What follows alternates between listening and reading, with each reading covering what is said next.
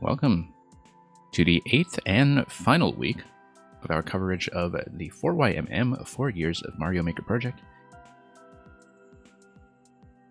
It's taken quite some time to get here, but I think we're ready to just wrap it up. As with every week before this one, we'll be hunting for every optional objective, which usually takes the form of a birthday cake. And we'll be going, once again, by the website order, link for which I'm going to post quickly in the chat. Website order very carefully curated to reflect a targeted sequence of programming that's going to change up some of the genres and difficulties along the way. But we're going to start with what is purportedly the hardest one of the set, which is Static Cling by Donkey-Mint, who returns to us from week 3, where he delivered Freefall Fortress, the level in the SMB3 style that was all about free falling in a fortress. So Static Cling is just going to ask us, magnets, how do they work? And the lengthy description on the website says, water, air, fire, and dirt. Magnetic walls, how do they work? And I don't want to talk to a scientist, y'all thwumps be thwompin' and making me squished. Which I'm sure is some kind of song, but somebody else will have to fill me in on what that is. Now, this level has really kind of taken off in popularity. I imagine that it has placed rather high on the Super Expert charts, if not at number 1. But it's certainly exploded quite a bit relative to the other submissions from this week, the other inclusions rather. And of course, a lot of it is that Donkey-Mint has a pretty established reputation as a very mechanically inventive creator, going all the way back to Maker 1, so we'll see what this is. I had heard one or two things in advance about this concept. I do not know how it works. We'll see if we can figure that out.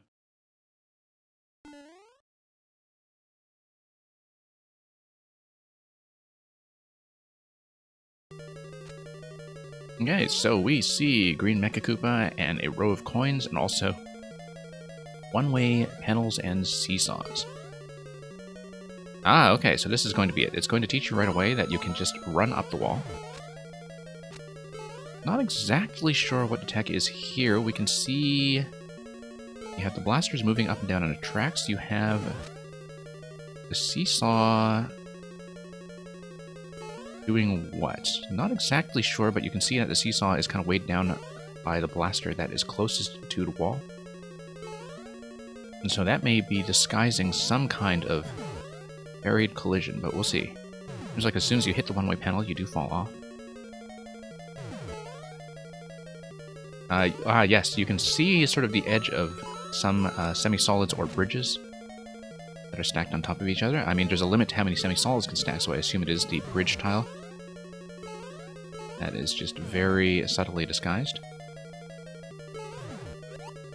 Because otherwise, I think maybe since the minimums on semi-solids are that they are 3 tiles high, you can kind of get away with them without running into the overlapping issue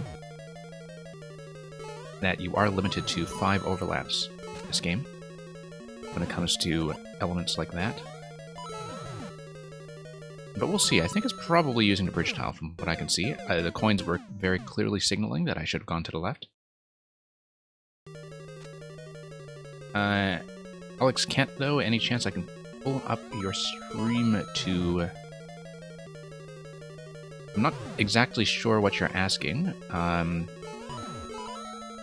Like if you're just asking to get more viewers, or something to that effect.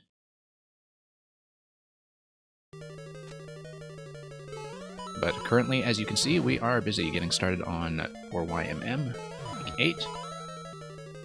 So any requests of that sort we'll have to deal with later. Okay, let's cling to the left. Cling to the right. Really neat. To the left. Oh, whoops. A little bit too late. Yeah, you can kind of see the bridge tiles protruding. I'm sure that's got to be the trick. But that...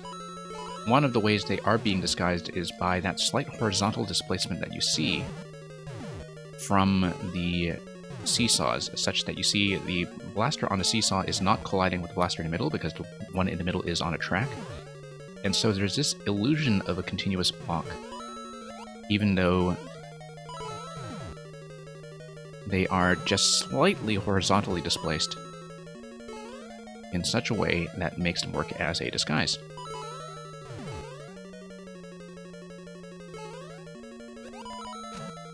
Okay, let's head on up and forward.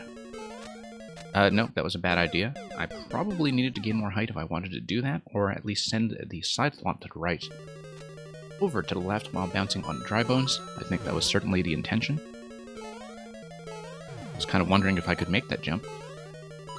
But if we think about the collision point on the so-called magnets as being still a block by block on top of the bridges, presumably under every tile, that can tell us what positioning actually winds up being safe. Interesting brick over here. Don't know what that's all about. Thank you for the follow. Okay, in the meantime, we'll just get back to where we were. Oh, whoops. I can definitely see how this would be a concept that is attached to a difficulty rate or a clear rate that is slightly depressed by just the novelty of the whole thing. And hello, welcome both NBF and Safety Man. Glad to see you both here.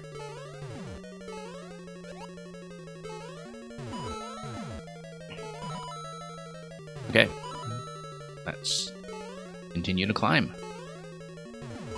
Oh, okay. I've been doing that multiple times now. I should know better than that. I think I'm slightly thrown off by the one-way panel in spite of the fact that it's clearly pointing to the left. Very simple mistake. Kind of thing that can be resolved by just a little bit of warm-up. Yeah, I think the alternation of the ground blocks and bricks is mostly just serving as decoration, just to throw in a bit of variety. Oh, whoops. You have to be a bit careful about slipping on those jumps, given how little room you actually do have to stand on the very edge of the tile that has been obscured. Yeah, it's not hard, I think, to reverse engineer this, but much harder to kind of make it a nice, playable platform design.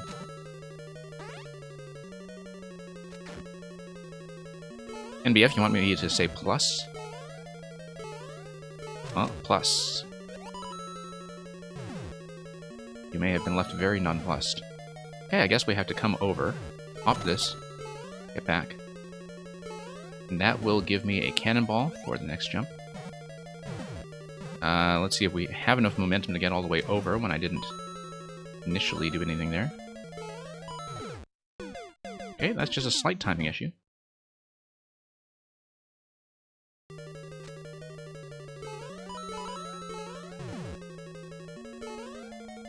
And, okay, there we are. Dropping in once more. And dodging these spikes that have been very precisely placed to fool me in particular.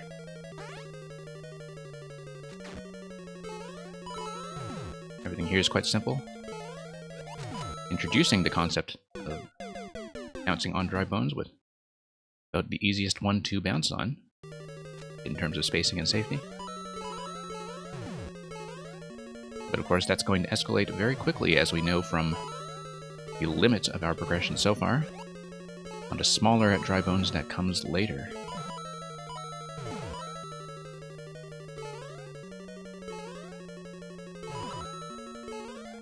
Okay, let's just continue. Sometimes when you scroll down very quickly, you don't necessarily know where the safety zone on the left is going to land, but then the coins give you plenty of advance warning about the descent. That's too late. That's too late. Okay, no, it's not too late. And here we go. Let's time this once again. A little bit risky. Seems like it wants me to go down all the way again. I'm not exactly sure what the purpose of doing this loop around really is. Oh, I see, because you need to drop the dry bones first and then head up the bottom. Okay, and that should have been clear, actually. I definitely had visual information to discern that, apart from not knowing what the wraparound was going to look like after I jumped onto dry bones up high. So it was a little dependent on my ability to pay attention and actually have any visual memory for the parts level that I was not interacting with yet. Yeah, let's get it to fire once again. Definitely need to stand high enough for it to fire at all.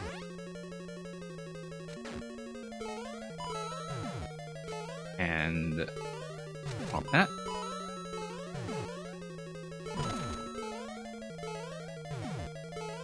So yeah, don't know if any of you folks in attendance have played this week's set already ahead of me, but this is my first look at this level properly, although I had heard about this concept in advance.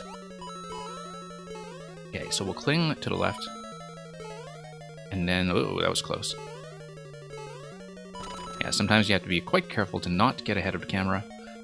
Looks like I want to fall ahead of the thwomp, and then get on top of it. There we go.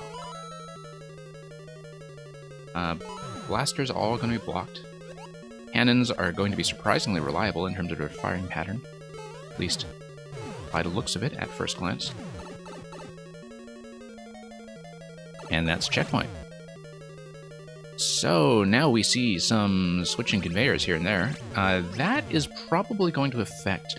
Oh, I see, because the positioning is going to affect whether you are in fact allowed to grip onto the wall, because after having introduced the magnetic concept, now you introduce a sense of on-off polarity, where the slight displacement of this, left and right, sort of within the same tile, but, you know, depending on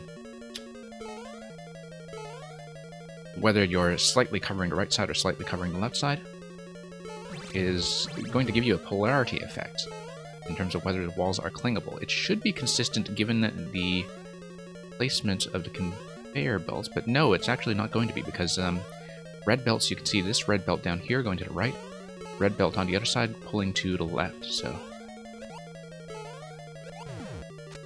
Okay.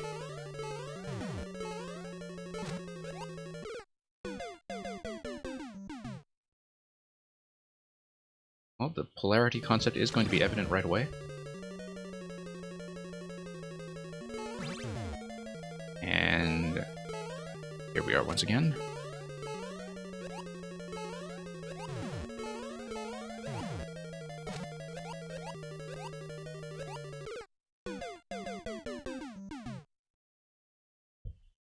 Okay, just one moment. Seems like the bot that I've had going, notifying people of my stream going live, has been kind of glitchy in Discord, so I'm just going to hop over there and make sure people know that we are, in fact, online.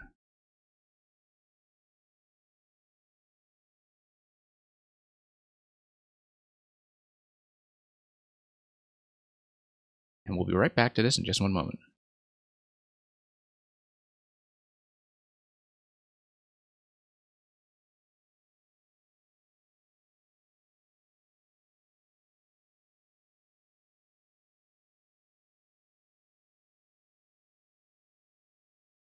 Okay, let's continue.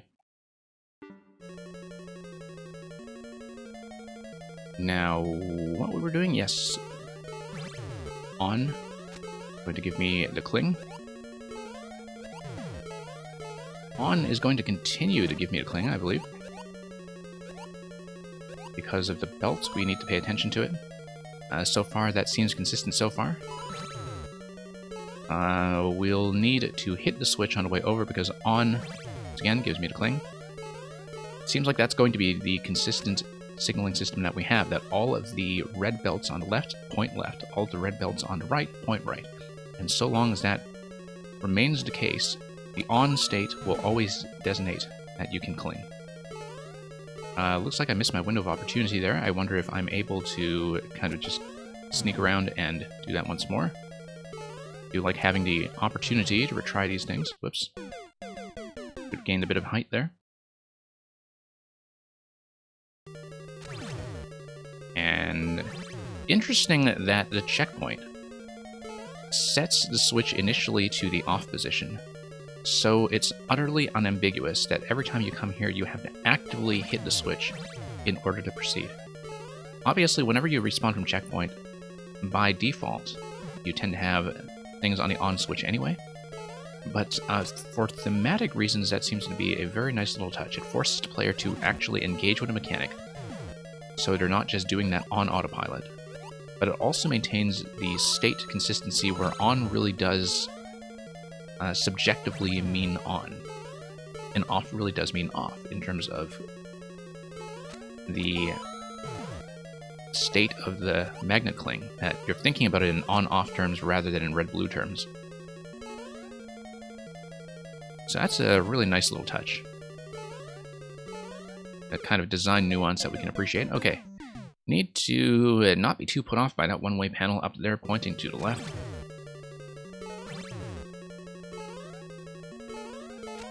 And let's go around once more.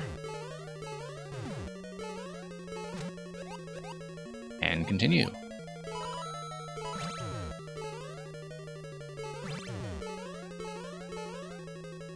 Okay. Just gotta gain a little bit of height, get on top of the dry bones, very simple. We had the right approach to this, just a poor exit.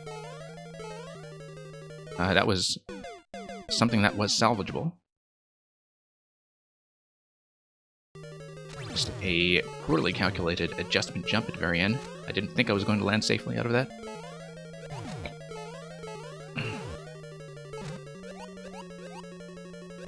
And let's tap this. Tap this. Yeah, just coming in a little bit low later on in the spot where we were having trouble. So let's go around. Yeah, we have plenty of room to get on top. And that side swamp is kind of giving us the side eye. Looks like we'll want to trigger this. Get on top, get on. Where from there? Let's think about that. It looks like I want to get propelled by its momentum, such that I use the forward momentum to head all the way to the left. Maybe. Actually, no, I just need to run over this thing. But I need to build up some speed. I see that that's probably the only way to do it, because once you get on top, you aren't within range to activate the swamp. You need to activate when you're down below, and so you need to maintain full momentum, getting over that swamp blaster stack on your way to the left wall, which is going to be a bit of a lunge. You should just know to expect that.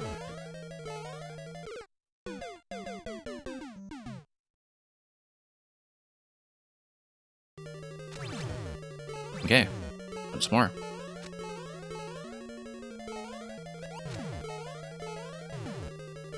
Bounce, bounce, bounce, whoops. Okay, that was poorly calculated.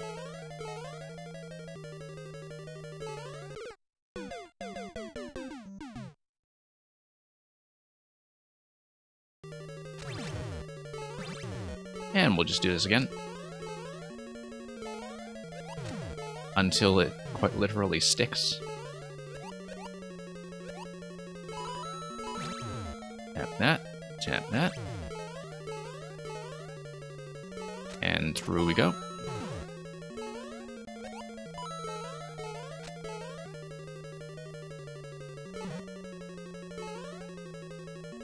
And up we go. Okay, so this is what we were having trouble with just a moment ago. But it does seem that a nice swift lunge does do the job. Looks like the idea here is to drop and go left and cling again, such that the on-off state is going to be changed. Let's plan this out properly. Because you want to send the swamps to the right, but you need to get back up here quickly enough that you get on the blue platforms before they make contact. Oh, boy. Okay, no, that's fine. Ah, wasn't watching out for that guy. But yeah, I just need to drop under him.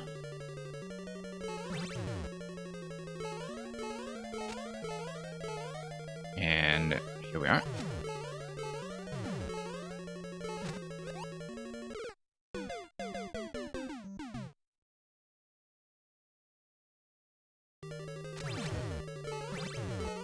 Yep, in many cases, just a lot of sloppy little things that can be cleaned up.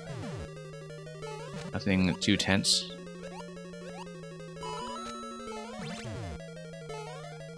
I mean, people definitely have very different views about what kind of pacing they like when it comes to difficulty. I tend to like the possibility of having a bit of stop-and-go planning and timing, rather than just being pushed. So it's kind of nice at this level. It makes plenty of accommodations for that, that it is something that you probably could play very smoothly and very fast, but that the experience trying to do it by planning is no less significant. Oh, no, I definitely don't want to get around there. Let's try to get over here, over to one-way panels. And once again, you're going to have a switch reactivation, which means that I will want to cling to magnets on the right, as expected. And here's 10 coin activation. Aha, now this is going to get interesting.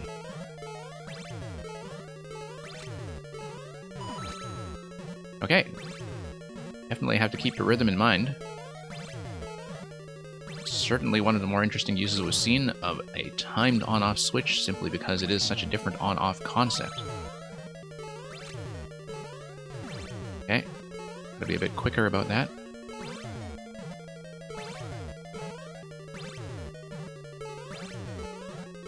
And yeah.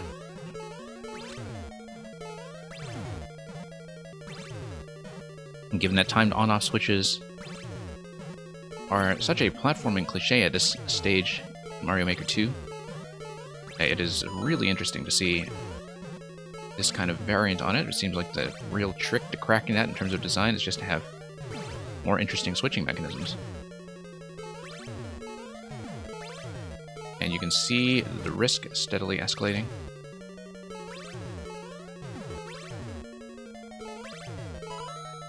Okay. Oh, whoa, whoa, whoa, whoa. That was a bit of a moment there. It seems like going up a vertical pipe is consistently a bit of an issue here. Something that is a known trouble spot.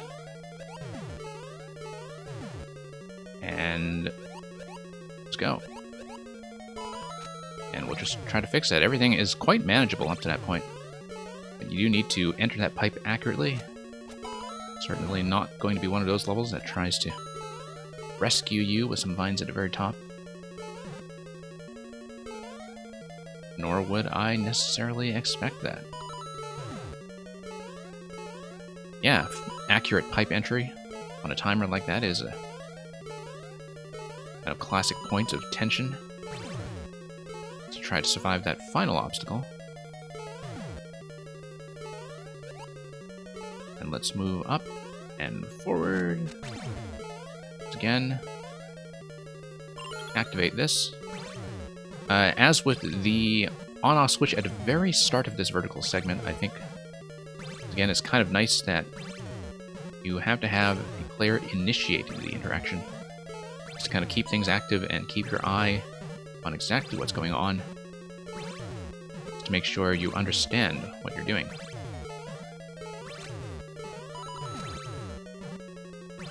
Now, if we think of this as, say, a half note rhythm, then every quarter note, as it were, like every space between the beats, is when we want to make a jump. If we can do it rhythmically, that's actually the trick to passing this segment. It's to time pairs of jumps. Like that. Like that. And that's a slightly more accurate entry. That is going to warn us of some kind of boss concept that is coming. So far, no sign of cake. So we'll have to keep an eye out for whatever it was we were missing.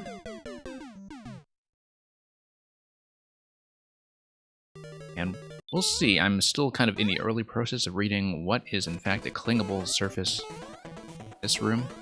Whoa, that was unfortunate. I mean, clearly it's signaling that you did want to climb up the right side off to Dry Bones, but if you kind of noticed these platforms here and wanted to go up the left instead, well, you were very quickly punished for that. Also, very interesting placement of the locked door on the top. It would be reachable from standing on the edge of the adjacent tile, which in this case will be through the magnetic climb on the right side.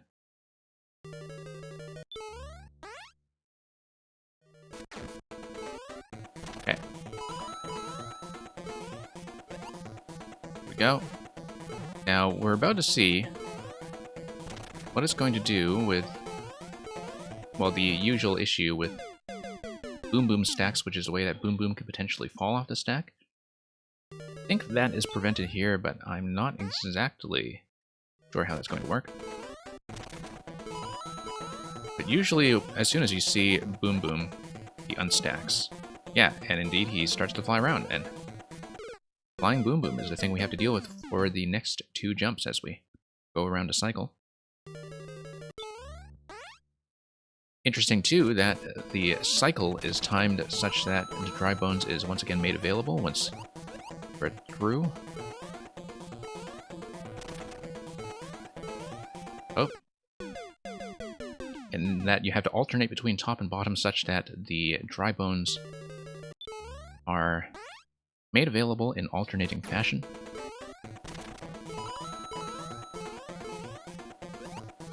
Okay, there we are.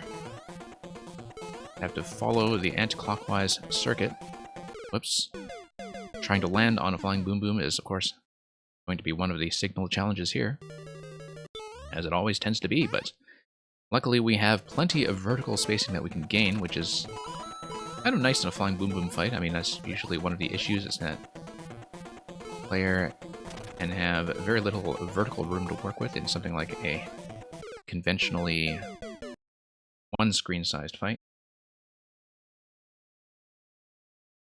Okay, let's continue.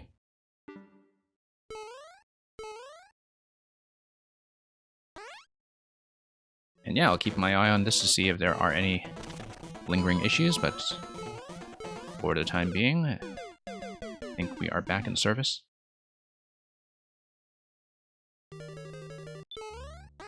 Probably just a loose cable or something, I'm thinking. Anyway.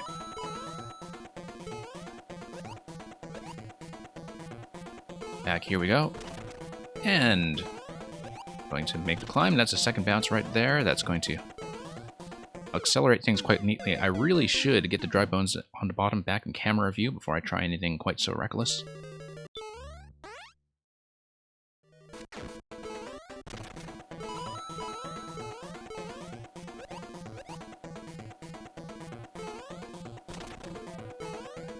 And okay, that's fine.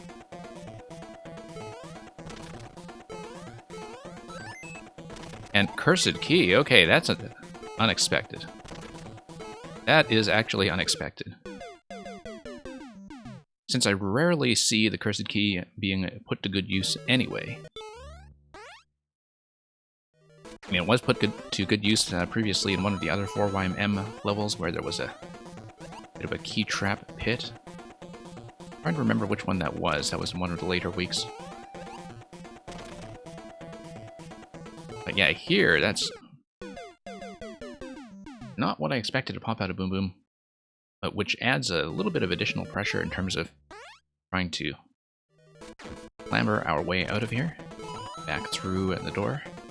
I mean, it should have been fairly straightforward to just do the climb and pop through the door right along the edge, but when you see something come out at you like that, it can be very easy to lose your sense of positioning. improvise quite poorly. So yeah, actually I so rarely see the Cursed Key being used as something that you attach to a boss as a bit of a final challenge. But it makes sense in a room that is as movement-based as this one as a bit of a final surprise.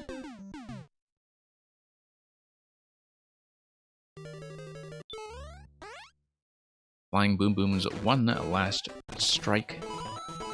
One last effort at revenge. And yeah, we have to go quickly. Can't wait for the fire bar to come back into view. Missed that cycle. But we just have to go, go, go.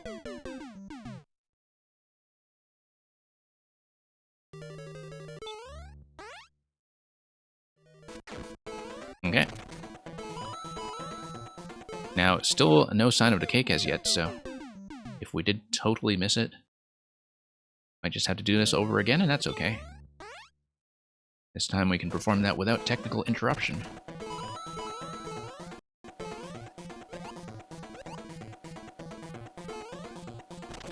And here we are. Okay, just gotta beat Phanto up top. And that will be fairly straightforward. Hello, Awesome Lab. Okay, looks like cake is definitely going to be on the right side here. Unambiguously. Is there going to be some kind of special challenge for it? 4YMM. Now that's gigantic. And here's the mysterious Murasame Castle. That's, of course, the MM in 4YMM. Or not. Ah, gonna have some 1-ups as well. Oh, lovely little 1-up challenges that are embedded inside. Yeah, I love how these are very clearly, you see how the jump blocks are kind of off-center, centered with letters. Definitely spaced to make sure that mushrooms do that. SMB2, okay, that's interesting. Not what I expected, but I don't think it's really going to do anything for me. And what remains of this level? Let's take a look at what's been going on with comment cards.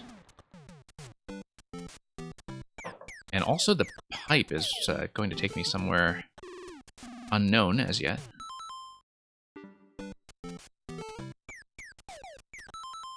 But let's say that this is, true to the magnetic theme, a polarizing.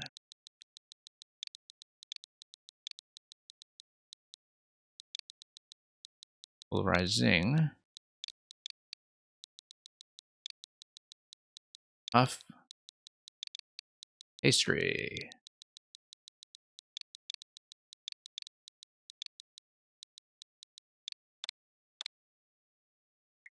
Wink. Astonishment? Yeah, astonishment. Okay.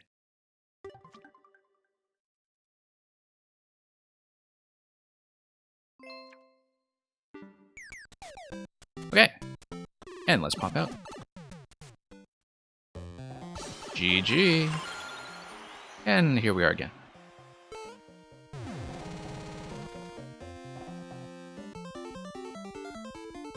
And that's going to be one down.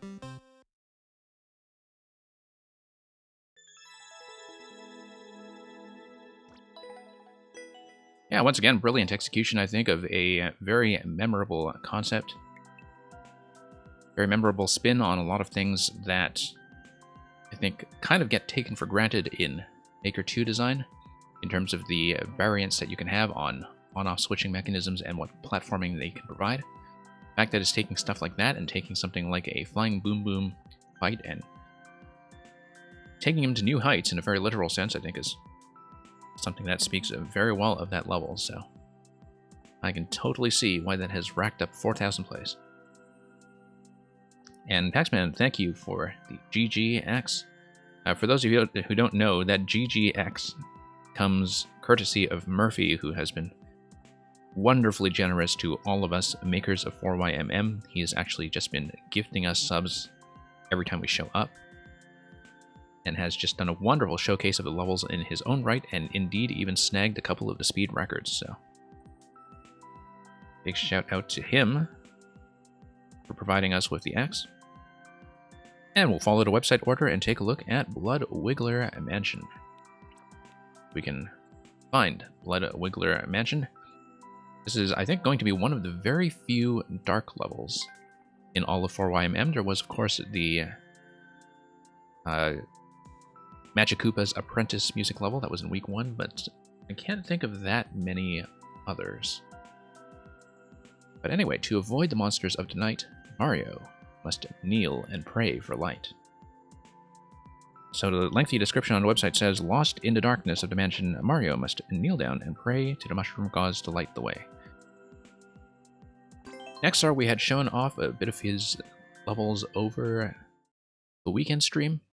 And Nexar, I think, has also been around since Maker 1. Some of the earlier YMMs, if I'm not mistaken. And really always has kind of a good mix of platforming levels that have an embedded puzzle in them somehow. Oh hey, did I take the optional path or the... Oh, you know what? I bet this pipe doesn't actually take you anywhere. It's just there to show you kneeling. Yeah, that's right. This is a nice way of showing the player what's going on. I skipped right over it because I thought, oh, secrets. And then I saw this arrow and I realized, okay, no, that's just making sure you know what you're doing. So yeah, looks like we have this off-screen positional trigger. Trying to figure out how it is working. It could be something that is mushroom-based. Perhaps based on contact with a jump block or something up high. Let's do this first. Sure. Maybe I should have checked the green pipe first, but it looks like the optional path is going to be pink coin based anyhow, so. Okay. That's a bad idea. I might have to reset this. I think if I jump on the middle Koopa, go to the left, and then bounce back on the left side Koopa, maybe that's the right idea. Or maybe if I just... no, let's not do that. No, that's a terrible idea, actually. I think it may require me to do some kind of backtrack. But we'll see. I'm going to check the green pipe this time. So, safety of men, you asked... Ah, yes, the sound effect is just on a plumber, actually. Taxman, that's a... Yeah, I guess that would make sense in terms of looking at the positioning of the light. I didn't know this interaction, actually, not having really played around with the sound effects like that. But for something so simple, I can't believe I haven't seen it before, really used in a concerted level like this. Yeah, if you just attach it to the plumber, That's not something I would have stopped to consider, even though it is like one of those things that's very well worth testing that people might just be liable to miss. Okay, this is simple. I just reset. I don't know why I didn't just do that in the first place. But yeah, that's why it would be positionally so consistent. I mean, yeah. That makes sense.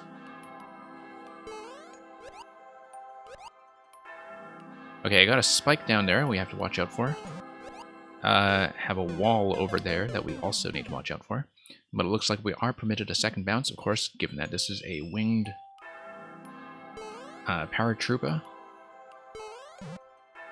So, not really going to gun for a speed record on this level. I think that would be fun to watch. But yeah, so this just gives you a bit of a safety zone, actually. I like the placement of that green pipe to encourage you to try that. Okay, let's do this again. Point 1. Yeah, this seems severely underexplored. But I think there's this tendency to just write off dark levels without really thinking about how to do this. I kind of wonder what would be possible with some of the effects interactions in the night underwater, actually, where you obviously would not be able to crouch. But there are some interactions there that could also give you a bit of design space. As you can see here, it's already preventing you from crouching. Oh wow, that's a lot of blood wigglers. They seem to be falling off tracks, hence the lack of collision. Whoops. But they do give you, first of all, a really spectacular effect. And secondly, a little bit of lighting in lieu of being able to crouch. You see a whole world in a super world using this? Yeah, that's got tons of potential. I mean, I feel like the concept has developed quite well as it is, and that, you know, it's gradually making the platforming a little more timing dependent, and then gradually also introducing zones where you do not have access to the lights.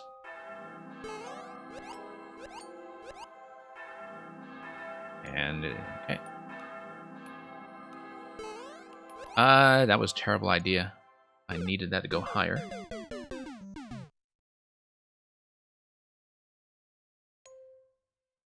Yeah, there's a lot that I wish were possible with the Super World system that it is just short of providing. I was just saying to somebody the other day, I think, that if the Super World system just lets you re-enter levels directly from the world map, and if it let you have access to things like description text, which is kind of a limitation of getting into a level in general, it's just our lack of access to the description text whenever we use something up, not manually. And that you would have a great deal of potential for much more connected world-sized puzzle spaces or concept spaces that are not really, or rather that are kind of designed to be done as one big chunk where, you know, elements in certain levels can clue you into elements in some of the other ones, and you can have even a bit of a non-linear progression. I feel like that's in some ways a missed opportunity. Oh, I am on a track. Okay. And that's a coin. And yeah, they're clearly on tracks and also just dead. They're not even on tracks necessarily, they're just dead. Because they are the blood wiggler sacrifices. Getting whacked by a shell up top, as you can see. Okay. That's going to give me the passageway. That's going to tell me about this coin up here. We'll have to not forget it. Just need to wrap around on the right side, I think. So it's going to tell me about the key. Interesting. Blocks floating around on the right side.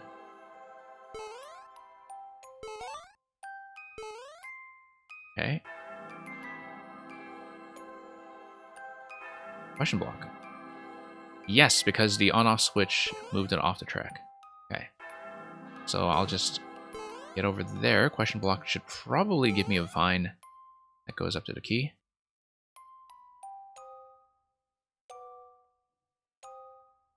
When you tested this, you couldn't reset for that coin, and honestly, you don't know. Oh, you mean the first coin? Yeah, that seems challenging. That you would need to have a very particular sequence for how you jump onto Koopas. Where, for example, like, if you just take the middle Koopa, land to the right of the whole trio, and then... actually, no, even that doesn't work.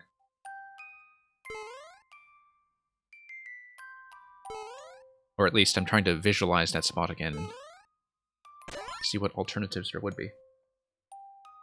And hey, Terminator.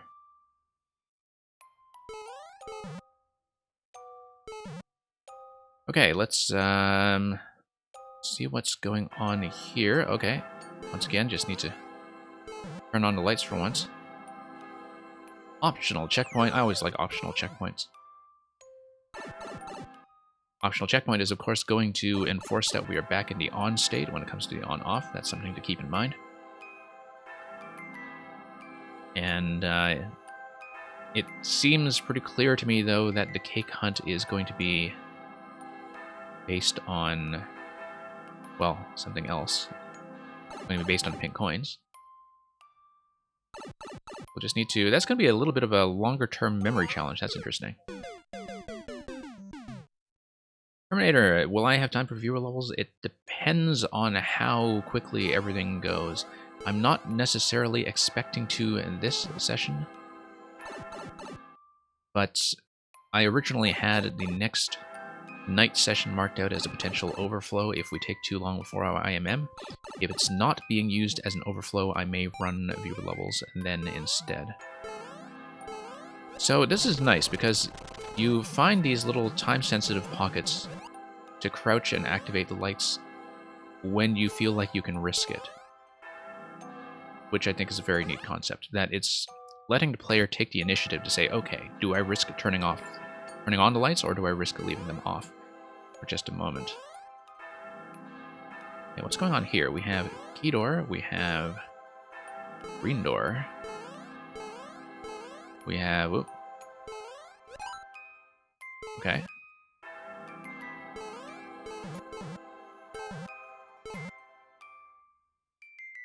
Really interesting, this blood sacrifice theme. That so far it is purely an aesthetic thing, but I'm sure it'll come into play by the time we get into things like the bosses. Oh, love this pipe activation. And let's take a look at the top part first. That seems like it's a really critical thing to check. Oh, I see, okay. And then that gives us the blue pipe, which will no doubt get me over to that key block that we had seen earlier. But there's also evidently a passage that goes all the way up top. And that seems like it's potentially important. I know I'm skipping right over to blue pipe, but I just want to see what's here. Yep. Certainly looked like a coin. Didn't expect it to be a horror coin, but it is what it is, and look at that face. Look at the melty face. Yeah, Paxman, when Super Worlds are less of an afterthought. It's such a popular concept that there's plenty of room for expansion. Okay, let's get our way quickly over to the... Oh. No. I have to start over. I have to hang all the way to the right and... Oh no, I just need to fly on the lowest level once I'm past this column. Okay. We can do that. We can do that.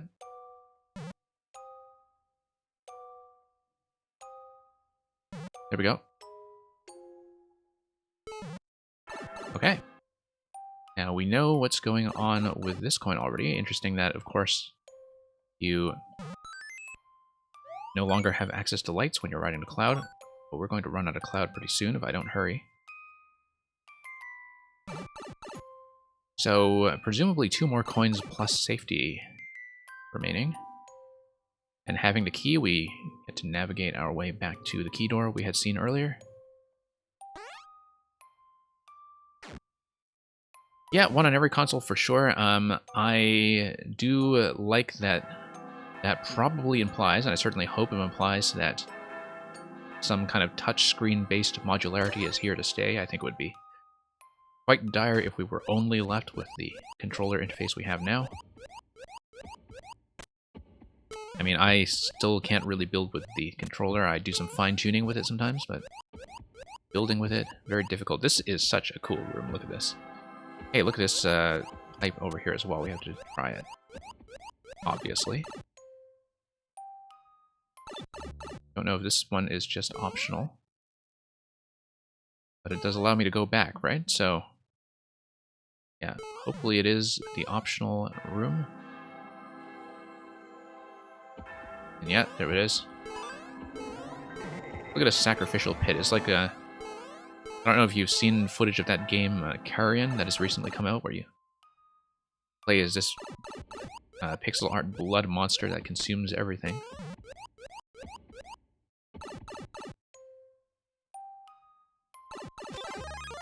Yeah, more stable online versus, I mean, you know, I've been hoping for more stable online since the days of Smash Brawl.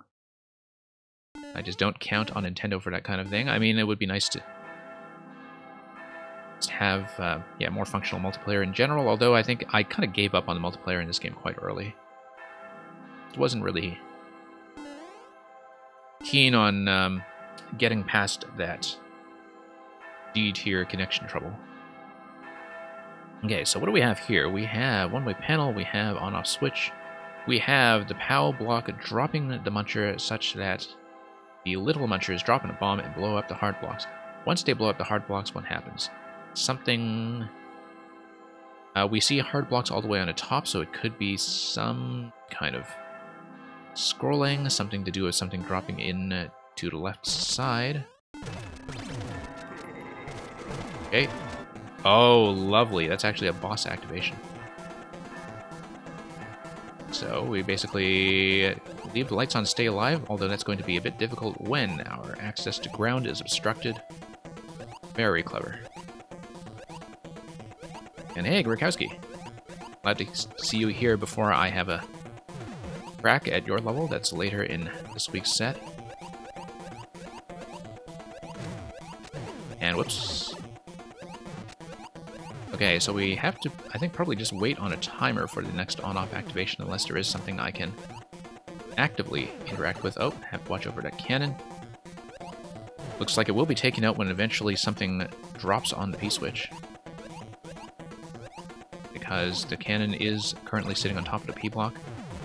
Oh, jump on top, hit the POW.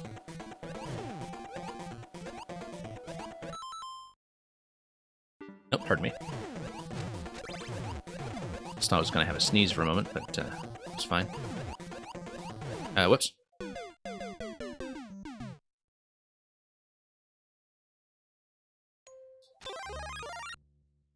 Yeah, Safety of Men is, so you know, Grikowski, Safety of Men is kind of catching on to the addictiveness of the escape room subgenre. And just the, you know, general puzzle layouts that we quite often see. I mean, I guess we'll see what's going on with Grikowski's level when we get to it, but I have to get out of the blood sacrifice of the Wiggler Mansion first.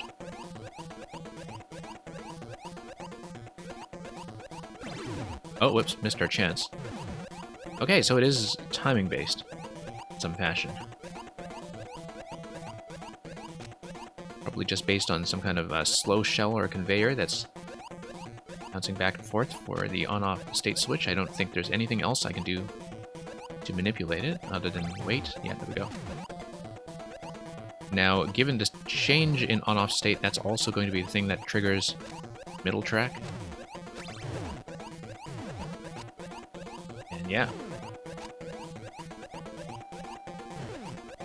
Okay, just have to mind that cannon on the left. It is perfectly visible, just maybe a little bit tricky to deal with.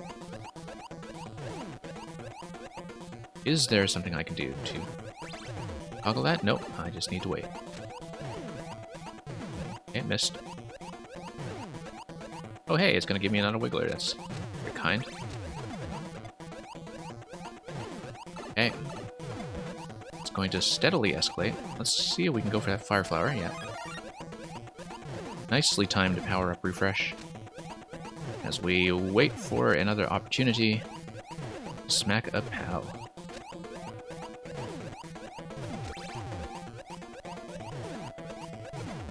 Okay. We are going to have one more middle Wiggler here come off the tracks. E-switch. And death. Death. Except we are still short by some coins. I'm not just missing the safety coin, I'm actually missing an additional coin. So that's an issue. Because I missed something. I'm down by 1, and so... fairly clear to me, in the absence of some way to die here, that I do, in fact, need to redo this. And that's okay. We know where most things are at this stage, we just need to figure out what we missed. Alright. Let's redo it.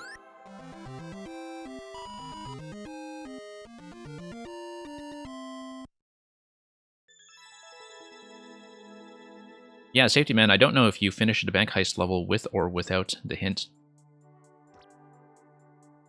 that you acquire through the act of prayer. which I think, given this way that occasionally some people get really stumped with puzzle levels, it's a nice bit of flavor. Anyway, Blood Wiggler Mansion, we'll just have to make another round of sacrifices and see which coin we missed.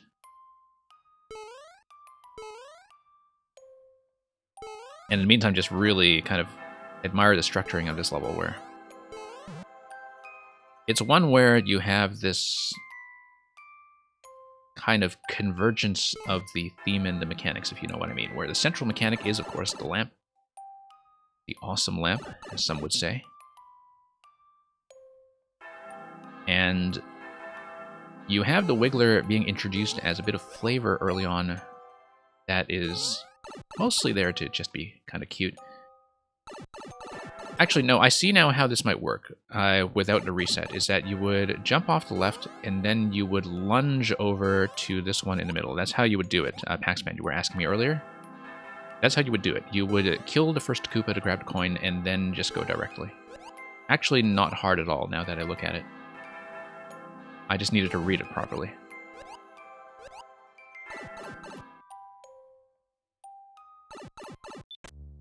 Okay. But yeah, you have this kind of convergence of the theme and mechanics, and by that what I mean is that, you know, when you introduce the lighting concept, you also steadily, Nexar rather, steadily introduces the concept of having certain zones where you cannot activate the lights, such as when you're riding a cloud. And then, as the Wigglers build up, you know that something like the boss concept or finale is probably going to involve that, and it involves that in a way that uses the Wigglers as a surface, precluding you from reactivating the light. And so it's like you've had these two kind of parallel streams of ideas that have been developed over the course of the level. One of them mainly mechanical and the other one mainly aesthetic, and then you kind of have them collide at the very finish. And so there's this very elegant structure to how this whole thing is put together.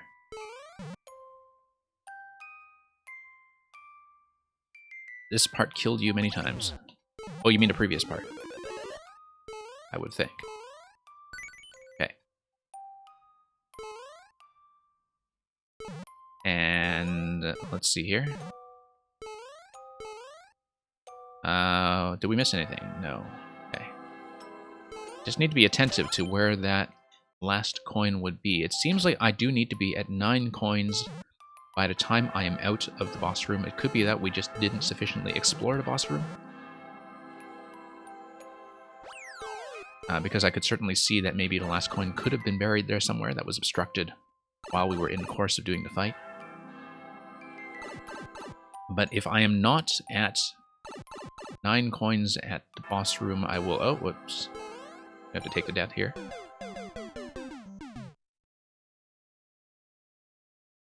Having red coins at certain slots on the top would be nice. Oh, you mean so you know if you missed specifically coin 2 or coin 3? The issue with that is that that would almost certainly have to be manually assigned, simply because a lot of levels, with coins in particular, with you know, multi-checkpoints, safety coins, etc., would have them presented in just kind of any order. Like, basically, the maker would have to designate, this is coin 1, this is coin 2, etc., which does have some trolling possibilities. So I'm not sure that would really necessarily help. Like, the makers would really have to play ball with using that system to signal things fairly. And the maker's order that they internally have for coins might be different from how players actually execute the layout. So, but yeah, it is one of those things where, like, there's a lot of things this game could benefit from that would be a good fit for makers who trust each other to know what they are doing. Mario Maker is designed with enough safety nets, I guess, that it is not expecting most players to be in that audience. But we'll just grab the coin over here. Going to keep track of my progress in the meantime. Seems like they're distributed in such a way that you Should only have to deal with 1 coin per room. The most. So I'll see if that remains true. We needed to hug this up. Come on, hug this. Pop my way up. Okay. Tap this guy. Grab this guy. Doing well so far. Oh, whoops. No. Trying to turn on the lights here. That was a misjudged idea. Okay, let's get back out.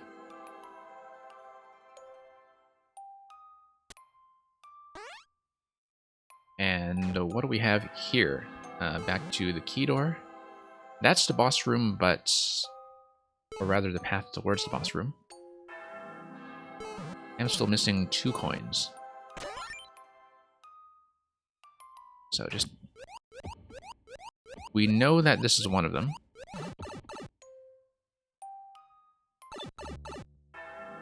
So unless I missed something, I think I just needed to be more patient at getting out of the boss room at the end and hunting around for where a coin might have been buried or rendered inaccessible earlier on when we were doing the whole fight sequence. I think that's likeliest to be the answer we're looking for. Yeah, we have a checkpoint here. No sign of where a coin could be unless we have some kind of opportunity to go off screen later. But unless I missed something earlier in the level, it's got to be something that perhaps gives us off-screen access. I'll have to think about it. I'll have to think about it, because it's entirely possible that I was just incautious about one of the earlier rooms and not really scrubbing it carefully. We'll just have to do this until we find a secret. I have so far not had to compromise on a single cake, and I don't plan to start here.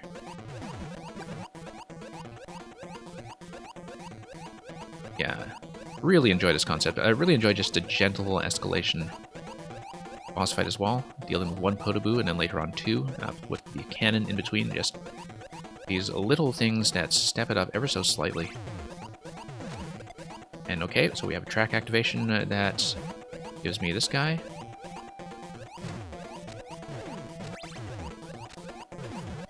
I have to watch out for that Podoboo because it always catches me a little off guard to see it going straight through the Wigglers on the tracks, even though, of course, that's naturally what it's supposed to do. I think when you jump around on surfaces, you just gradually expect everything to deflect, even if that's clearly not going to be the case. Alright, next round. Nope. Maybe wait for the middle Wiggler if we can. And then, yeah, just need to stay alive, really. It's going to leave the flower available in case we take a hit like that.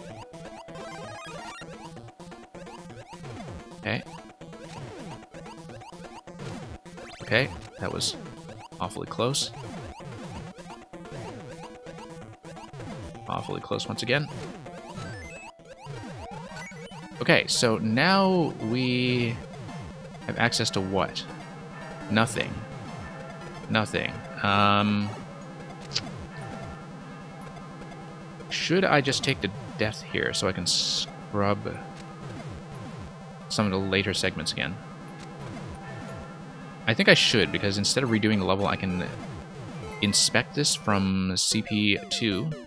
Oh no, I can't do that because this is CP2, like the boss room is CP2. So, unfortunately, if I'm here without having collected 9 coins already, I think I actually am kind of committed to clear. But I'll scrub the last room one last time to see if there's maybe something I was missing in the exit room. I don't think so, though, so I believe I will have to start this over. So yes, Paxman, I got Goldenberry and Redberry Route. That was by far the hardest cake. I got the Redberry Route at first, And I basically split off a separate stream where it took me nearly 2 hours to grind out gold plus red. And someone told me after that Panga did in 10 minutes, which does not surprise me.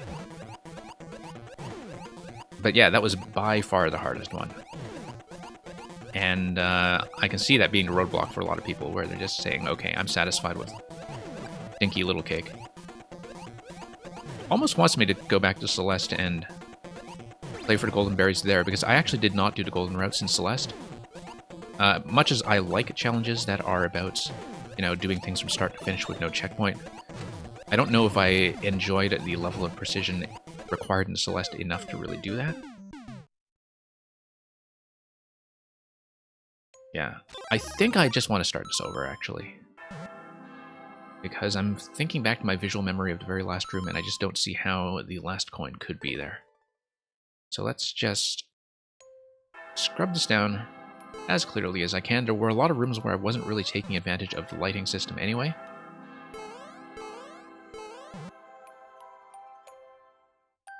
But yeah, I want to go back to Celeste at some point. I kind of bailed out in the middle of the B-sides. Not so much because of difficulty, but just because I wanted to play some other things. I really did enjoy the red strawberry design in Celeste very much. I thought the red strawberries were a very smart collectible system. They do the same thing as in Rayman Legends, where you can't just collect and be done with it. You have to collect and get out safely and land somewhere that is stable, and I thought the way that was set up was really quite a lot better than a lot of platformer collectible systems.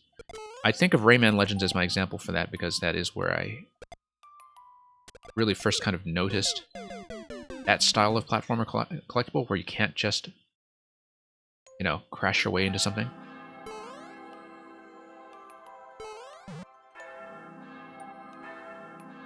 And oh, Celeste is your favorite game. Wow, okay. I feel like Celeste is a game that I enjoyed it deeply, and I think it's certainly the best game of its type. It's just that it's got a very different attitude to tuning and pacing than I typically like in platformers, so it's kind of like, you know, the very best platformer in a style that is not necessarily my style. But I can see why people who do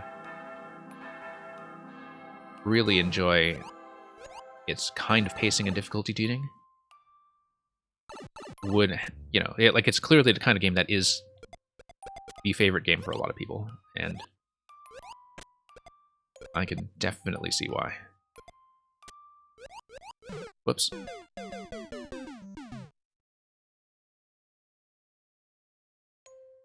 Okay. I still don't know what I am missing, but we'll just have to be a lot more thorough. Because there's surely something I just neglected to check.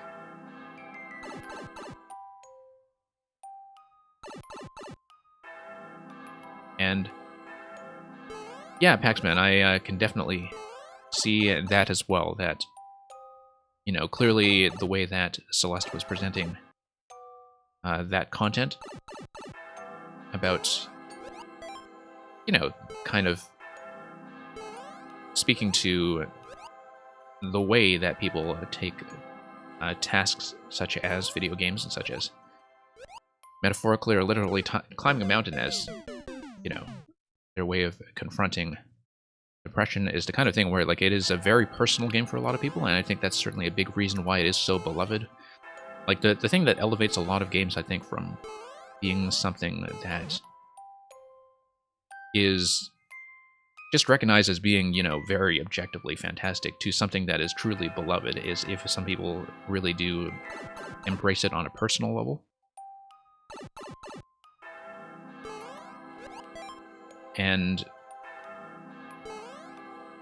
it's sometimes easy to lose sight of that, easy for me to lose sight of that, because I tend to be such a mechanically focused player that I'm always sort of thinking about design as design, right? And that the sort of subjective impact of a game coming in the right place and at the right time for a player, on top of being just very well put together,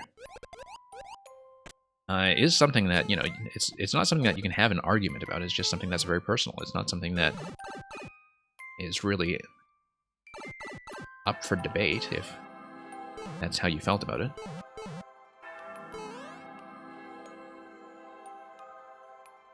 And, okay, let's see what I did here. Ah, yes, on-off switch first. Okay, so what have I missed, then?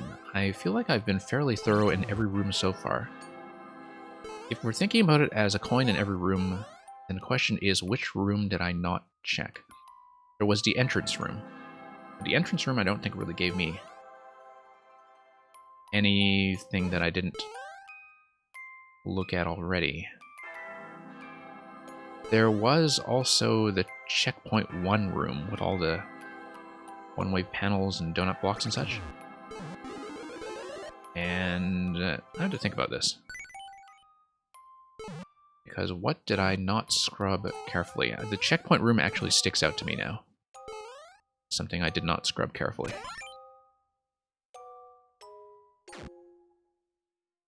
And yeah. Okay. I have seen everything here so far. I wonder, actually, I'm going to check one thing. Which was, what was the on-off state when I exited? It is on. Okay. And it is going to be enforced as on and retained as on when you pass this checkpoint.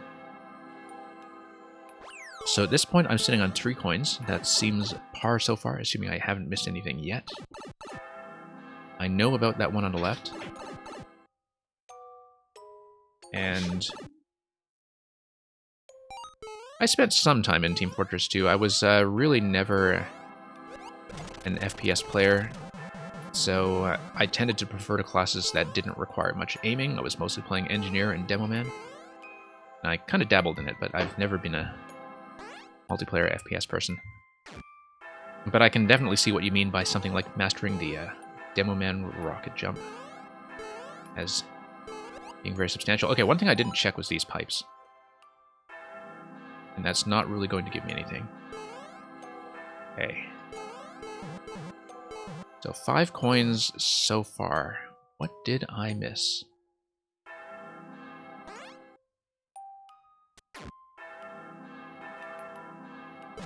Yeah, one of the things about Half-Life, like, despite being somebody who is generally not a first-person player, I really did enjoy all of Half-Life 2, and a lot of it is, of course, because you had so much interactivity to the physics system, I think. And so, you know, approaching it as a physics game rather than a shooter game, I think really kind of changed my outlook on it, or rather improved my outlook in a way that would not be the case for a lot of FPS. And so, you know, I look at something like Half-Life Alyx and I basically say, okay, that's something I'm really going to enjoy in like 10 years' time. But at the moment, I have no reason to get VR, so it's one of those things where, like, I'm sure I will really enjoy catching up on it someday. And some of you who have been on the stream have heard me make this comparison often before, but the thing in recent years that most reminded me of Half-Life 2 is Splatoon 2 Octo Expansion. Because that is really very much a kind of variety physics shooter. In that, you know, one moment you're balancing things and rolling a ball and doing the kind of things that you would do in the Breath of the Wild shrines, and then the next moment you're flushing out snipers from their nests. And that you have that mix of puzzles that you solve through action and action that you solve as though it were a puzzle.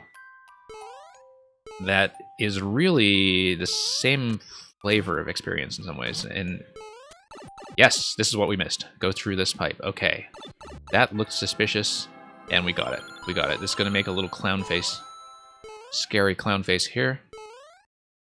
Yeah, when I was traversing this room just now while talking about Half-Life, I was thinking about this pipe and thinking, huh, can I actually beat this claw timing? Can I beat it? Can I beat it? Yes, I can. Lovely secret placement. I really enjoy that one.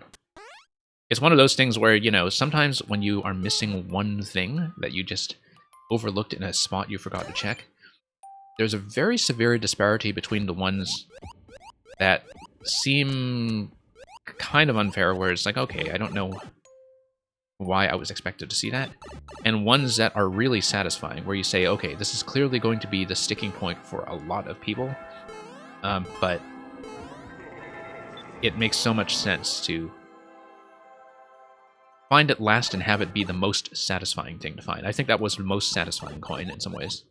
And not only because I was scrubbing around for it for so long. Whoops, got cornered by the Wiggler there. Yeah. Yeah, Pac-Man, Ratchet and Clank I don't know very well. But, you know, in terms of the third-person shooter platform hybrid, I can definitely see where that comparison is coming from. I've never been too much of a 3D platformer person, or really even much of a 3D person. But I really enjoyed Splatoon single player, particularly Octo Expansion. Octo Expansion is a huge step up.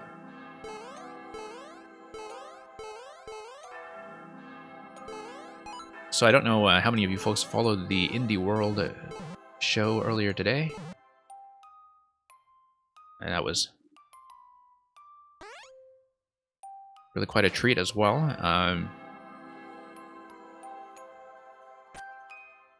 But yeah, I'm really the market for the Indie World shows much of the time, to the extent that,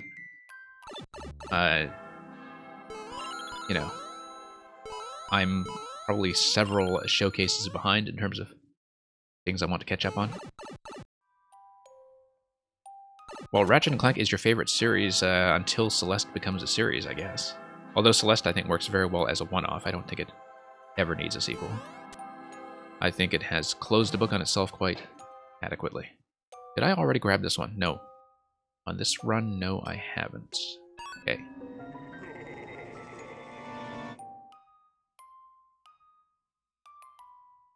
Got bumped. I was about to say, hey, I bet I can fall gracefully onto that cloud rather. Nope, that was not the case.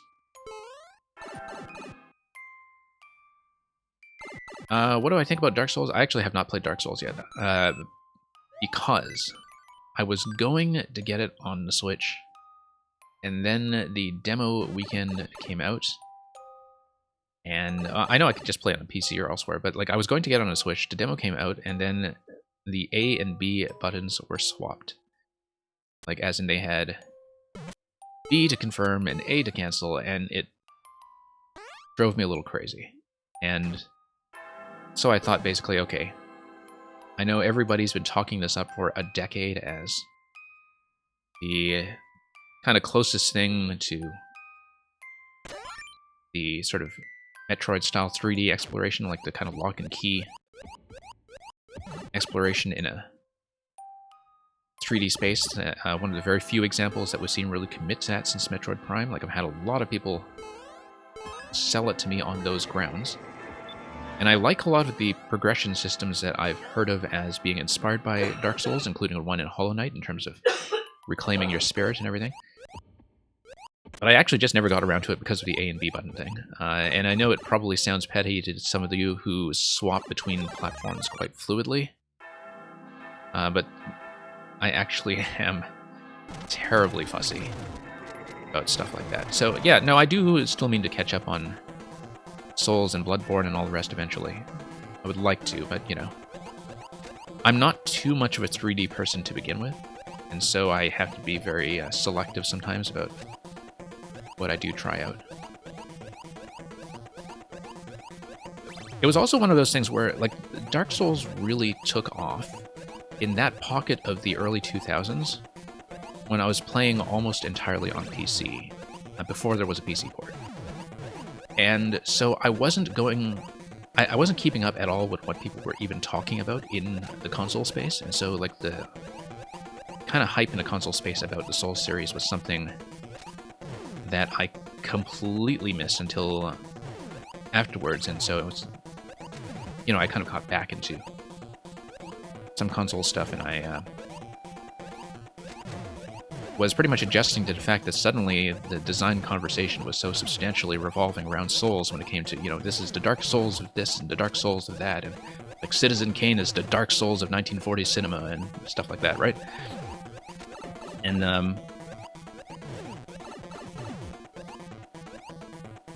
let's okay. Let's take a hit there. Yeah, safety coin left. Yeah, okay, so I just need to get the last hit here. I should be okay. That's not the last hit, that was the second last hit.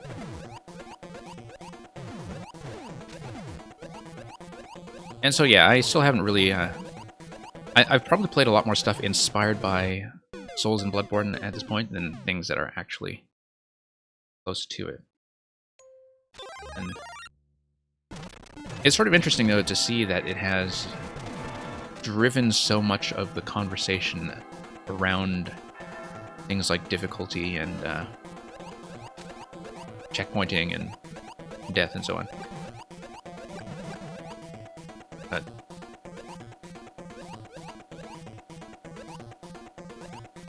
I mean, I am kind of intrigued by it simply because the series has such a reputation for boss design, and boss design is something that I am always very keen on studying, as it were. But, okay. Yeah. As always, it's very interesting to see what kinds of backgrounds, when it comes to games that Mario Maker people specifically are coming in from. And that's, you know, we're all kind of bringing in our favorite games and ideal games in with us, like when we are thinking about things like boss designs or puzzles or difficulty tuning or anything else. Checkpointing for sure. And when we have stylistic preferences for these things, they're not just conditioned by Mario, right? Like they're kind of conditioned by what works in other games for us, and so it's always very intriguing to kind of hear about what people's favorites are, if they are people who are makers, and kind of see how that influence plays out. Like when I was playing the Saku Mole level from last week, which was absolutely spectacular, the fact that it was described as a Tokitori style level really kind of unlocked a fair bit of insight.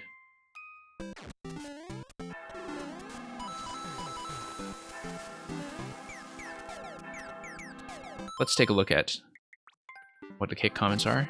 Somebody thinks it's easy. Eat the cake, Emperor Ito. I'm going to leave a comment.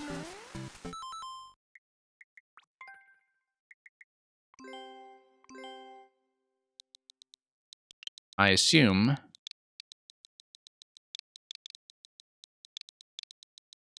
the fruity flavor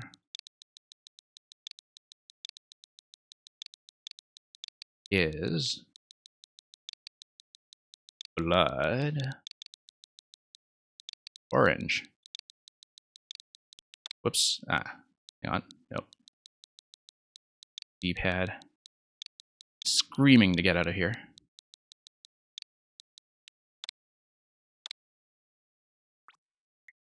And we'll give a satisfied face.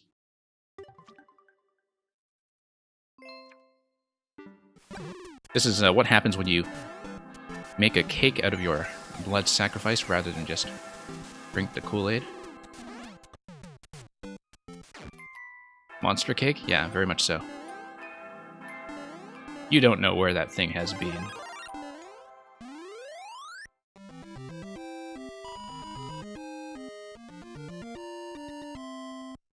In the pipe there? No. There are a lot of red pipes in this level that are used as decoration that are not accessible. Of course, there are some secrets in the red pipes as well, but I think I checked them fairly thoroughly at this point. So that was level number 2 from the final set this week. That's Blood Wiggler Mansion. Really great. When I was looking over Nexar's profile over the weekend stream, I was really quite astonished by how underplayed a lot of those levels were. Like, Nexar had not really been promoting them or passing them around at all. Like, I think I got first clear on a puzzle by him that had been sitting around since November. But I certainly hope that this draws a lot more attention to his Maker 2 profile, because a lot of buried treasure going on over there. So let's take a look at number 3, which is going to be Catskill Mountains by Pinkston.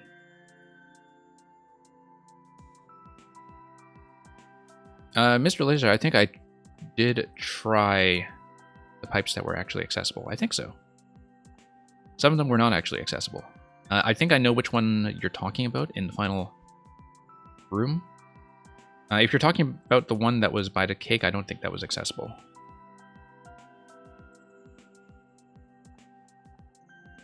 Anyway, Pinkston's Catskill Mountains. Yeah, I'll look over it again afterwards, actually, in case I did miss something that you're talking about. But I was paying attention to the way that the red pipes were buried and thinking about whether they could be checked. Find ground or trees to recharge at cat climb, rather, and claw your way to the top. Right, so it is going to be based on preserving the cat's ability to scale the walls. The lengthy description says that this climb will test all your skills in the cat suit and the limits of its climbing ability. Turns out if you climb too much, you're stuck with wall jumps until you land on trees or solid ground. Seek them out and reach the summit of Catskill Mountains. This is going to be about 10%, so people seem fairly comfortable with it. I played a lot of cat trainer levels when Maker 2 first came out that really showed off stuff like the dive cancel and the way that the refresh rules were working. I don't know how much of that is still in muscle memory, and how much of that we'll just have to reconstruct on the fly.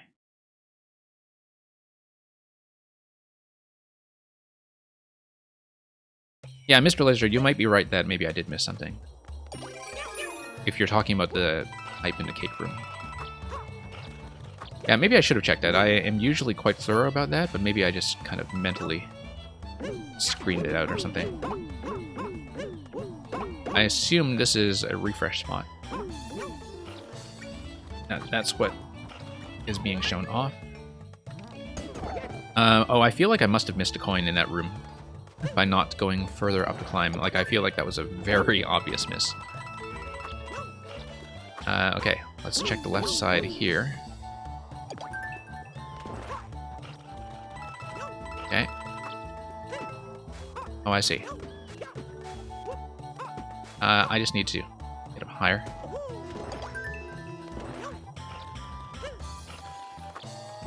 Okay. Maybe I need to minimize climbing time just by wall jumping as much as possible. That... No. It is based on timing. Let's see. Yeah. No, you do lose that. Okay, let me just think about this while I try to restore my memory of what the cat rules are. Can I high jump into climb? Yes, I can. Not going to be quite good enough.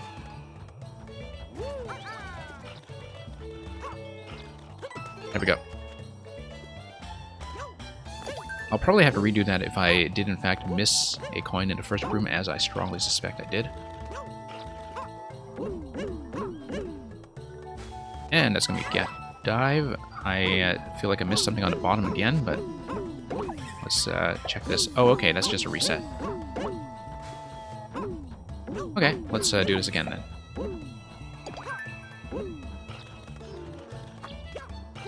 Whoops. You can see where the 10% is coming from when this level is quite generous about letting you restore the cat. Arrow says right, we will obviously go left. Once I reclaim the cat.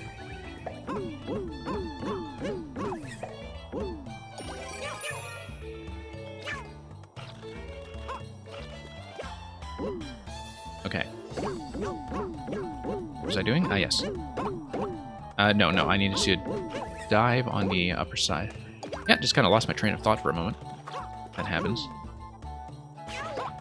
The enemy bounce does give you something to work. Whoops. Okay, this is where you're supposed to go, but I'm just kind of scrubbing around to see. Yeah, it looks. Lower point here is just a reset. Why does the arrow say right then? Because it just lets you know that a tree is there. Okay. Don't know why the arrow is telling me to go right when that is the reverse path. Maybe as a way to scout ahead and just to let you know what's going on. Okay. Let's get a higher climb this time. Let's do more wall jumps, actually. I think that's the key here.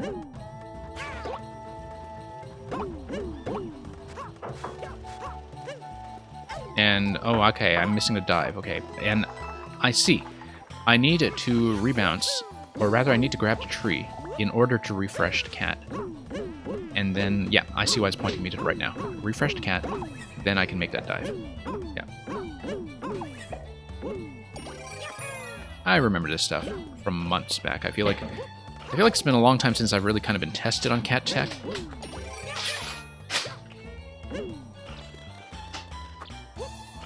And,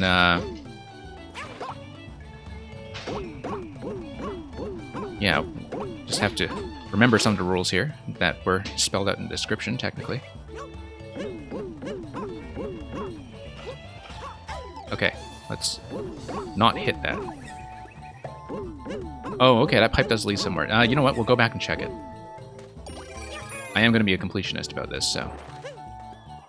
Thanks for checking that, Mr. Laser. Yeah, it's not often that I miss something as obvious as that, but thank you for checking.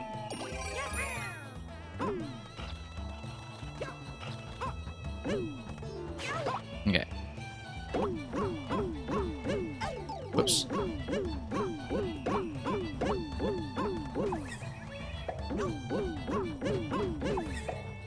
Yeah, because there have been some levels where, you know, you see the bonus area and you think, okay, have I actually found everything? And it is not necessarily clear all the time, depending on the maker's attitude to secret placement.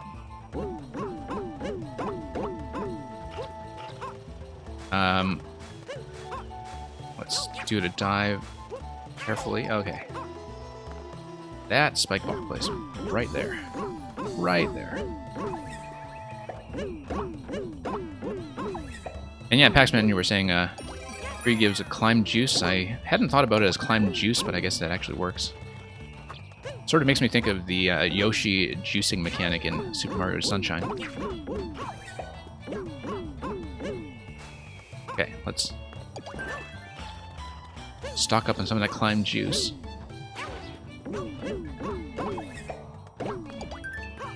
Yeah. And just retry.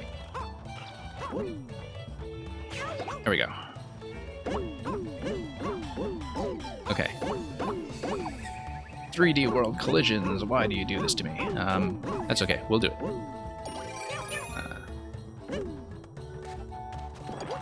Kind of interesting that, of course, the other big 3D world platforming extravaganza for YMM was the significantly deadlier one by Salt Lake, which was also desert themed with ants.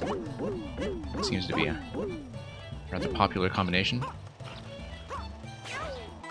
Okay, we got it. I did not whack my head on the spike at the end. That's important too. What is that telling me? Go up? Go up. But then I didn't activate any kind of on-off, right? So I guess I just have to take the hit and then wall jump? No, that can't be it. That seems unintuitive.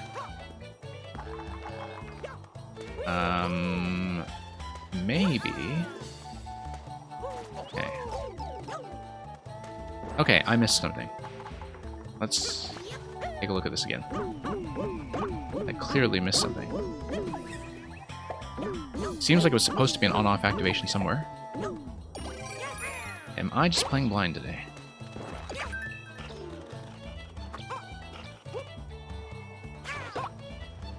Okay, let's refresh.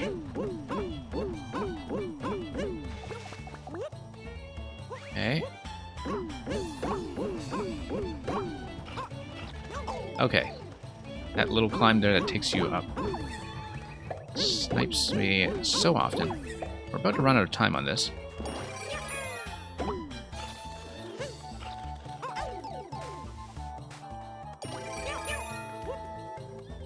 Yeah, I'm clearly going to run out the clock on this. So it'll give me a chance to check the early segment once again. In case I missed a coin there, which I believe I must have. And the other thing I'm going to do, actually, since we are only on our first attempt with this one, and since I will take that as a request, Mr. Lizard, we're going to go back. We're going to play this one more time just to check that cake. That's been bugging me at the back of my mind. We will need to grab all coins once again. So, pardon the delay if you are waiting for some of the later levels in the set to be played and for me to get through the cat level, but we cannot leave this undone. That is not the way. That is not the way. So, let me just check this once more. It's alright, we'll just have to look at this again very quickly. It's probably just 4YMM text, but we need to know. No rest until we're satisfied.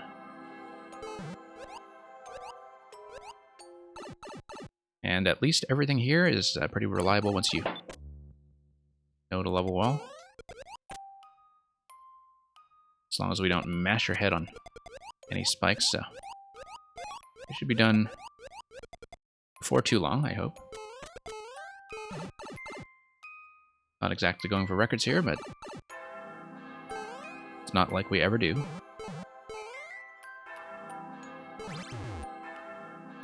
Okay.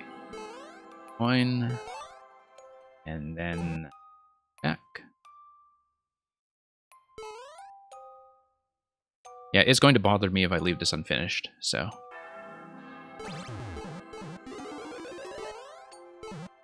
Going to do it. We did say this was a completionist effort. That is a mission to be taken with the utmost seriousness.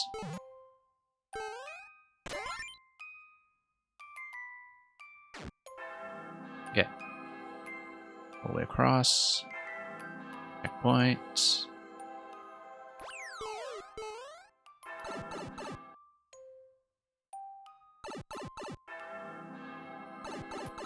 And yeah, timing out in the first room of Catskill Mountains, maybe not the proudest moment, but we'll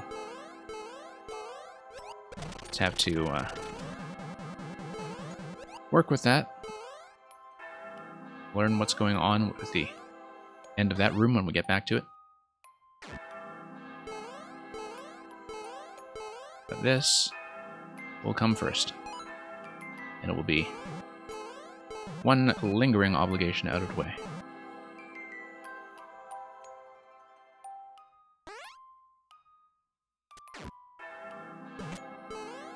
Okay, check this. Base.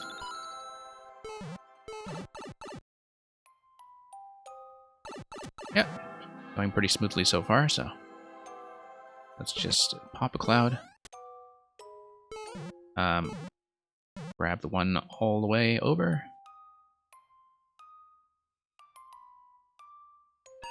Grab yet another cloud.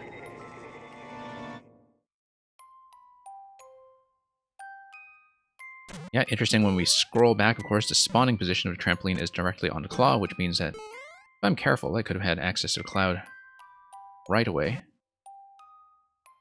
I already touched this thing, it's going to start disappearing at any time, like now. We have the remaining coins pretty easily accounted for. And back up we go. Yeah, just need to take care of the boss, and everything else should pretty much solve itself. Donkey Kong my way over.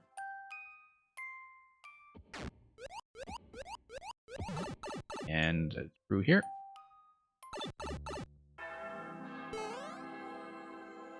And that's going to be into the maws of whatever carcass this is. Probably the innards of some slain Mega Wiggler. Okay, let's try not to die on the corner. Whoops, almost. We died on the corner. Okay.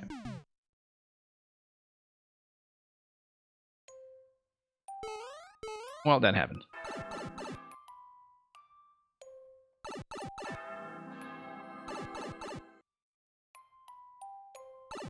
That's okay. Not hard to get back.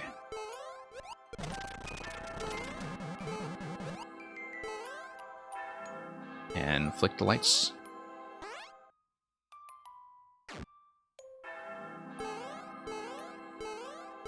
Yeah, I'm fairly certain that in the cat level I must have missed something in the intro room. It just looks so conspicuous.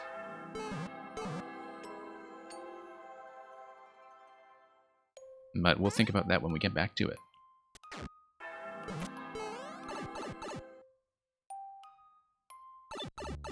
Okay.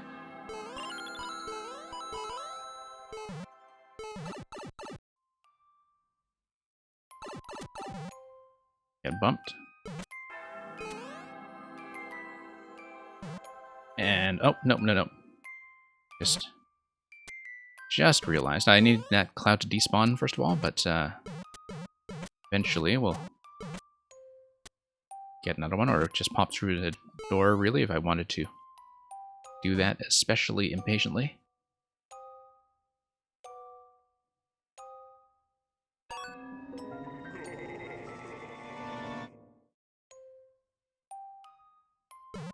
Okay.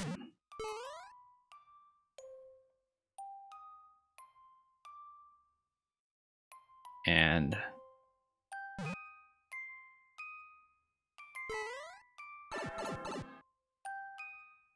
let's try not to fall into the same trap this time.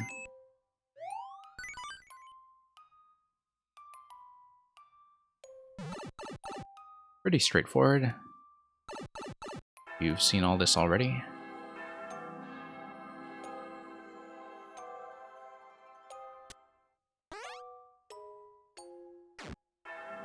And forward.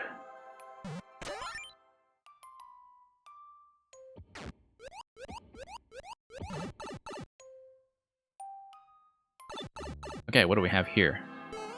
Did I check this already? No, I just got here. Right, because that's the last one, and then we avoid dying on the corner, get through the pipe, and that's going to be CP2. Okay.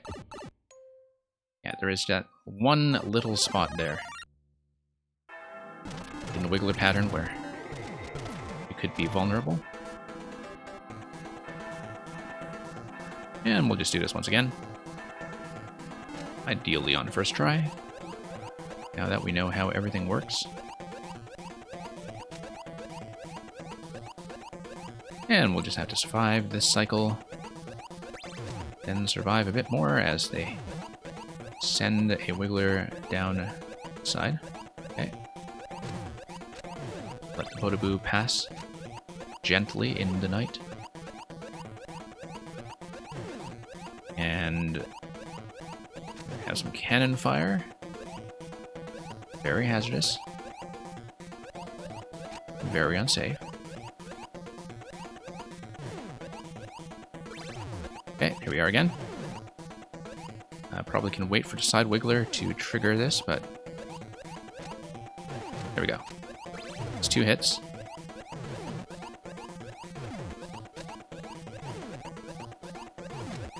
Yeah, aside from that corner death, fairly simple to get back here.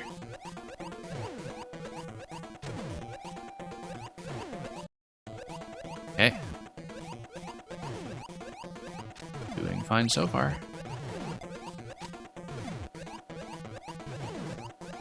One more hit should do it.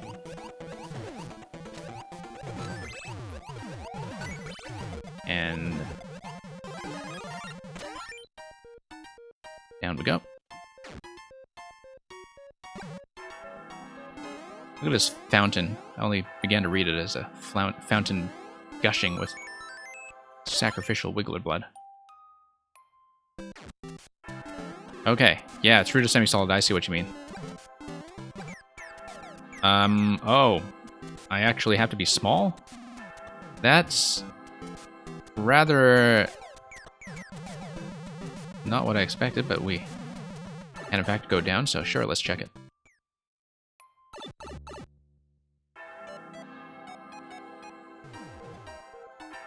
Or YMM. Not that comments are particularly visible in the dark, but...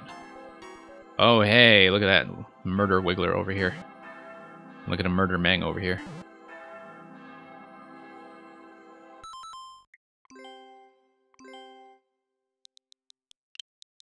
We made an additional blood sacrifice. Sacramento. Sacrifice. Just for Sacramento. Just for this.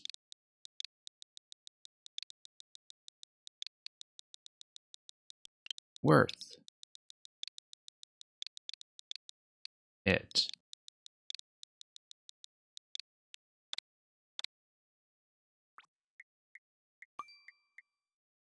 I'm going to give you a bit of a lazy eye wink since we've just made such a considerable blood donation. Okay. Now our job is done. And we can get back to catting.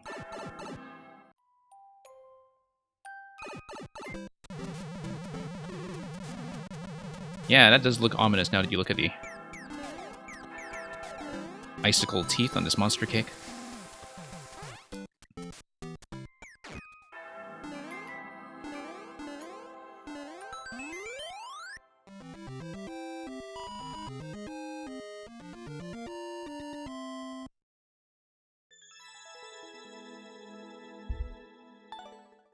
Okay. Let's get back to Catskill Mountains. Let's try to do it a little more competently this time, having the opportunity to file our claws. Get them in shape for this little activity here.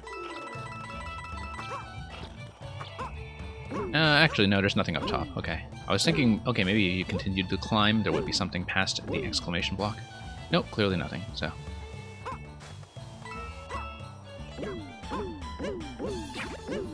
Stand on this thing. And up we go. And back to another couple minutes of abject failure at this thing. Okay. This seemed to work earlier. Particularly if you follow the coin trail, which has now disappeared. Oh, just short.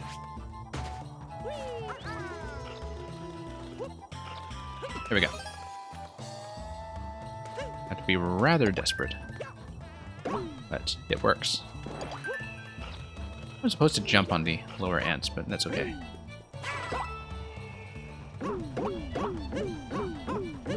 Okay, from a what to do perspective, this has been figured out. The climb, the final climb up top, has not been figured out.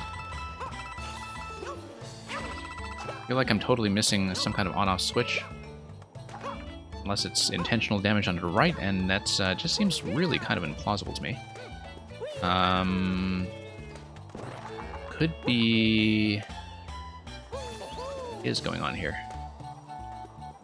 Because if I did a wall jump off the right side, like I get hit by the cat into regular Mario, I do a wall jump, I get up to the checkpoint. This seems like a strange moment. I mean, I can try to do it, I'll probably have to reset. Oh, you know what? Climb to semi-solid. What am I doing? I wasn't even paying attention to the semi-solids at all. Yeah, that's not the proudest moment, but at least a good reminder that semi-solids exist. I have absolutely no excuse. Like, one of my only 3D World levels uses the cat and semi-solid mechanic.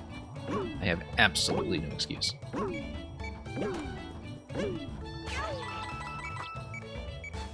Okay, wall jump up. No on-off activation over here, but just need to rest gently on one of the... Whoops. I probably could have salvaged that with a wall jump, but I was looking at the deactivated on-off mushroom platform with no on-off switches in sight and thinking that is one of the few overlapping forms of semi-solid functionality that you can have. So, it's a pleasure to see it. Oops. Very vital bit of functionality in 3D World for something that was only introduced in the April patch. This guy over here. And we'll have to time this accurately so I can get on top of the bonsai next cycle. That was almost a bad idea. Looks like it's just going to be a lot of wall jumping. Get up to that coin. Okay. I am no longer a cat. Let's just try to fall back down gracefully. Reclaim more cat.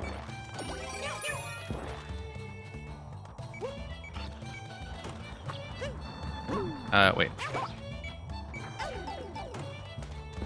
Lost a dive.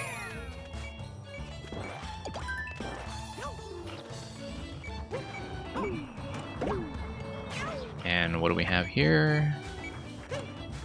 Yep.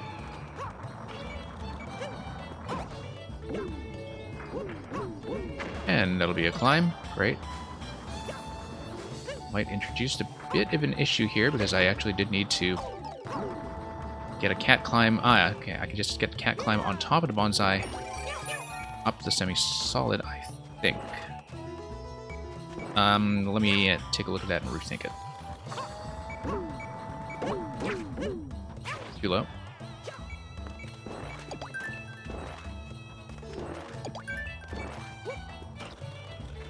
Alright, let's have another go at it. Nope, did not work well.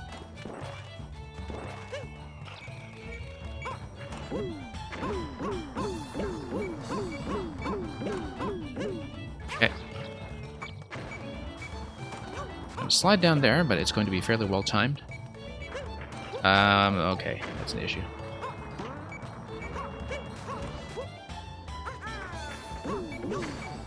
Yeah, lots of opportunities for soft resets everywhere, making the clear rate actually extremely deceptive in some ways. Nice to have nonetheless, but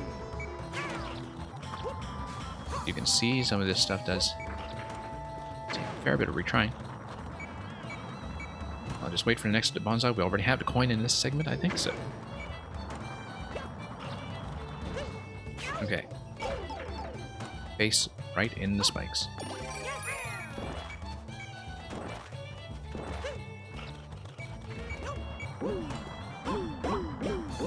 And we'll just wait out this cycle.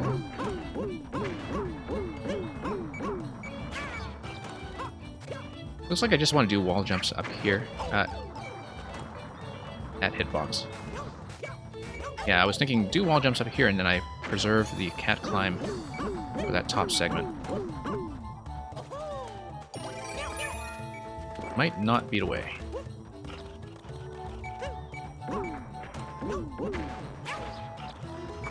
Okay.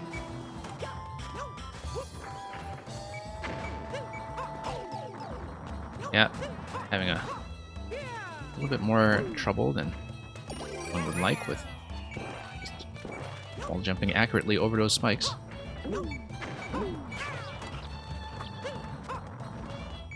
Let's let this bonsai fire. Oh, I see what's happening, is that every time I'm failing to compensate for the bit of a climb that I'm automatically getting when I hug into the wall, so my wall jumps are always coming out just a little too high. Yeah. Okay, I'll definitely want to play with the panels over to the right side, and use that in conjunction with some wall jumps. Oops. In order to get up high, but I was definitely thinking that everything on the right side, if I'm not going for the coin, is skippable if I'm just more careful about wall jumps. Let's just wait this one out.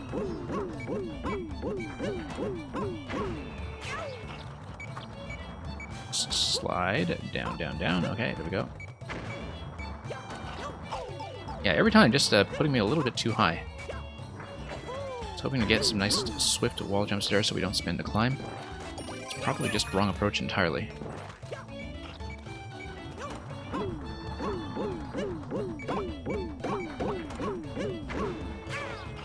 Okay.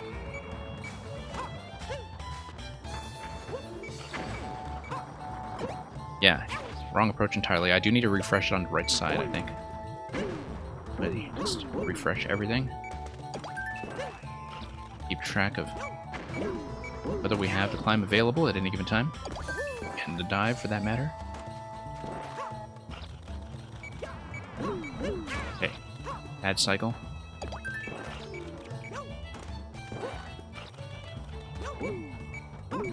Let's just wait this out.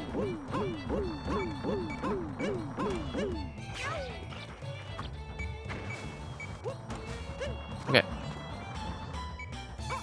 Scroll the camera up a bit and bounce in this guy to the right. Looks like I'll want to. Whoops. Do a wall jump and then hopefully a climb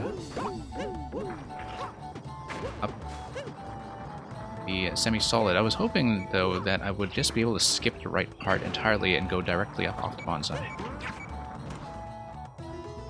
And that's what I've been trying to aim for all this time, and then this guy, that block right there, gets me every time.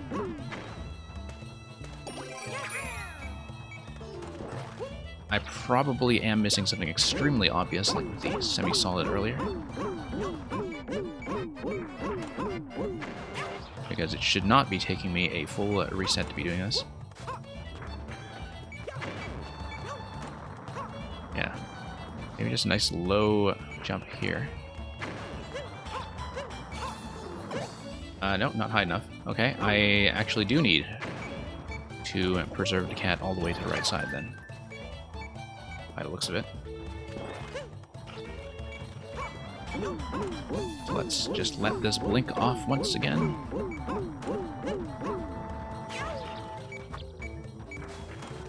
And yeah, nice low jumps. Preserve the cat climb. Oh my goodness. Just a corner of that block.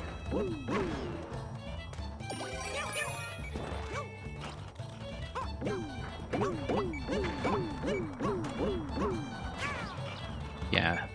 Maybe there's something I'm not thinking about in terms of something that does in fact restore some kitty juice.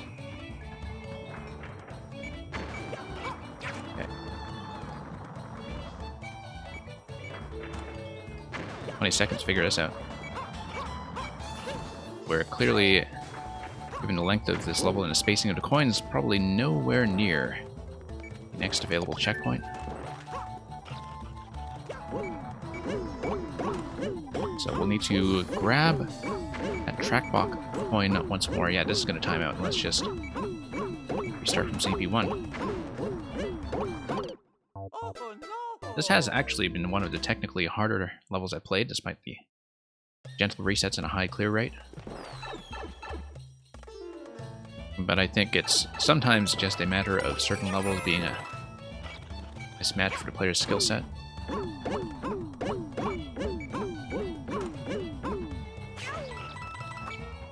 Slide. There we go.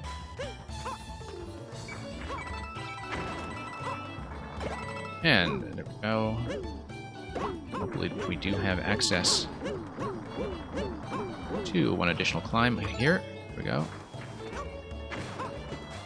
I quite obviously need a climb available for the semi-solid.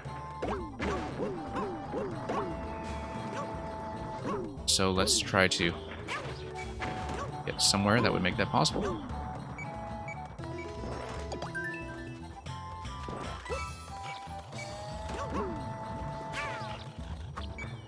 Is it going to give me a wall jump? Yes, it is.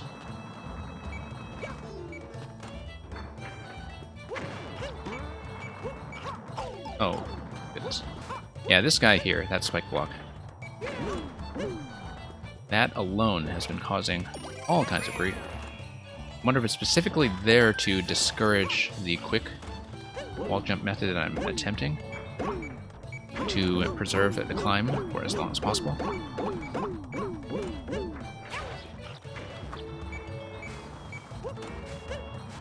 Okay. Quite possibly I'm just not thinking about how the climb is refreshed by the bonsai in the first place, if it is. Because the ants are kind of scrambling my memory for whether I get a jump refresh or not.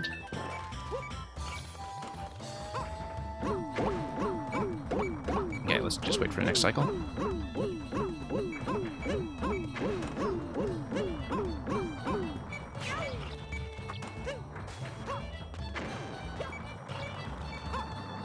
Yeah, I've been kind of surprisingly bad at this one, but that's something we'll just have to deal with. Oh, you know what? I can't get around that anyway. I have to probably drop in on bonsai and then... What? Hey, that's not the right approach at all. That is not the right approach. The track blocks do not get me where I need in order to climb up that semi-solid.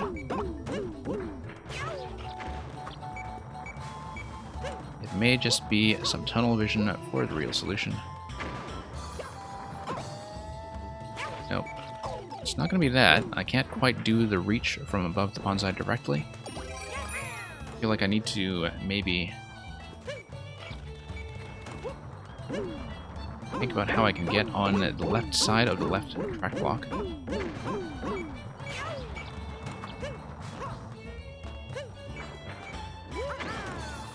Okay, let's just rethink this. Rethink this one completely. Yeah, does not cling. Should, however, refresh, right? Yeah, bonsai totally does refresh. That's the vital clue that is not being used.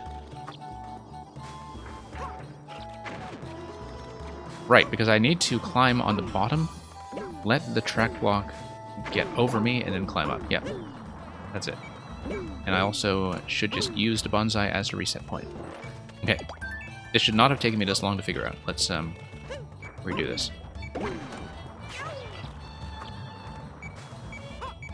Cannot believe how rusty I am with the cat. It's not something that has been tested lately, I guess. Oops.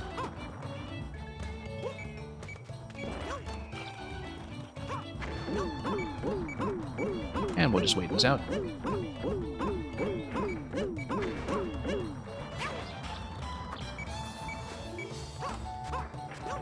Okay. Next. Wait. Yeah. This totally is set up to discourage the wall jump. I do see it now. Right, I actually do need to get to dive, I think, in order to get in position.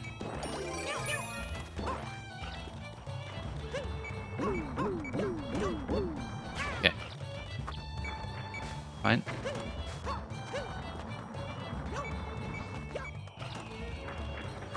Yeah, just lack of practice with these mechanics, I think. Whoops. Makes a big difference.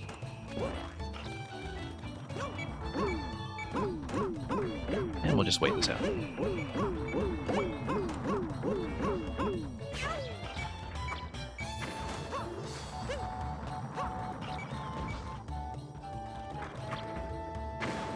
Okay, let's just reset gracefully without losing cat.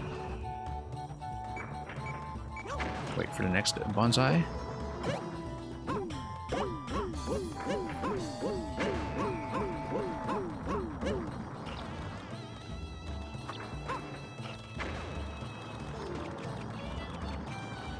Okay, there we go.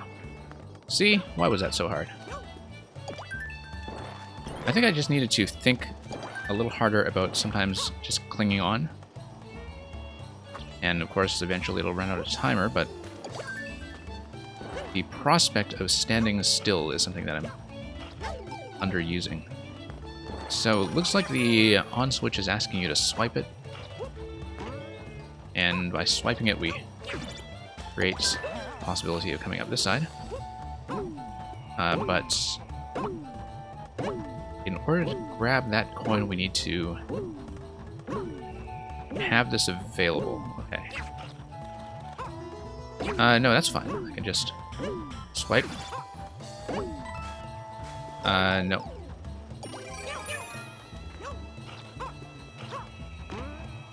Yeah, that's going to prevent any climb or wall jump, of course. But let's just get up, over. Oh. I think the idea here will be to do a series of wall jumps rather than climbs up here.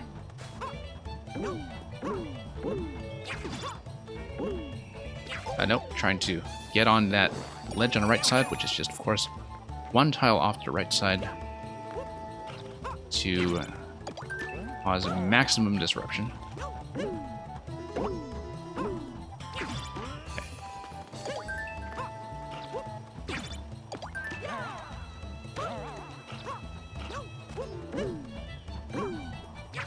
Oh, needs significantly better aim than that.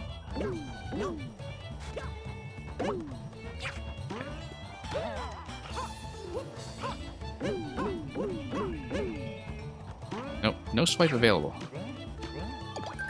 Hang on. Swipe should have been available, though. Like, I, miscalculated something. Okay, nope.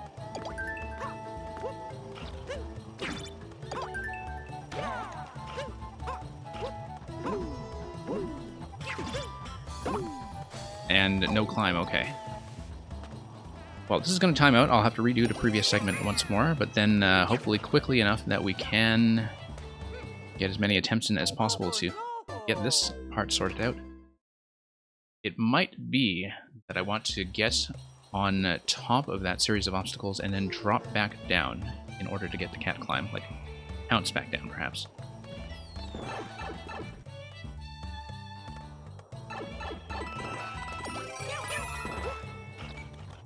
Yeah, I was not expecting this one to be quite this troublesome. But, and that is lack of practice speaking, and yeah, forgetting, of course, that the bonsai does give me to refresh, unlike the ants. Whoops.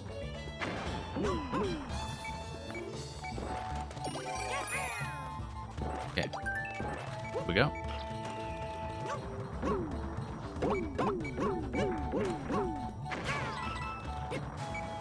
Nope. Climbed that a little too aggressively. I really do need to let myself cling onto the wall, as I was saying earlier.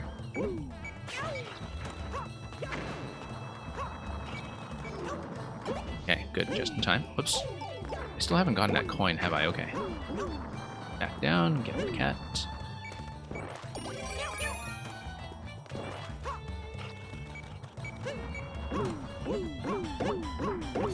Beep, beep, beep.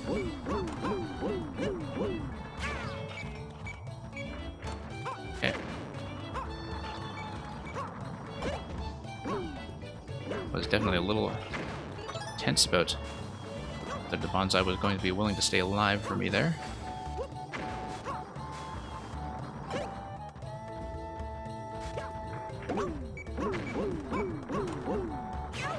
Okay, that's just a straight up miss. You got that coin sorted out at least. Probably be following the arrow markers more accurately. I think that make a big difference when it comes to the pounces.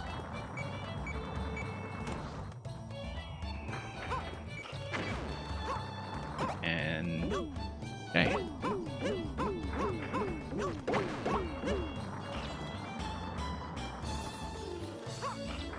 No. That was miscalculated.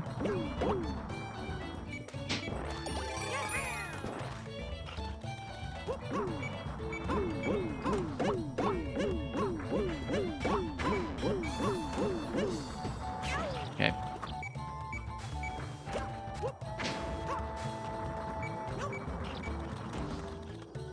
Just slide down so we don't wall jump directly into those spikes, like we've been doing so many times.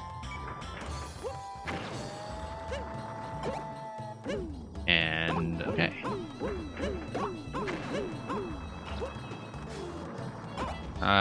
That was not what I expected. I thought I had the climb available, but I think I just lost track.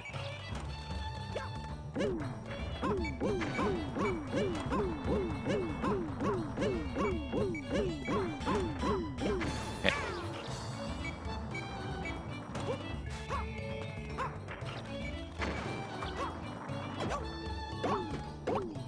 Let's see here. And up we go. Oh.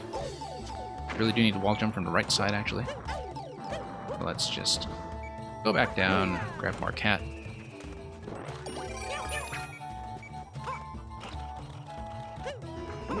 Definitely taking some effort. And I do not know how far off the next checkpoint will be, so we could find ourselves here a lot.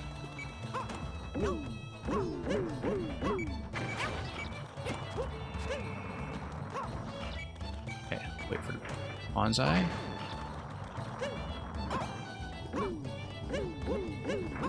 Okay, so here's the idea. I'm going to bring onto this side. Bring onto this side. Oh, wow. Yeah, the way I'm slipping off that is unexpected. Something I'm not doing.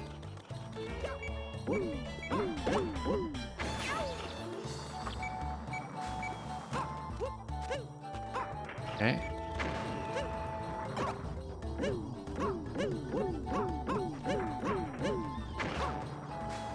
No, I need to wall jump back and forth, I think. I can't start trying to cling to that right away. The fact that I'm slipping right away on the track blocks is throwing me off quite a bit, because I keep overestimating the amount of juice I have at that point. Not sure where that error is coming from.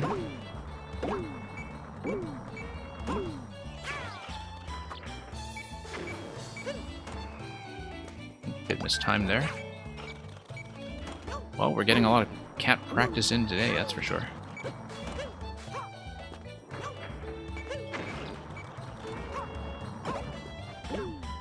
Okay.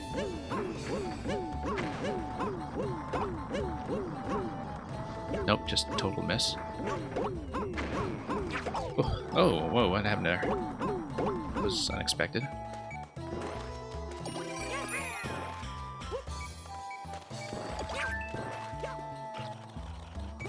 Yeah, I thought I had this segment down and figured out, and then turns out we spend another 300 seconds rather, trying to get it down a second time. It's going to be a big sticking point until we get through this entire CP1 to CP2 fragment with all coins intact. Because this does not currently leave me a lot of time to deal with coin 3 that we saw earlier.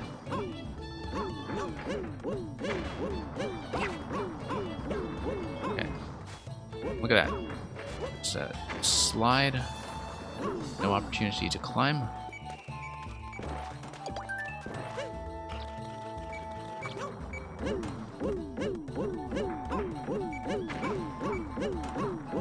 Okay. Yeah, bumping my head like that is not advised. I really do need to cling on there gently, not move around so much. Just latch onto the surface and stay. Seemed to be the important insight that we had earlier in the level that we had since forgotten. Same goes for these guys here. Whoops. So I have the opportunity to latch on.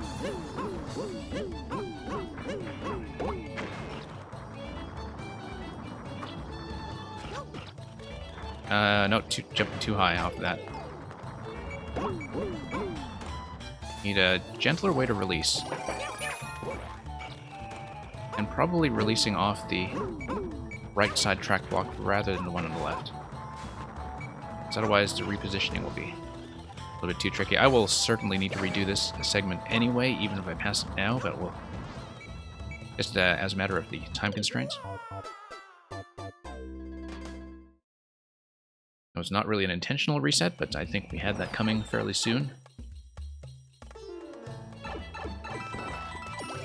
Yeah, this one has been kind of a shock in terms of how tricky it is for something so simple as just basic cat mechanics that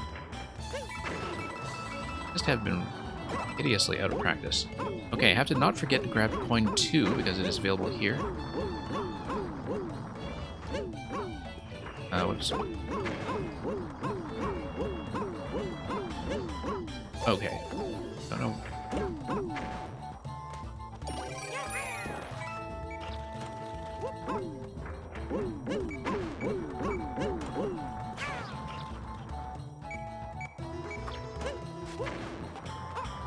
Alright, let's try to fix this up. Okay, timing there was fine. Coin there was fine. I feel like I definitely need to reset off the bonsai. That distance-wise, I can't really just reset off the bonsai and get back onto the right side and the top right immediately. Have to redo some of this.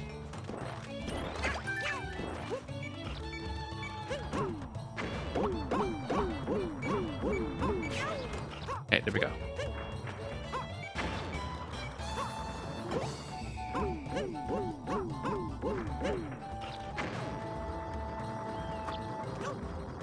Okay, much better, much better. Much better. See? Why is that so hard? Really, it should not be.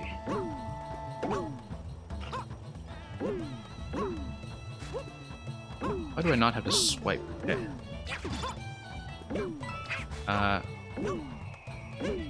I should actually, as I was saying before, climb up first, land, and then come back down. That's going to be the strategy for this one here. Wall jump up to preserve the climb. If we can. No, hang on. Not giving me any kind of cling at all now, okay.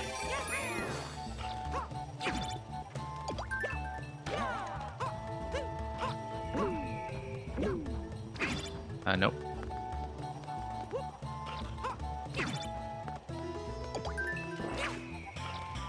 Okay. Back to wall jump.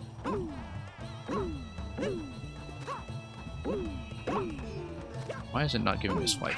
There we go. And no climb. Huh. So there's something I'm failing to do here in terms of preserving the climb, even though I have not been using cling at all up to this point.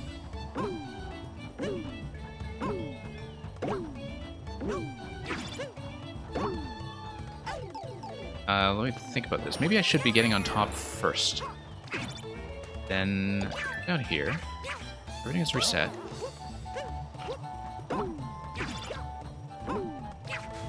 And nothing.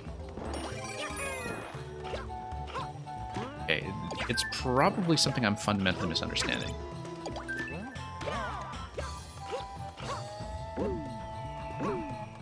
So, for example, if I were to come up here now, no climb.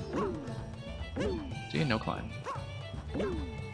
So that would have been failed to begin with. So we need to figure out where it is that I'm losing the refresh. Because I bounce off the platform, I come up here, I get a climb. There we go. That's how I wanted to do it in the first place. Okay, got 250 seconds. Hopefully not going to crash against too many other segments until we get a CP2, but given the number of coins remaining, that seems awfully optimistic.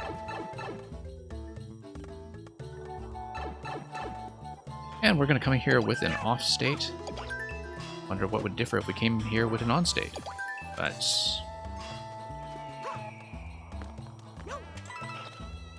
okay.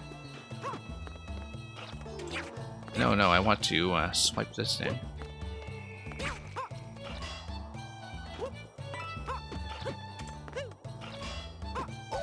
Okay. Sometimes the trajectory of trying to get off the wall once you decided to latch onto it as the cat is causing some minor issues here.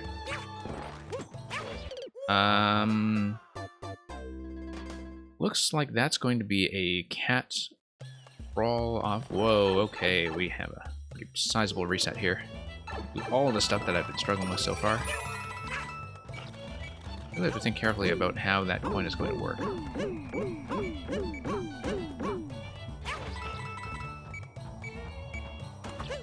Okay.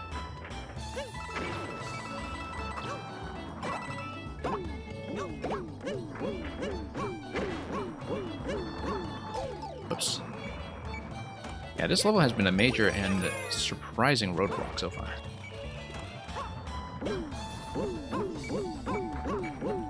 Just a lot of things that can go wrong. And it doesn't look threatening at all. Like, it looks very gentle.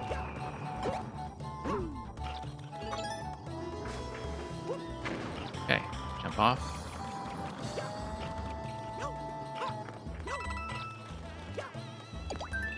Okay, so far. Same method that we applied earlier. I'm going to get on top, come back down. There we go. Okay, that's feeling a lot better. I'm going to come in here with an on state, and I think it's actually automatically going to toggle to off. Yes, it is.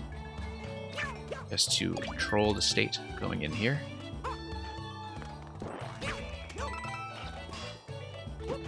Wonder if I have to wrap around this side. I think it's going to be a dive in one direction or another. It's got to be a dive from left to right.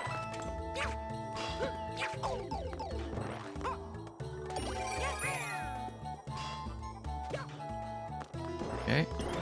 I just missed the jump button. That was not stylish. It's supposed to be jump, dive, and then get into that coin. Ouches.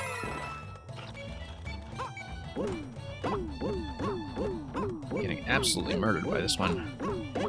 Despite how it has one of the highest clear rates of this week and one of the higher clear rates of 4YM in general, but that is, of course, just due to the gentle resetting length of the attempts.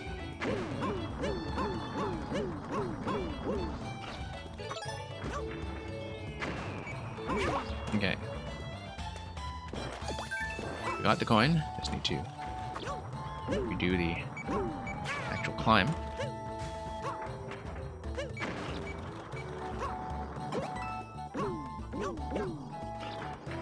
Okay. Down. And up. See, there's nothing so hard about that. I don't know how we managed to spend quite so much time on something like that. It looks rather silly now.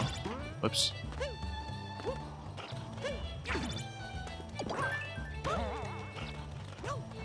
Okay. Nope.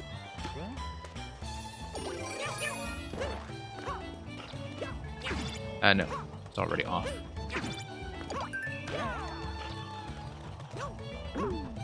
Once again, going to come up here first. Here. It's gonna go fairly smoothly. For the most part. And then back up.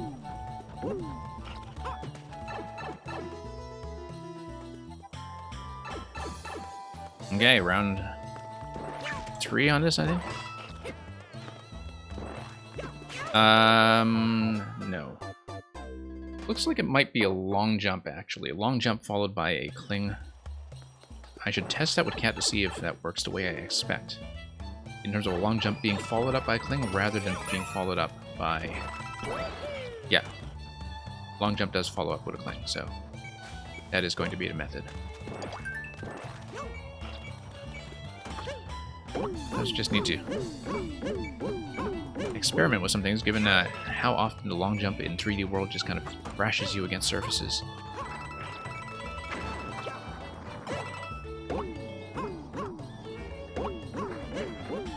Okay, let's do this.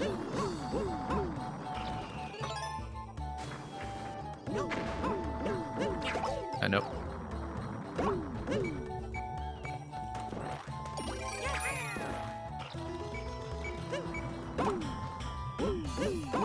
Okay, let's back in here.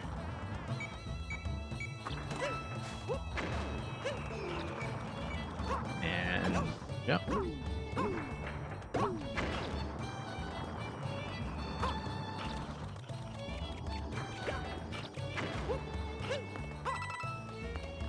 And yeah, it's sort of interesting to think about how the semi-solid climb differs from the wall climb. Like I feel like I used to know the specific rule behind that, but that has long slipped one's memory.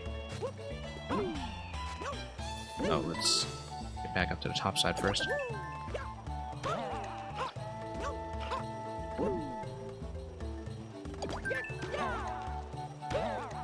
Is it affected by the number of wall jumps, I wonder? Let's see. Cling? Yeah, it is. Yeah, that's the thing that I've been missing all along, is that like I cannot expend that many wall jumps. Because if you expend too many wall jumps, that actually depletes your ability to climb. And so that's why the sort of wall jump strategies that we were being discouraged from doing earlier were presenting an issue here, because successive wall jumps actually do cause an issue in depleting your climbing energy. And that was a rule that I don't think I actually knew, and so that's a major roadblock that would take care of right there. From a knowledge perspective, that was a serious problem with how I was approaching this level, thinking that wall jumps would save the meter when they actually deplete the meter. Okay, long jump and climb, as expected. Now, it looks like this is a reset door. Don't know what we would want to reset, but we'll find out soon enough. Okay. Looks like we need a dive on the left side. Dive and a swipe. And indeed...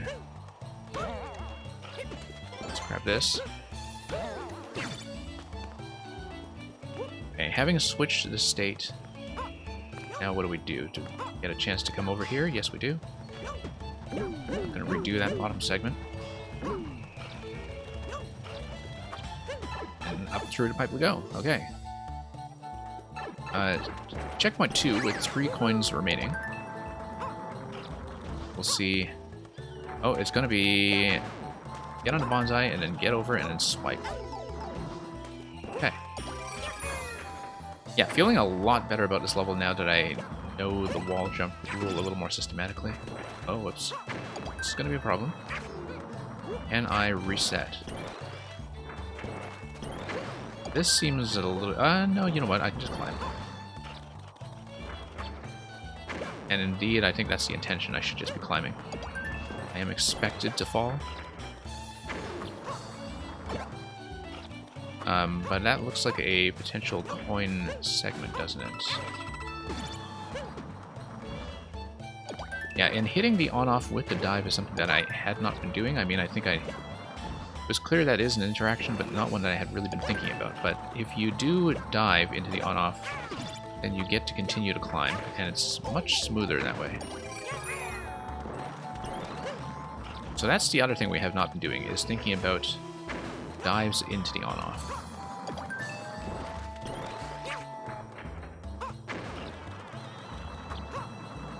Okay.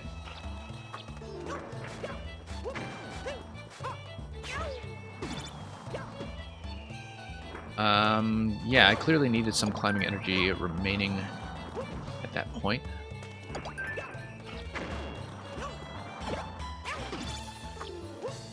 No, I need to cling on until the next bonsai is available.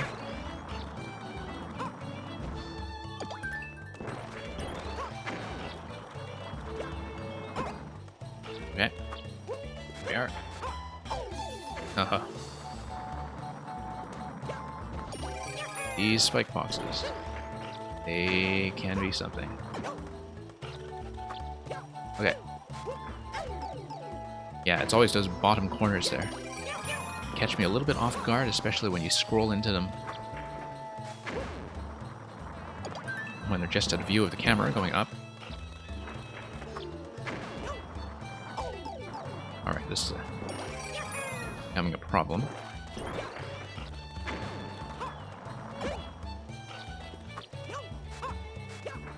Okay, that's once again getting clipped by the corner. And once again forgetting that I should not be doing so many wall jumps. I need to minimize wall jumps in order to conserve climbing.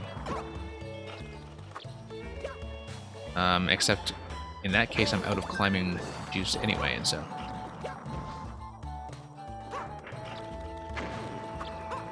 What point can I damage boost wall jump to the end?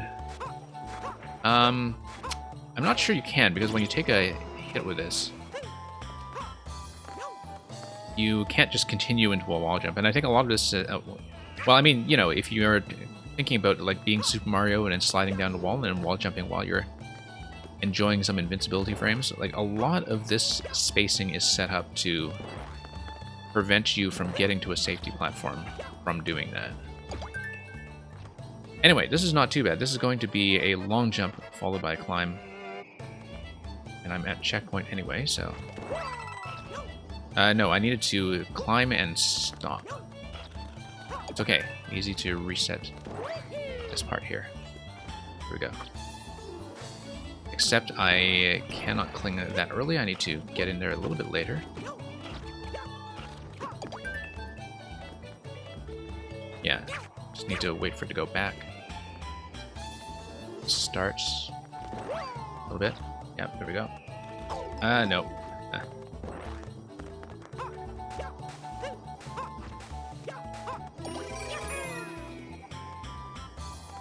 And yeah, welcome by the way, Hell898. Sorry you had to see me struggle with this one. It's really not that hard, all things considered, but... you know what? I'll take it. I'll take it. I'm taking that path. We're past the last checkpoint anyway. We have 2 coins to go. I'm expecting that I will time out.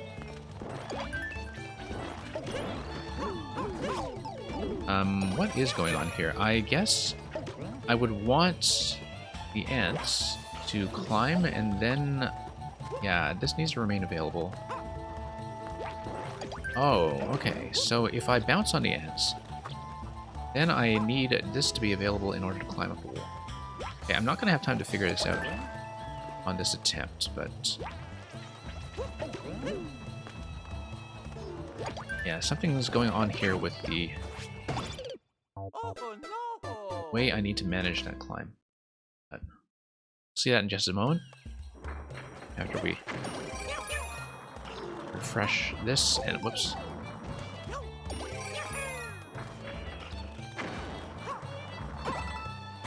Yeah, this level has been surprisingly punishing for me, but part of that was not understanding the interaction between the wall jump and how it spends your hidden meter for the cat. And part of it is just being way out of practice with doing any kind of advanced catsuit stuff that I used to know very well in the early months of this game.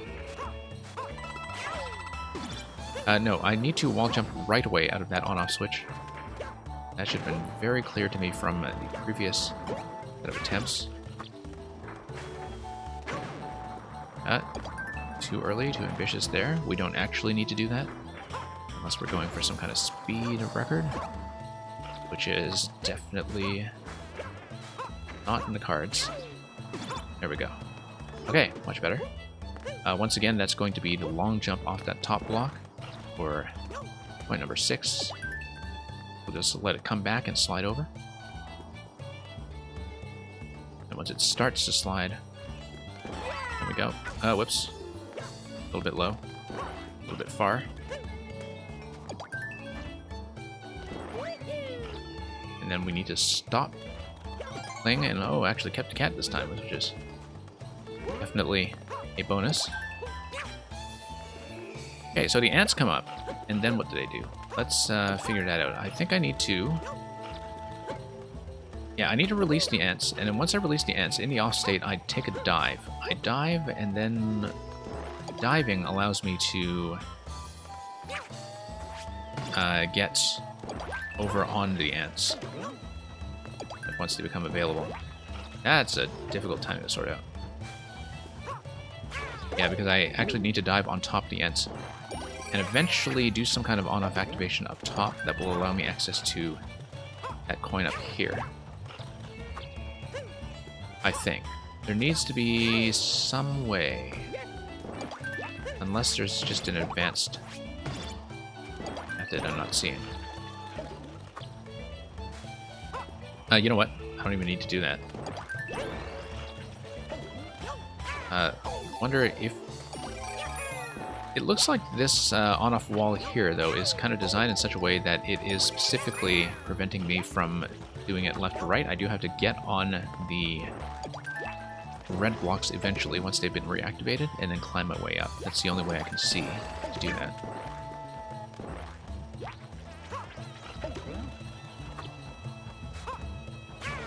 Okay, bad timing. You need to let that guy come up first.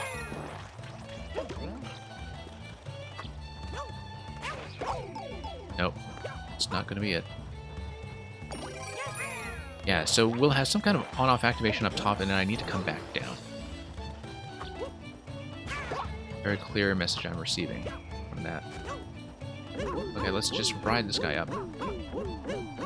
The tree is going to give me a valuable refresh. Assuming I'm able to keep the cat, which I can. Okay. Now that I've seen what's going on, I think I understand it. Should have been thinking about using the dive cancel as well. Dive cancel being when you just cut it off before the end of the dive, which would allow you to climb the tree, cling to it out of a dive, which is something that I had to consider a little more carefully.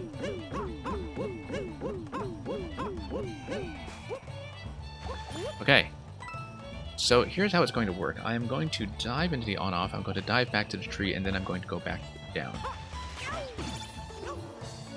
Refresh.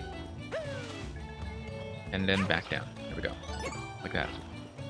And then we do this segment over. Actually, I didn't need to do it over. I should have just gone on to the blue blocks again, but that's okay. We'll do it over. I'm getting more and more comfortable with it as this level goes along. I had an extremely rough start, where currently I think only missing the safety coin at the end, so we're almost done. But yeah, this is one of the harder times that I've had. Oh, you know what? I'm supposed to go up to pipe. I am actually quite obviously supposed to go up to pipe, so I did not need to...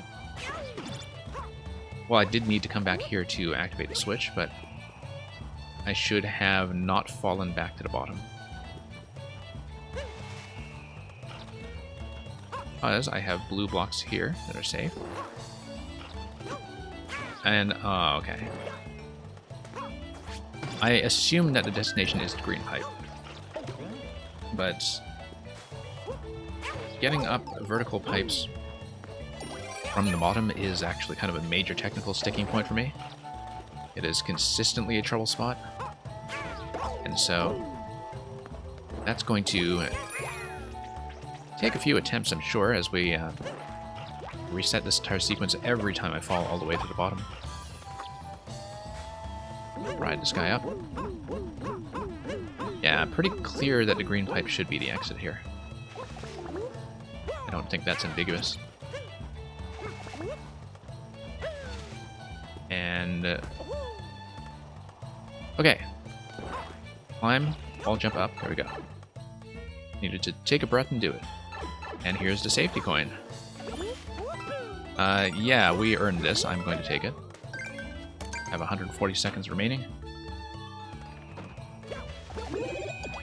And looks like we'll have a final challenge to work our way up. Okay. Alright, we're not done yet. We have a little more to do.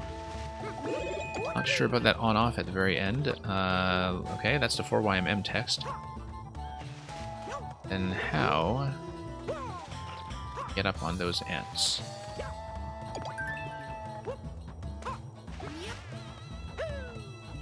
And yeah, I mean, this is a completionist run. If we don't see the secret, I am absolutely going to reset my way through all of this. M. Oh, okay. No, we need to time this so I can get on top of the ants. True ending? Well, let's not speak too soon. I have to actually execute this. Nice to have a bit of a true ending challenge past the...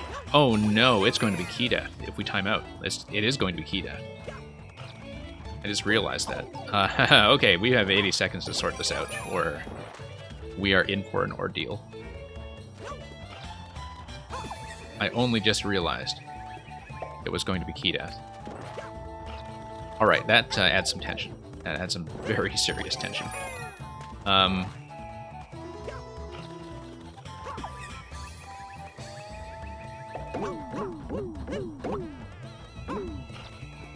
Okay. Let's ride this out. Let's just not hurry it. Let's just kind of keep it cool.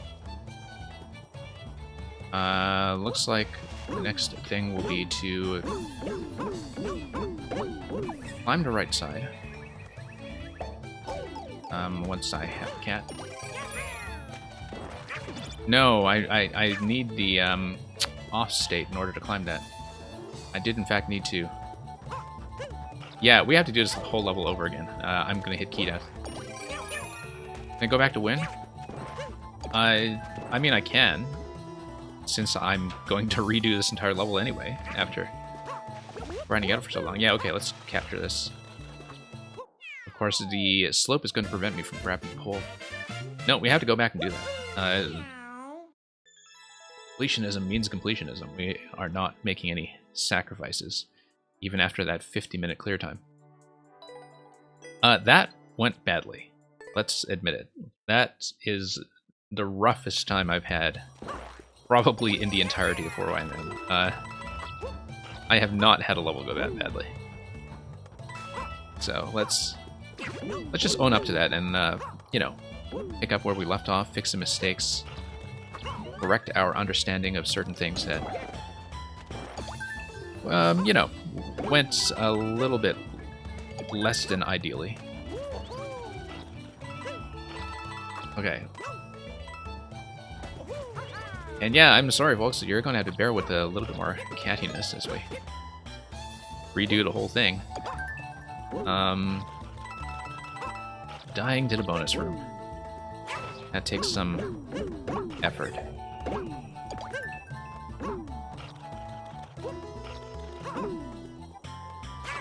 Okay. That's okay, I understand this. It's, we don't have to figure out what to do. I have a method for everything. Some of them can be executed a little more reliably. Others. Also, the vital thing is I now understand not to excessively wall jump. That was a significant breakthrough in terms of my approach to this level. That way. Corrected that. So yeah, in spite of having, what, 2 timeouts in this segment earlier, let's not do that again. Let's... whoops. Try to do this properly. You found a cat climbing fatigue mechanic inconsistent. There are, you see, different kinds... Like, there are a lot of different rules. There's a different rule for the semi-solids, I think, than there is for the walls. There are different kinds of bounces, like a different rule for the bonsai versus the ant bounce. There is definitely a consistent set of rules. It's just very complex because of all the variables that are involved. That there are so many different factors that you need to track, and that they don't all operate the same way. Like, you can't just have one rule that unlocks the entirety of the mental tracking of when you will have the dive available and cat available, the climb available. There are definitely rules. It is definitely consistent, but it's consistent in a way that's just very hard to remember when you are in the midst of actually playing this thing. And I wonder if part of the issue is that, like, it could be that this level just doesn't do enough to teach you those rules. It teaches you the ant, it teaches you the tree. I think this segment is supposed to teach the bonsai. It doesn't really teach you what's going on with the wall jump. Like, I had to learn that the hard way after a lot of trial and error. Like, it has spike block placements that try to discourage wall jumping. But there's a lot of stuff here where you say, okay, why didn't I just wall jump that? And then you run out of juice, and then you realize, okay, that's why I didn't wall jump. So I think maybe that's the one signaling issue, or I guess mechanics teaching issue I have with it. But some of this is very edge case stuff, you know, it's not really intuitive, but it's just because there are a lot of cases to remember. It's not that there aren't rules.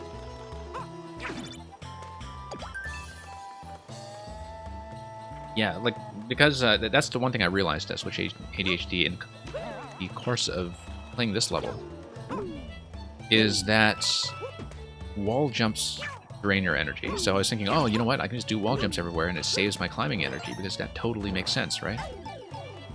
And that is not how it works. Like, every time I tried to do this segment with more wall jumps, it just got me into deeper trouble.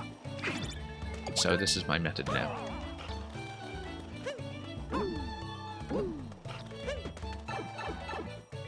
But yeah, I do kind of agree that there are a lot of different cat interactions that are going on, and this level is teaching some of them. The other ones you really do kind of need to crash against them for a bit.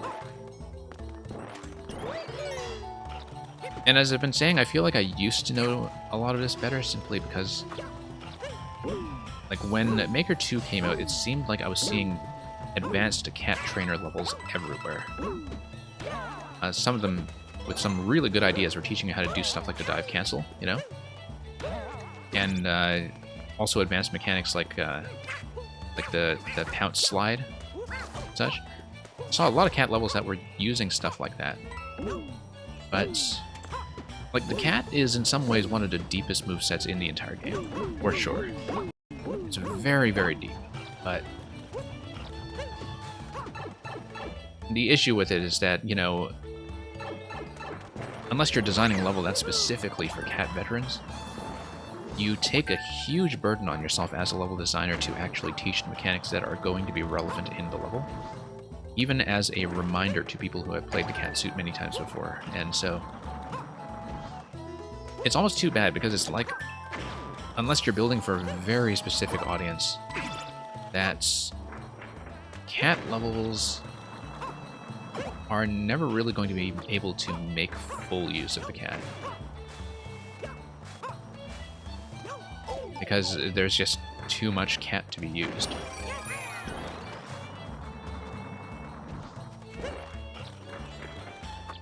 But we'll see. Okay. Have to actually let him face you head on. That's when you know the hitbox is safe. And okay. Yeah, this hitbox on the bottom corner of the spike block, that's been deadly. Also, we're at 100 seconds past CP2, so this is the final checkpoint before the bonus room. I will likely time out and die here and reset, but in the meantime, I'll try to get some consistent methods down for the rest of it, so we avoid problems.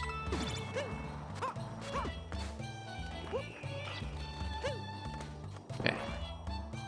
Let's slide over. Yeah, I'll almost certainly have to redo this, because we are not doing key death twice.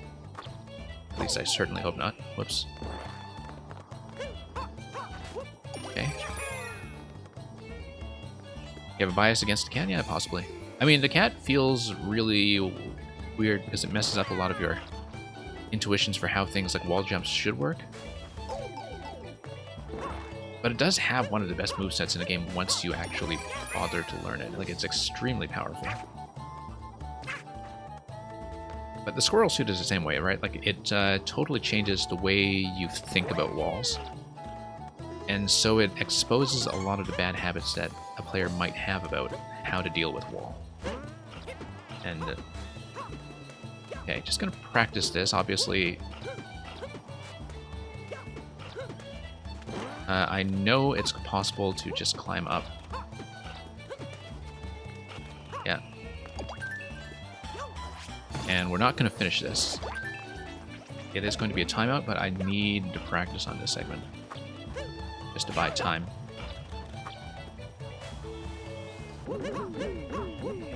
And we're not going to hit key death. So really just kind of practicing to kill time.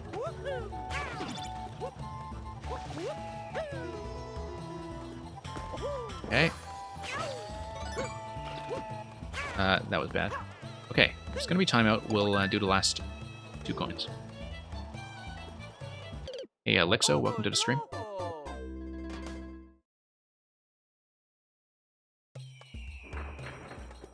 Okay. Okay, no, we have to crash against that thing.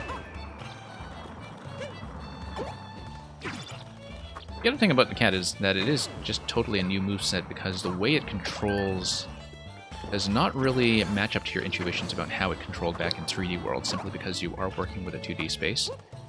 I remember finding it extremely challenging to learn when Maker 2 came out, but which was why I was playing so many cat trainer levels at the time that I have all clearly forgotten in their entirety. Okay. Here we go. No, that's not gonna be it.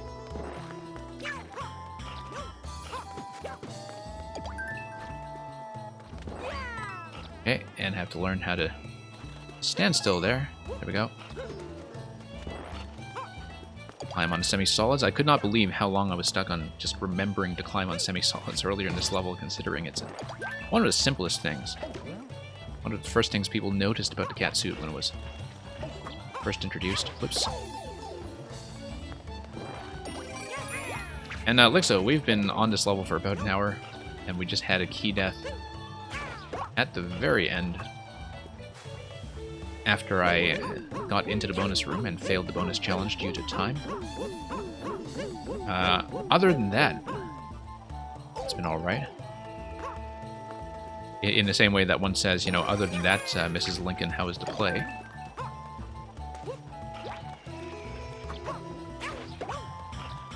Okay. Probably should not have wasted the dive there, but that's okay. We get on a tree just fine, I think. No. Hang on. I have to buy as much time as possible after this coin. Slide gently up our way up.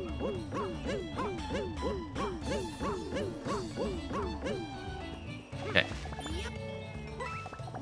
Going to be a pounce down here. Back on a tree. Back down. And to the coin. And going to miss the pipe, as usual.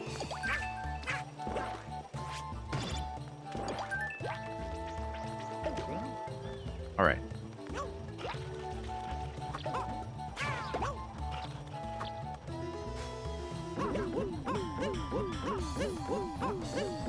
And you find it interesting that dive resets independently from the cat stamina, like as in the climb stamina? Yeah, you're correct.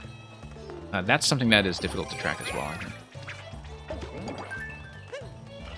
Because the dive follows a very similar logic as things like the refreshes on the squirrel boost, the leaf and cape flights, etc. Oops, needed to cancel out of that. In that it is based on things like enemy bounces.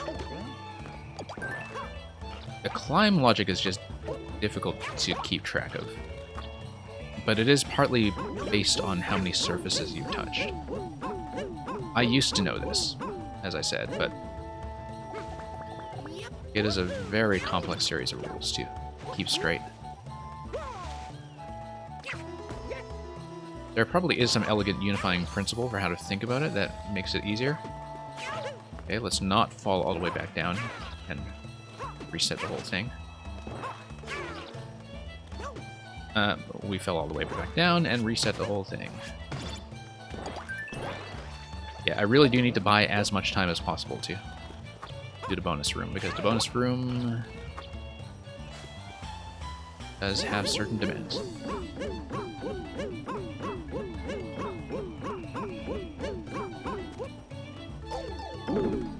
Okay.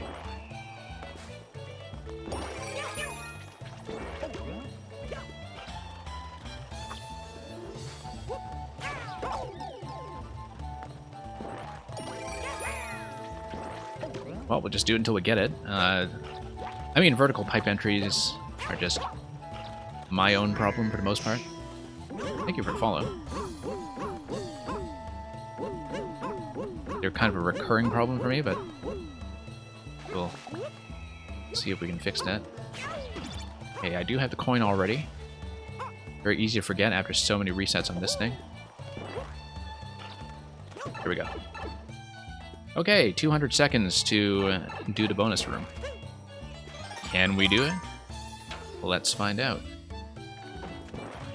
At least I do know at this point how this is going to work, how to get onto the ants. Good timing. Whoops, that's not good timing. Through the M. Nope, have to not do that. Do I have access to another cat? Yes, I do. Thank goodness. And I have to not fall back down here. Once I come out of the glass pipe, I have to cling to the wall on the right and pretty much immediately get up to the top.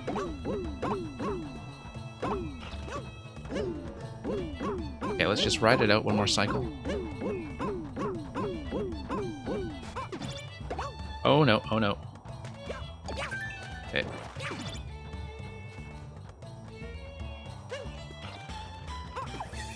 And it is going to be key death again if we don't manage to get this in the next 150 seconds. Which, honestly, is a legitimate worry. Okay, let's try to time this out properly.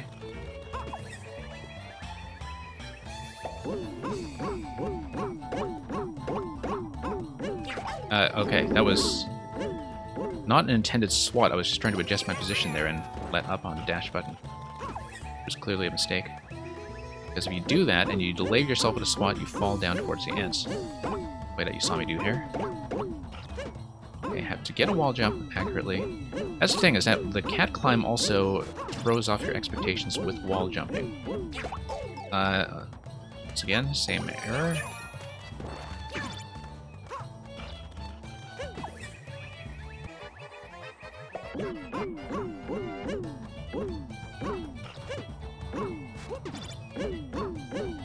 Okay, cling onto the right side. No! Oh, that was not it. I thought I was able to dive and cling. And I need to rethink this now. I think maybe that's just wrong. But I needed to have a dive available. And to have a dive available, what am I doing wrong that I need to do differently? Okay, let's get up. Next cycle. Got a minute to figure this out.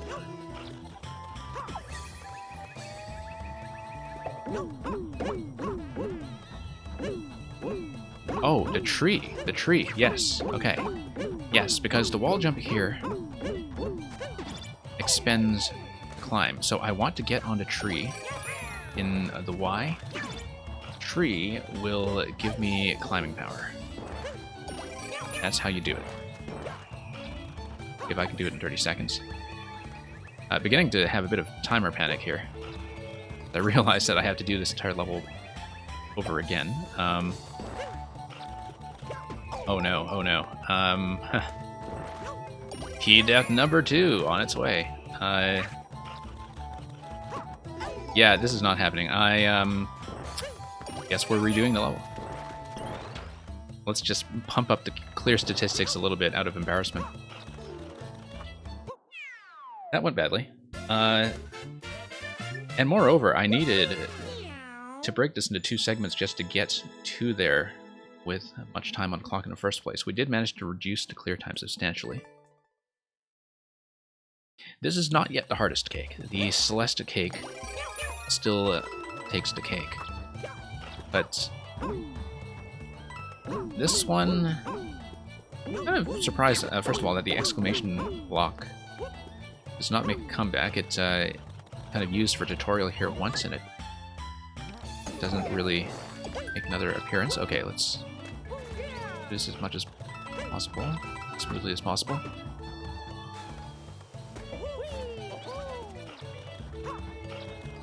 Look, you know, you complete everything in over... How many are we from the end? This is number 3 in today's set, and so this would be level number 59 out of 64 in 4YMM. And I have hit every cake so far. We're not giving up on this one, but it's probably the second roughest one, I would say, after the one in Celeste. But then that's probably because I'm just timing out and, you know, losing to the safety coin. There are a few bonus objectives that have been like that, where like you just have to restart at the end if you fail to jump over the goal or do something like that. There have been a few like that. Am I supposed to be only at 1 coin? Yes, I am. You timed it twice the first time you did this level. Yeah, I timed out in the first area. I timed out in this area here. I don't know if you came in the stream early enough to see that, but this one has been a struggle.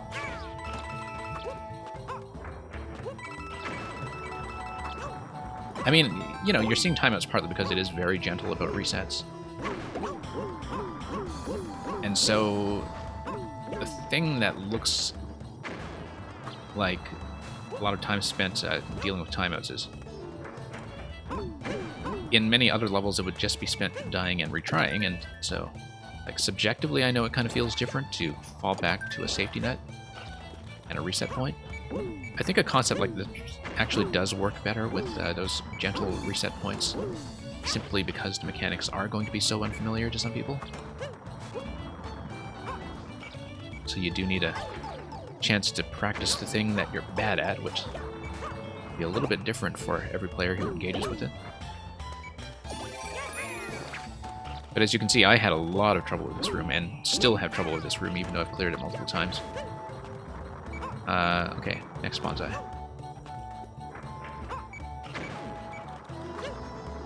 Okay, we'll climb up here, we'll grab coin 2.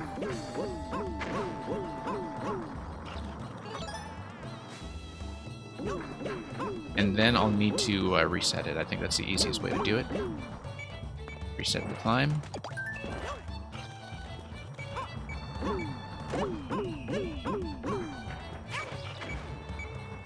Yeah. Learning to stop the climb and also to hit down to lower yourself on the wall, like, those are 2 things that are rarely used. But which you kind of need to master in order to get through this one. Like, you need to know when to stop climbing and how to lower yourself gracefully without wall jumping. And those are definitely skills that most cat levels do not teach you, because it's very rarely used, and you just don't see many circumstances where they will have any relevance. So yeah, once again, our strategy to this one is to reset up top, because the wall jump count does matter. I will absolutely be expecting to time out after CP2, after we're at 5 coins. I should hope that we're able to get there on this attempt. Hang on. Let's just, once again, get up top right, and then retry this.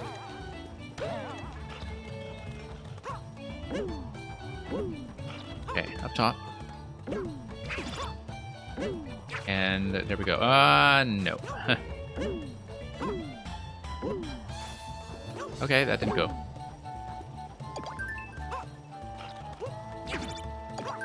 Yeah, you do need to get a little ahead of the wall when it comes to doing the swipe. It's the same as when you are using the hammer. It's not as laggy as the hammer, but there's a little bit of lag when it comes to doing the swipe emitter.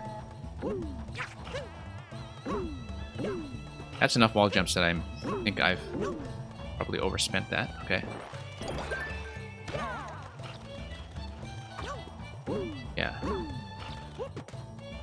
This method works reliably as long as I can land well after I do the swipe. As you can see, sometimes I do not land well. But this is the method that I had established as being the easiest thing for me to do. Oh.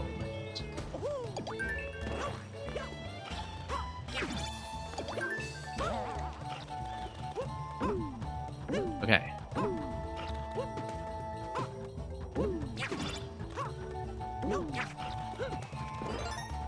Okay, there we go. Just grab the cat and get out. Should have enough time to make it over to CP2 with 5 coins. I think that's feasible. That's going to save a lot of grief.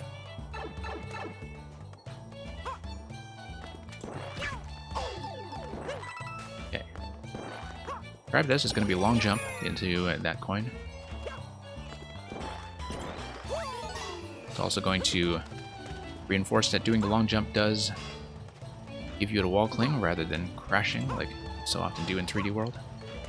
Now let's get up on here. Let's just do... wait, maybe not.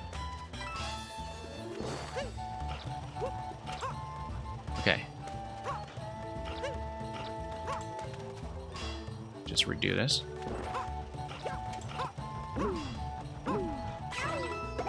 Okay, that's not too bad.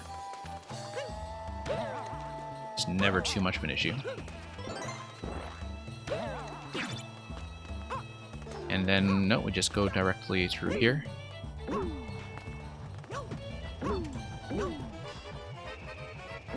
Okay. Doesn't matter too much if you lose the climb there. Okay, we will be timing out. Pretty sure, but...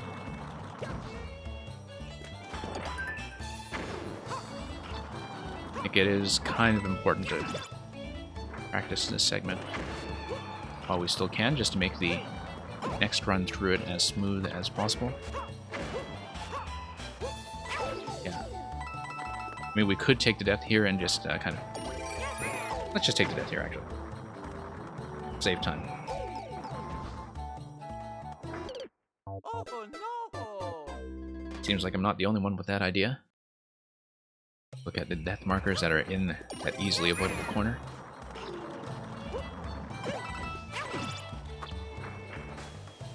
Okay. I want to reset anyway. Okay.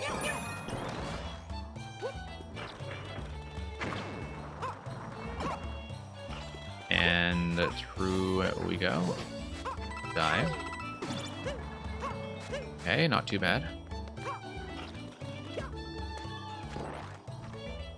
Yeah, this is looking more or less manageable.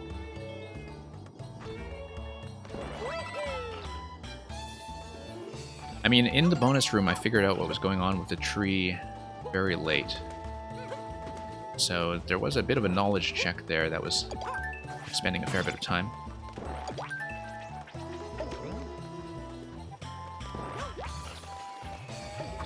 Let's wait.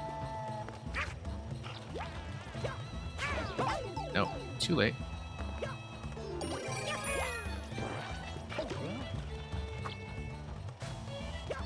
Yeah, can't wait that long. Some more spawns. There we go. Slide down gently. Hit the arrow. Here. Over here. It's not too bad. Okay, that went smoothly. 400 seconds going into the bonus room. Surely this time it will happen. Surely.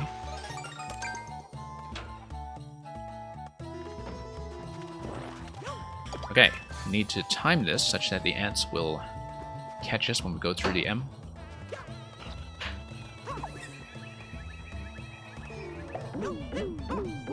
So here's the central insight that we were missing, is to use the tree and the letter Y. As an absolute guarantee that we're going to be able to cling on the right side. I should not have expended a dive there. I do need to dive out of the pipe. That's the one adjustment I'll make. Oh. Once again, vertical pipe entries being a bit of a roadblock.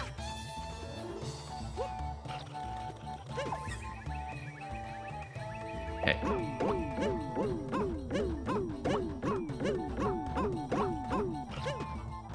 And left.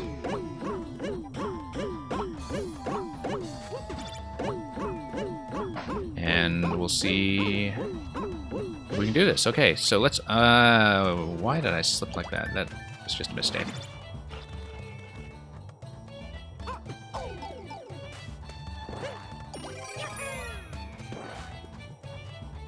It's okay, we've got time. We've got time. Can't be too complacent about it, but doing a lot better than usual for time.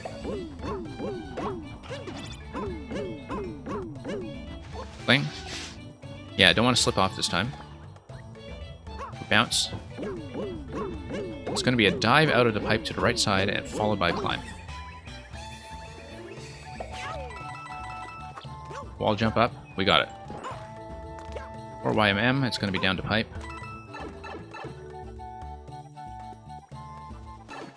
And hey, it's going to be a floating cake. Interesting. Let's not get crushed by the cake, perhaps. That would be kind of a terrible idea.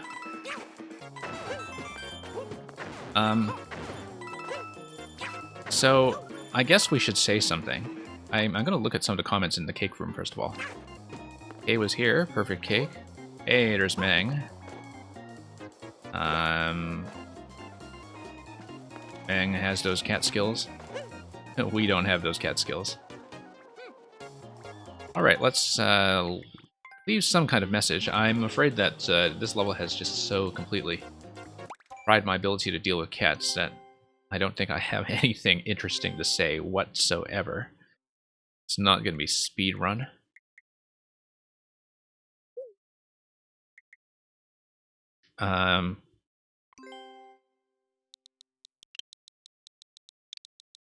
You see, sometimes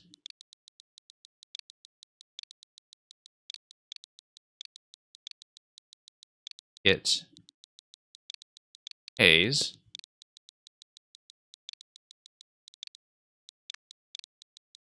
to be clingy.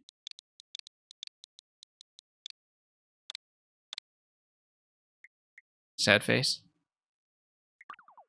Grimace. Surprise face.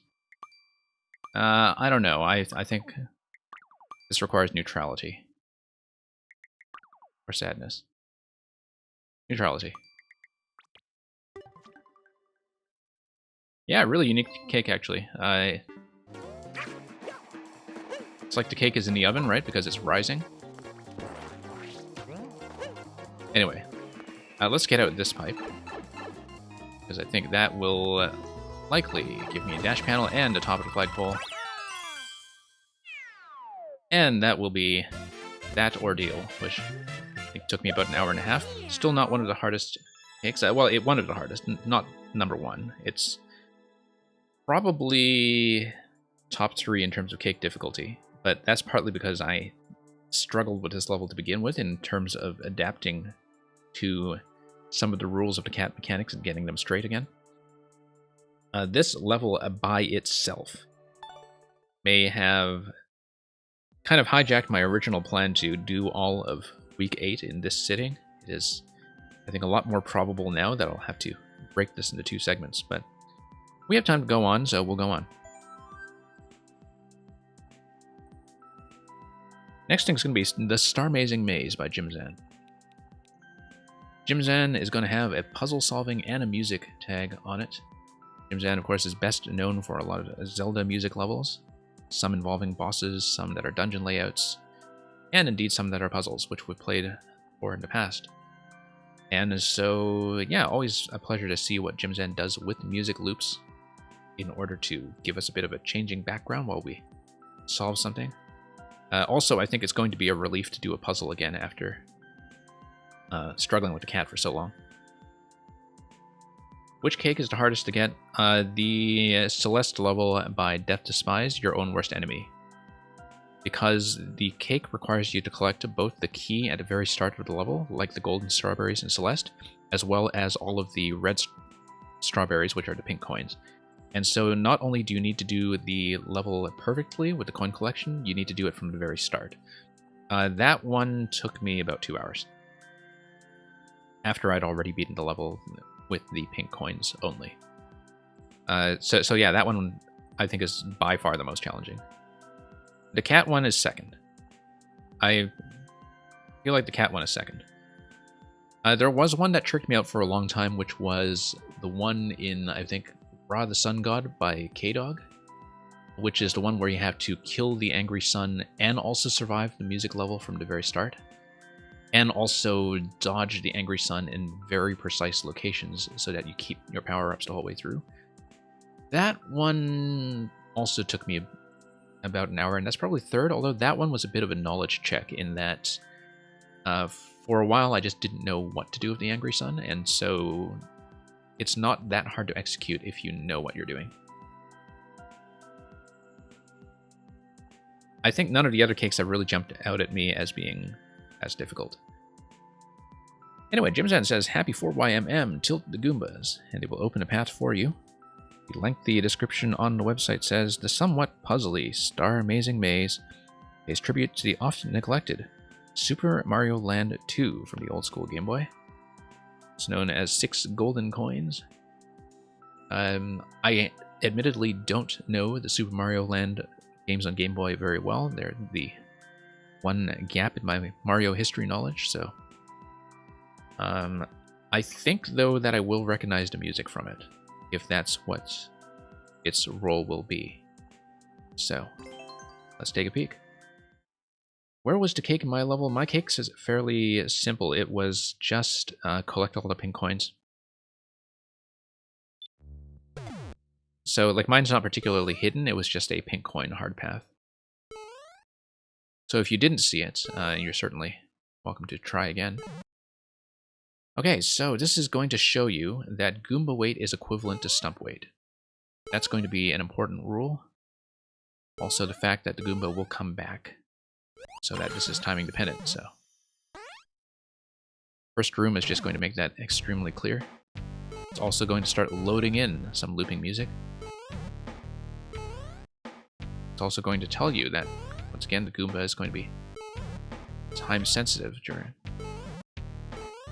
its traversal of all that. Let's, also that I can only launch the Goomba up in the initial press.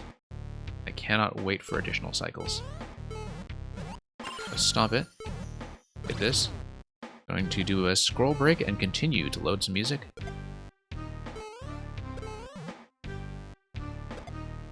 Yeah, Jim Zan's music setups always just get more and more impressive. They are often about just loading in using scroll breaks and just kind of layering as they go. So not only do I need to send the Goomba over, I need to send the spike blocks over initially by manipulating their direction relative to myself. That's going to be interesting because I think I need to hit and then hit on the way back. Yeah, that's right. Hit the right side, hit the left side. And that's going to break it. Then you let the Goomba go. And then it's through the middle. And let's not get nuked by the spikes. So I'll shut that off.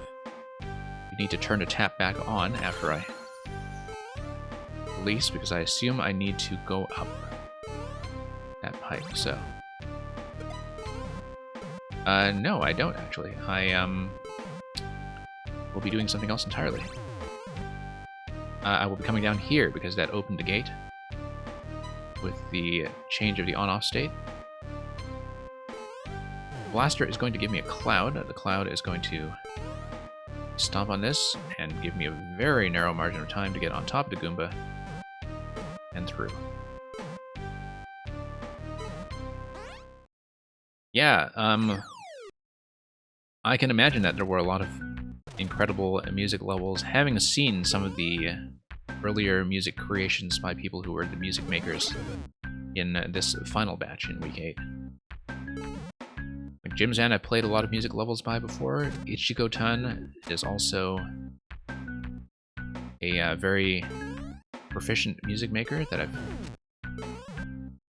I featured Ichigo Tan's World over the weekend stream, and that had some very unique music setups that were a little out of the ordinary. Can I take the donut block down? Yes, okay. Interesting use of the cloud here as a puzzle element. And also just a bit of a navigational challenge, I guess, with knowing how to drive the thing. Let's get this guy out of the way. It's going to disappear on me anyhow. Looks like question block is going to do something with the... Yes, I see. Question block is going to open up a gap. I need another cloud, I think. That's okay. Yeah, we'll need another Goomba activation here to buy enough time. And oh, no. Dispense. Let's wait for the next cloud. And nope, need to raise it a bit further. But yeah, it does work similarly to the Mortal Koopas level in some ways, in that the music does get slowly loaded and layered in as you traverse the layout, which is always nice to see. Yeah, I have to be a bit faster over the cloud. I think I need to pre-position it. Okay, let's grab a cloud. Then let's get off the cloud. I need to toggle this first. There we go. I will need to do this again, yeah.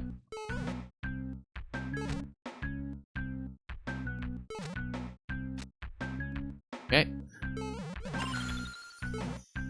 Nice little affirmation of my process using the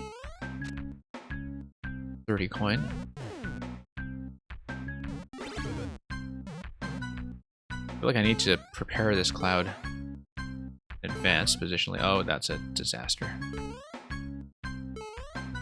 Yeah, that's not gonna work. Hang on. I wanted to position it like somewhere here so I can just fall into it directly.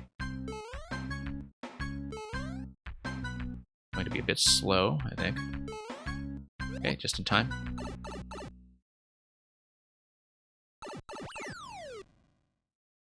And then you're going to have big vertical loading zone. Vertically loading music is going to give me what? Take me down here and now really get the custom track going.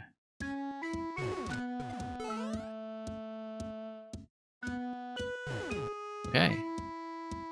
So we see a cloud here that will eventually allow me to fly around on that side. Like each of the blasters are going to get me clouds. I also am on the lookout for 2 pink coins. Maybe in the same checkpoint segment here to get through the door, so I think I just need to grab them both. The one on the right side. Which will require me, first of all, to toggle this guy using a cloud. Yeah, fairly simple. Then the cloud will probably have to despawn. We'll have to grab another one. But we'll wait for that before we let the Goomba up. Okay.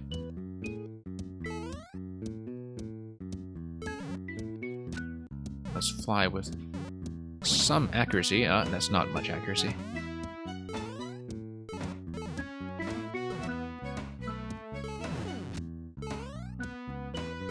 Yeah, what I like about a lot of these music levels is that we've seen music being used in so many different contexts that, you know, certainly in the days of Mario Maker 1, before we had so much scroll tech and global tech to play with, that it seemed like music levels were mostly confined to either auto or auto scroll, like the fast auto scroll format that is still very popular and which was also well represented. But that in a very short amount of time, I think, in the past few months, people have really been experimenting with tons of new music loading setups that have just given them so much more flexibility when it comes to doing different kinds of music platforming and music puzzles. This cloud is going to despawn, isn't it? Okay. Fast, fast, fast. Nope. Too slow. Have to redo it.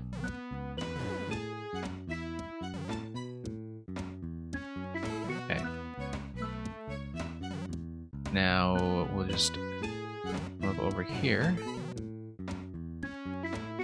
Launch that guy. Oh, too slow. Or rather, I missed it. I'm guessing that once I'm past Goomba, I will want to hit that question block for a spike ball that breaks this brick here and gives me a shortcut.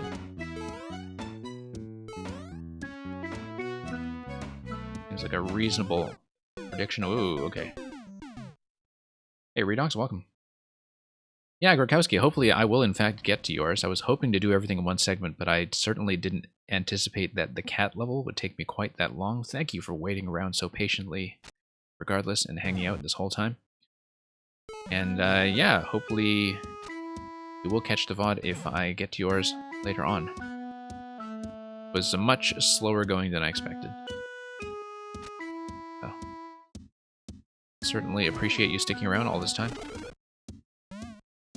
Redox, it is going okay.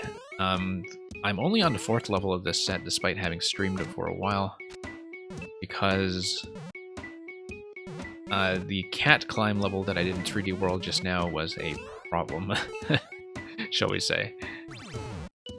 I did not do well. And I also had 2 different key deaths at the bonus room when I was already past the final key door, and so I did need to reset that level many times. I mean, I'm not blaming the level for that by any means. I think I just had a lot to work on in terms of cat tech, and a lot that was out of practice.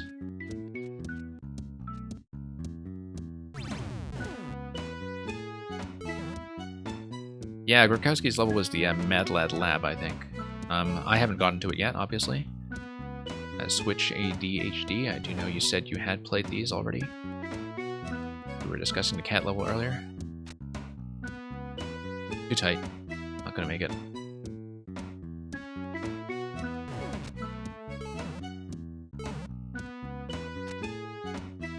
No, just gonna miss that.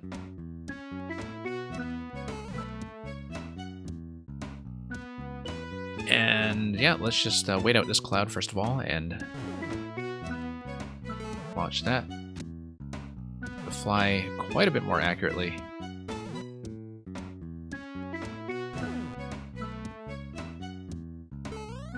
Okay, go, go, go, go, go, go. There we are. Break this. Can I lower the seesaw such that I can get in the cloud? No. That's fine, we'll just grab another cloud. And drop in this side. That gets me through the key door. And let's see what track we're rocking out to next.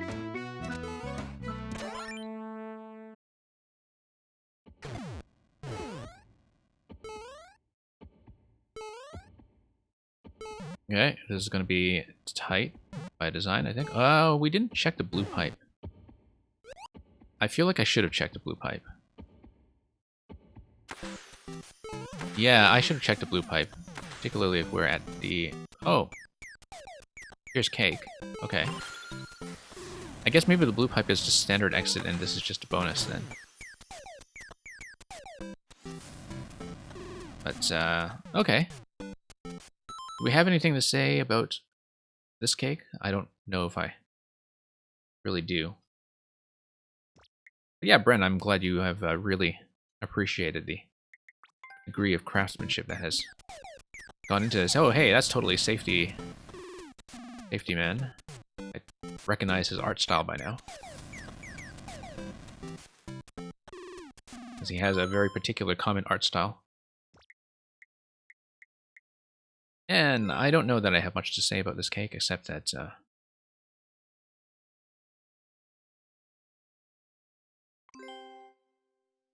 what's a good...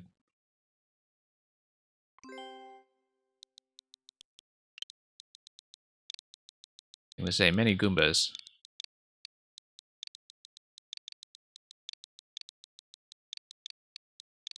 Died to bring us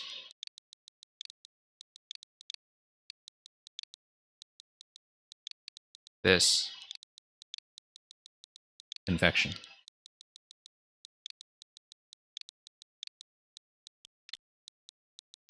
I have not really been on my kick comment game, as people have heard me saying for weeks, but... Sad face? Happy face?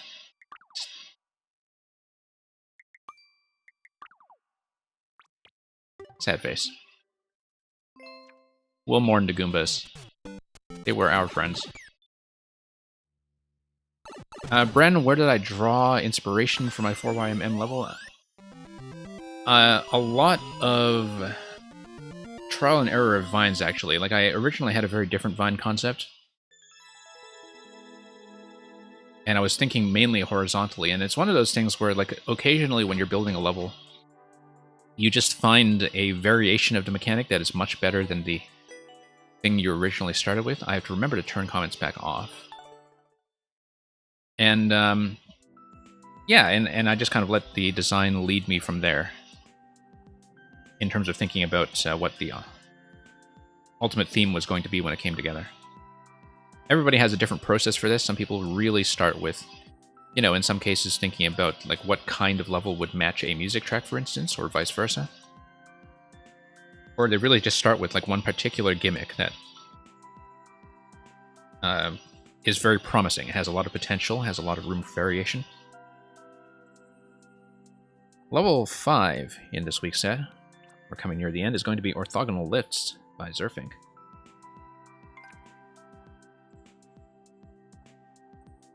And yeah, Bren, if you are interested, I did a couple weeks ago when I was doing the week that included my level.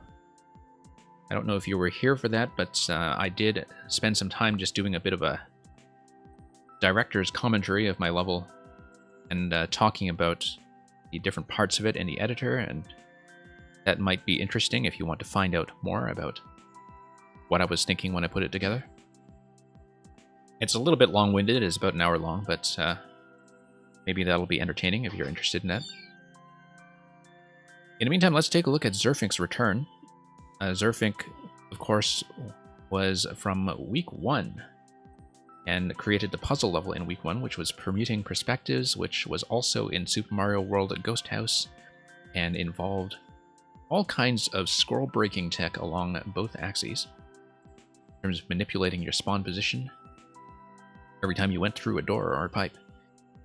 This looks like it's going to be something a little more straightforwardly platformy. Orthogonal lifts, it says the destination is unknown. Where are the lifts taking us? And the lengthy description says orthogonal lifts is a Super Mario World platforming level focused on platforms moving in 2 different directions. Rise to the top using the vertical elevators and ride towards the end on the perilous ghost platforms. Redux, are there any new soup levels? This week, I don't think there are. Well, there's the last one. The last one is a new soup music level. That's the final one in the set. There were some in previous sets. The one that sticks out to me the most being the one by Ragnarok X, which was the Yoshi egg puzzle level.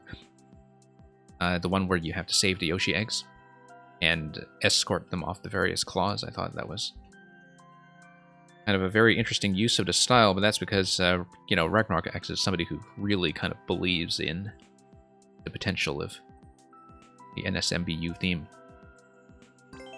But let's take a look at Zerfink first and get back into the Ghost House. And yeah, the last one in this set is NSMBU music. Okay, so this is going to slide me over. It looks like it's probably... Okay. I couldn't make it go to the left, but I can make it go to the right. I assume it might be something like sitting on moles that are controlled by one-way panels. Or rather, confined by one-way panels. I think that might be it. Once again, this being a Zerfink level, okay, it's going to give me a multi-checkpoint setup with 2 different fragments that we can know of so far. And let's turn off comments first of all so I can actually see what's going on. So yeah, this guy to the left is going to bring me up to the pipe. That guy to the right will bring me to the door. So we'll just do that in this order. That definitely looked breakable. And we'll make our way up the Haunted Mansion. There are no windows and no doors. I need a spin jump. That was really obvious I needed a spin jump. I just corrected out of that at the last minute, but yeah, that's really, really obvious. No excuses there.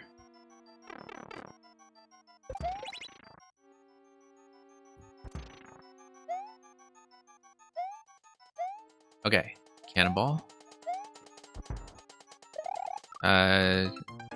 Let's maybe fix our positioning on relatively easy stuff like this.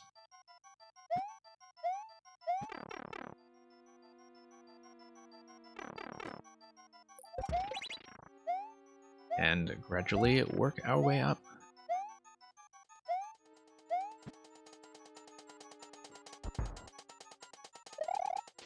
Okay. And that's going to be by proximity, with the on-off switching system doing most of the work for us. Yeah, just need to wait. That looks like a cake. I think that's a cake. Not really a secret cake, but we'll take it.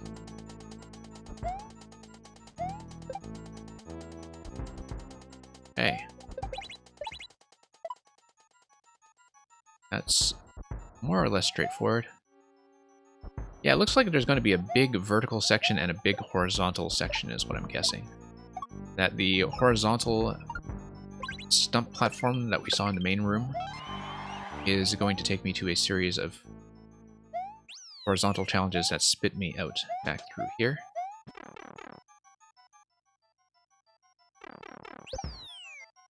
And yeah. There we go.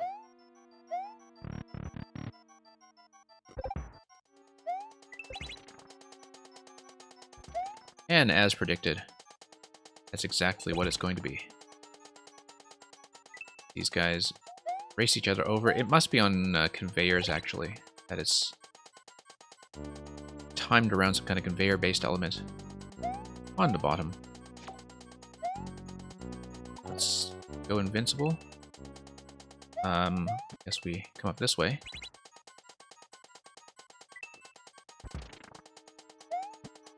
Have to be careful not to hold the dash button landing into that shell so I don't pick it up.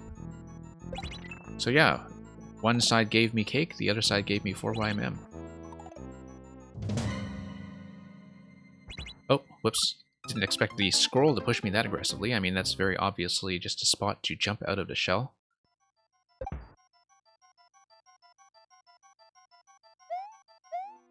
Yeah, didn't think it was going to push me quite that hard.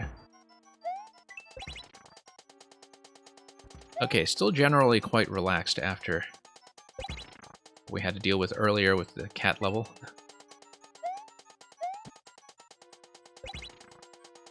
Kind of nice to have some easier stuff to cool down in the meantime. Yeah, I rather like the way that's done, actually, that you have that shell reuse. And indeed, that even if you drop the shell a little bit out of position, that it would be caught once again on top of that cloud. So you do have a little bit of safety there from the potential to lose the shell if you're not expecting to reclaim it afterwards. Yeah, we got scrolled. That's definitely what happened.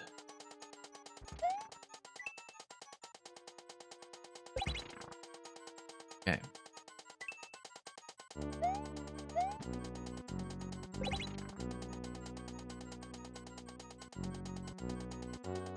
And, yeah. Not too much of a threat so far. But yeah, it's going to be kind of on the edge of that muncher you see there, but then it's going to be realigned by the little muncher. And that's sort of nice, just that there is that little bit of a correction on the track with the little muncher, just to get everything to line up properly with the shell. That's going to be the second part. Is there all there is to it? We'll find out in just a moment as we get through the key door.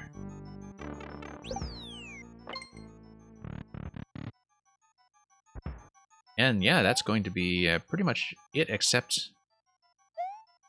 question blocks on the other side. Let's get over here, see if they give us vines or something. No, just one-ups. Okay.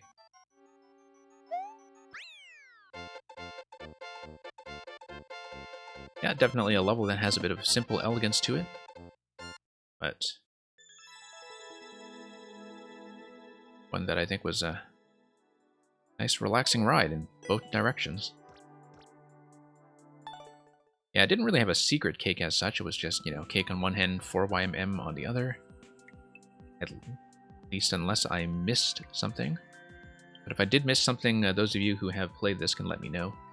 That's why I'm kind of uncertain about some secrets sometimes, because like some of the 4YMM levels have not been super secret about how they've been putting in the thematic visual elements that are common throughout the anthology. But that will get me through to level number 6. It's kind of too bad Grokowski was not able to stay for this. He actually just left, I think, about 10 minutes ago. But we're going to look at the thing that's supposed to be the kind of notable puzzle level this week, which is always something I look forward to. Look at the likes ratio on this one as well, for something that has fewer plays on it, because I know some people just kind of skip some puzzles.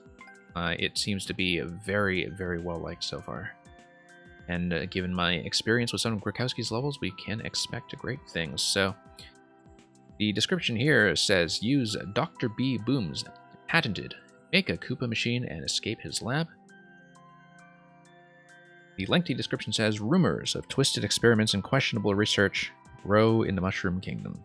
Whispers of a machine capable of creating mechanized, weaponized Koopa Troopas reach your ears. Strange noises and flashes of light arise from Dr. B. Boom's peculiar manner. You are sent to investigate. Find this wicked machine, learn its secrets, and utilize it for your escape. Will you outwit the Dr. B. Boom and find a true ending? Or will you become part of his master plan? So, Safety of Man, definitely cheering this one on. Safety, I don't know if you were here just now when I noted your art style in one of the Cake comments. I think it was in Jim Zan's Star Amazing level.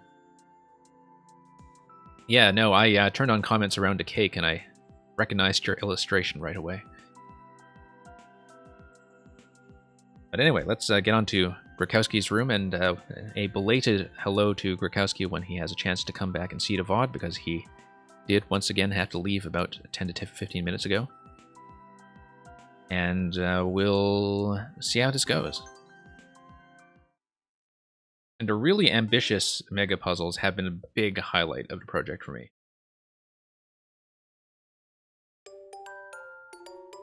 Notably, the Yoshi level by Four Wings and the Mole level by Saku, like, this stuff has been great.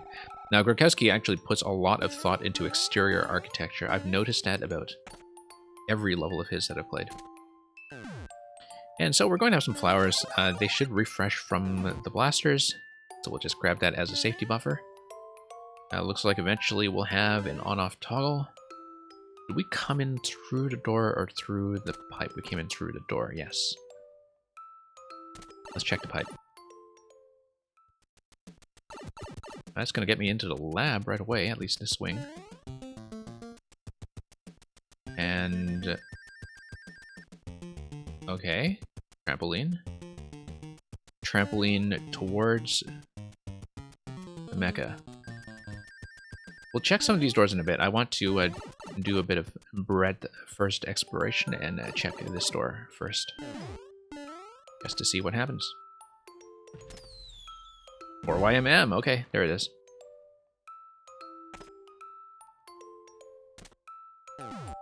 Glad that even Dr. B. Boom has had time to join us for the celebrations. Let's just take it one room at a time. But yeah, the super puzzles I was saying really have been a big highlight for me.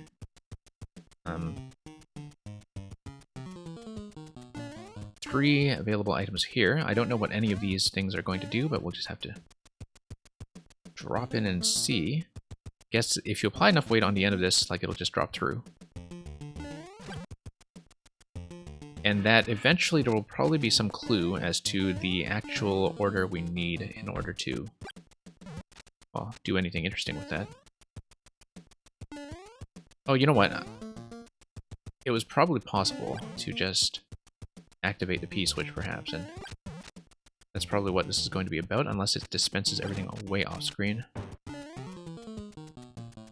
It's okay. We just need to do a bit of initial scouting. Also, look at the descriptions under each of the rooms. So this is blades, W. Sideways A, I guess, or something like that. We'll try to remember the image here. They are kind of shapes. And the shapes are probably going to be some kind of clue to room structure. And probably something that's going to give us some insight to what's going on with the blades and conveyors over here in terms of what the drop point for all those objects was. Now, this thing here, look at this. This is obvious scroll break. We'll be breaking our way through at some point. Probably breaking our way into this room from something we haven't seen yet. So this matches up with the W. Let's go to the W room and see what that's all about. And the symbol to the right tells us about the room to the right. So, looks like the on-off state is blocking something.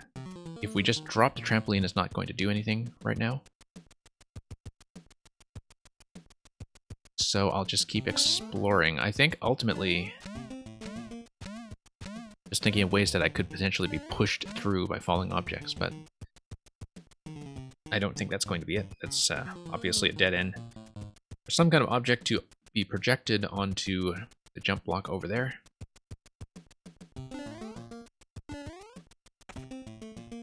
Let's just continue reading all this space.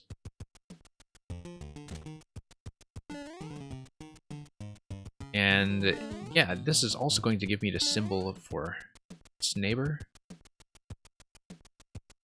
Once again, yeah, it looks like this is evenly weighed. Curiously enough, I do wonder if these power-ups might be progressive, such that if you came in here as Small Mario, would they roll over as mushrooms? If they roll over as mushrooms, that would obviously change what's going on with the seesaw weight, maybe, because it's also all on top of ground blocks and wrapped accordingly. So that's something to think about. I think we do still need to kind of do the initial read and understand what everything is. Snake blocks up there, on off up here. On off switch is going to obviously do quite a bit for us. Dropping something on the claw is going to do things for us, probably. As long as I have a way to let that go, which I don't. So I think that's going to give me a sideways T. And a key, okay. So, 2 trampolines drop on top of a mecha. And it's trying to tell me something about this room.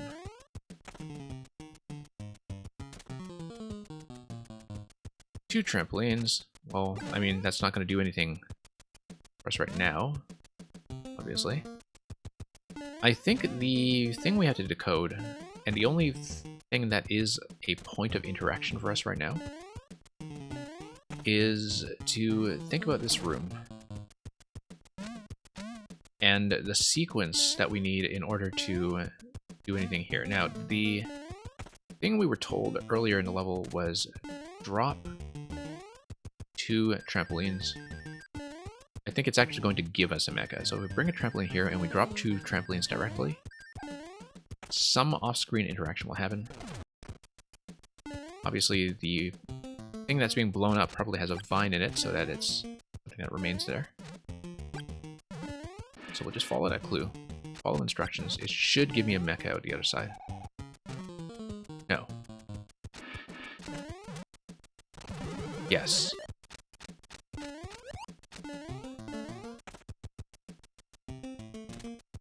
And then we take the mecha in here. The mecha is going to walk when it wakes up. When it wakes up, it's going to hit the jump block. Jump block is going to give me... what? It's going to release. Going to give me the next clue, which is POW, and mecha. Give me blue mecha. Okay. I see. So that's the lab setup, is that the different combinations trigger things, such that they give you a series of recipes. And so what I need to do is, first of all, I need to reclaim the green mecha. I don't know if it's doable in the same set, but see no reason why it shouldn't. Okay. This is really interesting. Certainly one where I would want to think about how the different off-screen mechanisms are differentiating between the different interactions. Okay, so I don't know if order matters, but if I drop the POW on top, I drop the mecha on top, then the mecha eventually wakes up and walks. When it walks, does it give me blue mecha? You can kind of hear something going on off-screen. Hey, here we are, blue mecha. So now we place the blue mecha somewhere in the next room. Have I already been here? Yes, the blue mecha is going to fire, it's going to hit the POW. Hitting the POW is going to release this, and it's going to give me the next recipe. How am I at 40 seconds already? This was one of those levels, though, because it's based on knowledge clues, each attempt is actually going to go a little bit faster. So P and green is the next recipe in the progression. E and green, I won't have time to do it, but I just want to see what that will be for. It will be for activating the on-off by proximity, because the cannon, or the missile rather, off of the Blastokupa does have bomb range. And that's going to give me the key. Okay. So we'll just do that directly. We'll go P and green. P and green does require me to grab the trampoline first in order to get green. So let's just time out here, and we hadn't hit any kind of checkpoint anyway, so that's not a big deal. I wonder if the recipes are things that we will need to remember down the road. Obviously, the toggling of the on-off switch will also get me through to this side. You already know about that.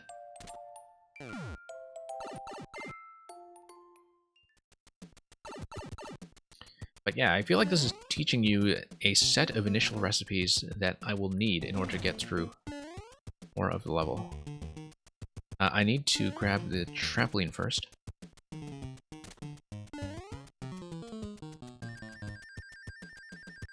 Okay.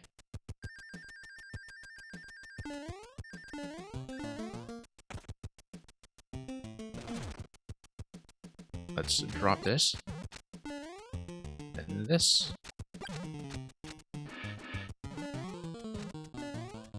And we'll wait for green. And it's going to be P and green. What's next? It's not easy. P and green.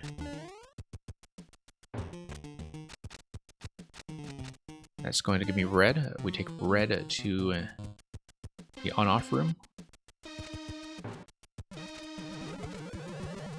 Yeah, just need to give it a moment to cook.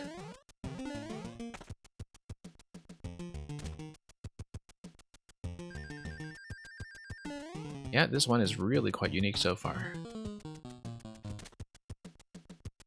I feel like I need to clamp it, because clamping it down there is going to give me the appropriate timing in order to get it to fire accurately.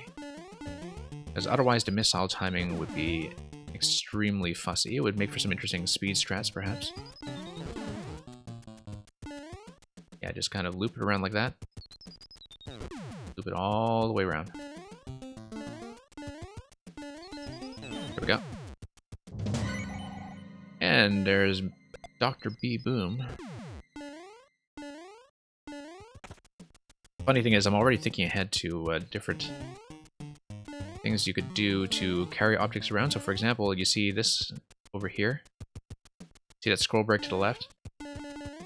This is a blue Koopa spot, I bet. We're gonna try it.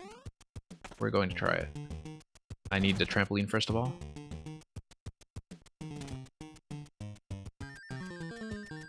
Yeah, I'm certain that's actually the trick to that. I mean, you could do it with the red as well if your timing is really good, but I'd rather do it with the blue. Okay, so we'll spit out the green mecha first. Next thing after that will be the POW block. I don't know if there's any kind of timing check on that. Like if we drop the POW down now, then drop down green. Yeah, I'd be very curious to see how the mechanism works. Okay, POW and green should give me blue.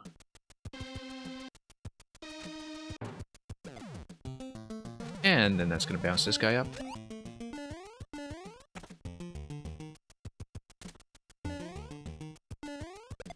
No, hang on. Okay, maybe not. Maybe I do, in fact... On the other hand, if I take a hit here, then I can sneak in here. Whoops. Oh, but the ice is going to wreak havoc on that plant. Whoops. Okay, we're going to do the secret first. I feel like it's probably easier to execute using the red Koopa, but I just needed to gently set down blue and not kick it around, right? Yeah, the sounds are very nice. given how difficult it is to work with off-screen sound triggers in this game. That's really quite a nice touch, especially because, you know, it is a bit of a waiting segment, and the thing is, you know, very often, whenever you have any sort of waiting segment, people start wondering if things are broken. I dispensed a POW right here just to test that out. I think everything should still work as intended.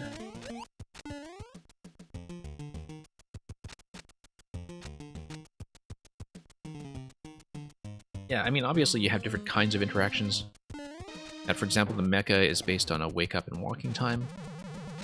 Might be something with seesaw weight going on in there as well. Not exactly sure, because... Okay, there we go. I need to get this guy to face left and brake.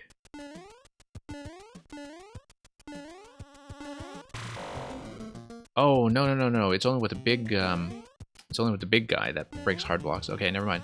I actually do want red Koopa for that, then. Go red.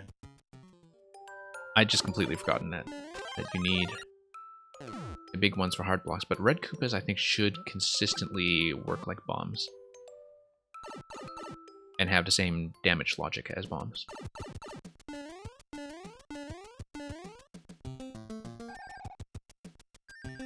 So we'll just go back and plug that in.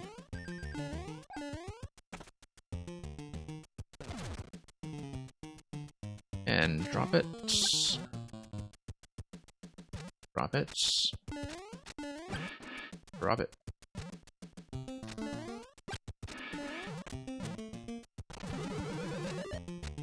Okay.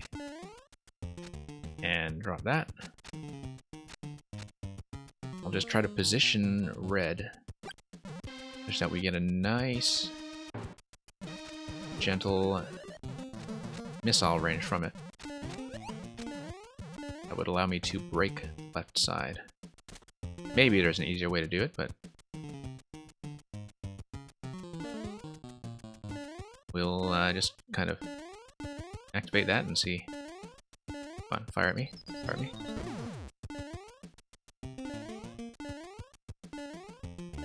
Okay, that's not going to be quite what I need. Move it over a spot.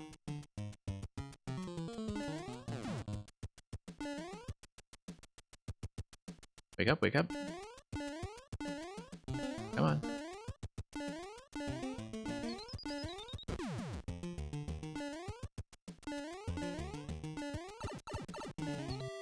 Here we go.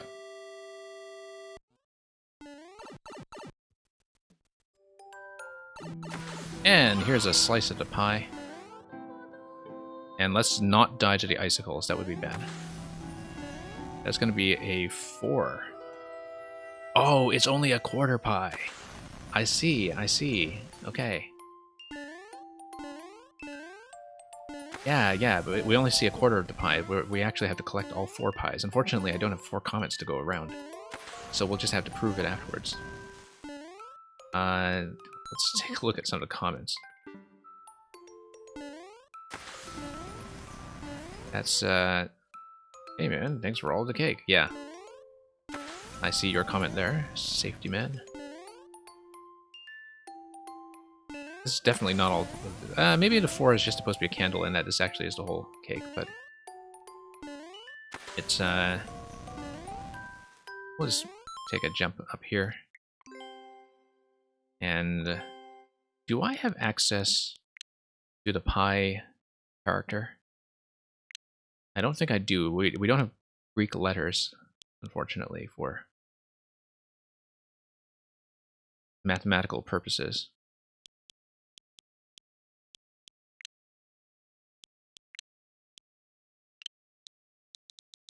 It's a quarter pie.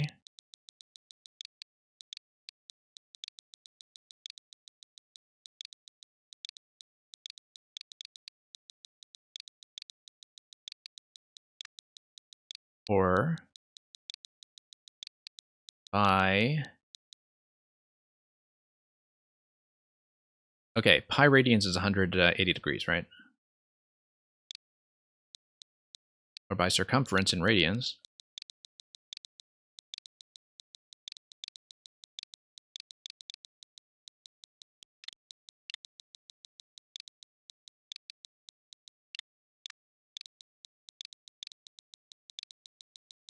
I hope I'm right. I feel like my numeracy has completely gone out the window just in the course of playing this game. Half pi.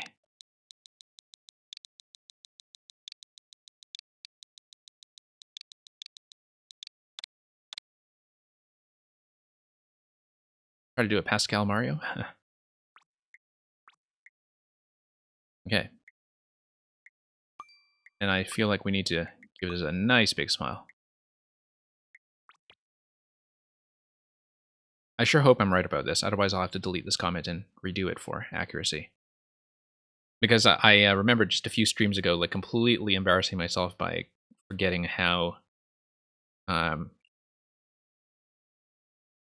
just basic combinatorial exponents work in terms of, you know, how many possibilities there are in an ordered set and so on. This is the kind of thing that, you know, you expose about your memory when you play Mario Maker, but I think this is accurate. And if it isn't accurate, the embarrassment will stand on video.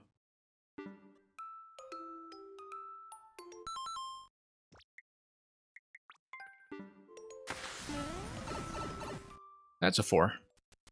Yeah, no, maybe it's not like a quarter of the whole cake. Maybe that is just a 4 candle.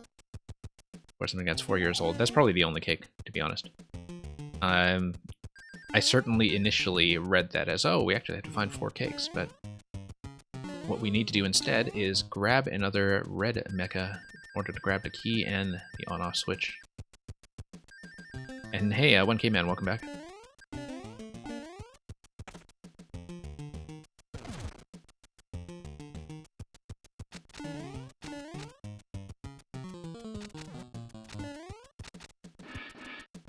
And then we'll grab the red... whoops. Nope. Mistake. Nope. Hang on. That probably breaks the whole thing given that it's dependent on conveyors. So let's just redo this. Not exactly putting on our thinking caps for that P-switch music. I hope we didn't break anything too critical. It's all going to reset as we reload into this room anyway, so...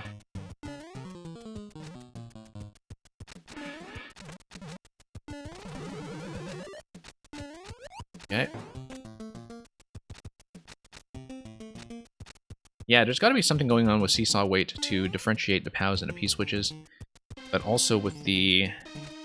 Like, it's happening fast enough that I don't think this is dependent on the Mecha Koopa wake-up.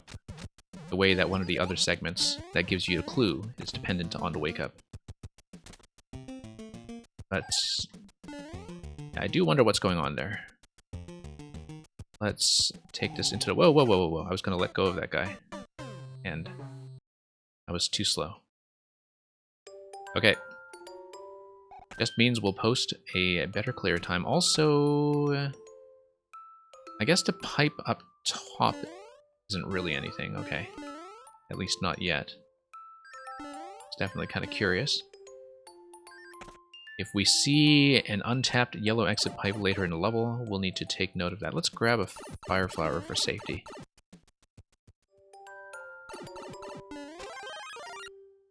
And get the red mecha yet again. Oh, no. Need the trampoline. I kind of feel like it's developing these ideas and giving you the recipes now because there's probably something that we need to do with them in the second part of the level past the key door. That this is training you on the basic interaction. And that because you have to face Boom Boom later, the way you face Boom Boom will somehow rely on your knowledge of the lab. That is what I'm expecting. Drop this guy here.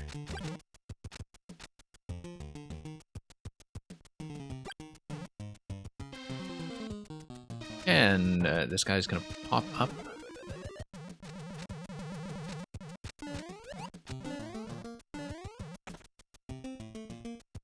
Okay. Yeah, I guess it gives you this generous bank of fire flowers precisely to prevent the kind of death we experienced just now. Anyway, going to hug the corner. The little seesaw in the input portion, yes. Yes, it is. That it's a very satisfying gate all around, I think. Let's try to center this thing as much as we can. There we go. And Boom Boom is going to boom around there, and he's going to be very upset that we've broken this far into his secret lab. Not that taking objects with us will matter, but let's take objects anyway. Obviously, the first thing we'll check is this door. Okay. That's a yay. And I wonder what that's all about. It allows you to grab some of these mechas, I think, right? Yes, it does.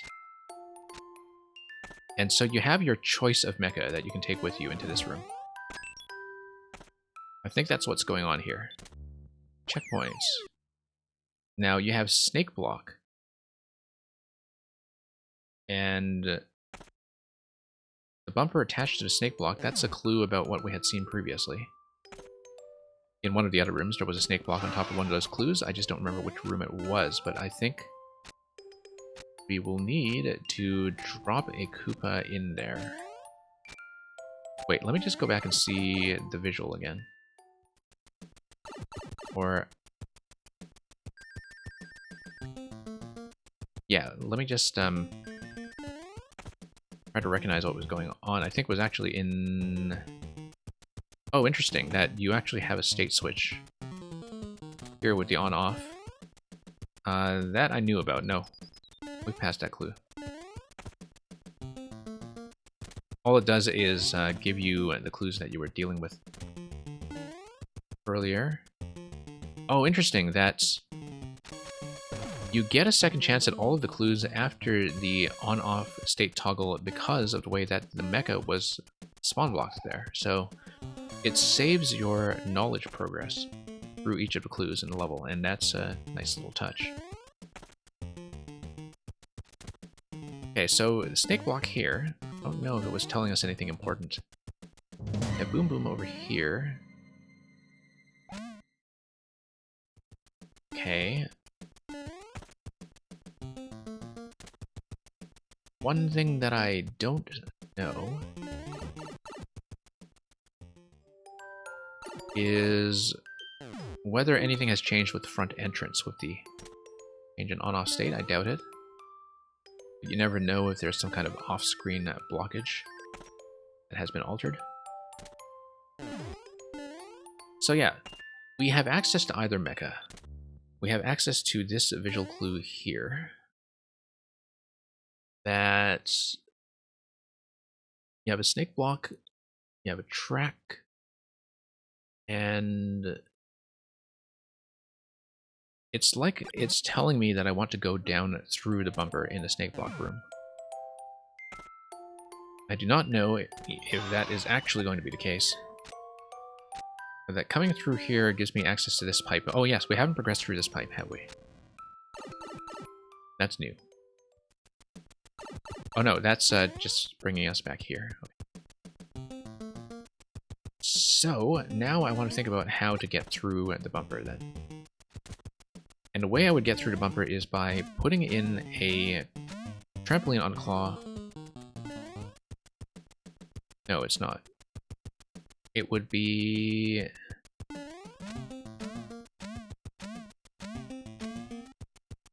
by... let's see, because I can't smuggle 2 objects in here, I can only smuggle 1. But what I can do... no, Boom Boom kind of disappears, so it's not like I can snipe him with anything. It's like I'm supposed to go down here, unless there's a clue as to what I'm supposed to drop down there. But we're clearly not finished with that clue just yet. And so I need to think about what other crazy visual element we have not inspected properly yet. And so 4YM room I think is not going to give me anything useful. Except for the fact that it is sharing a very similar kind of rooftop design, and also that we have now changed the on-off track that gives U to Y.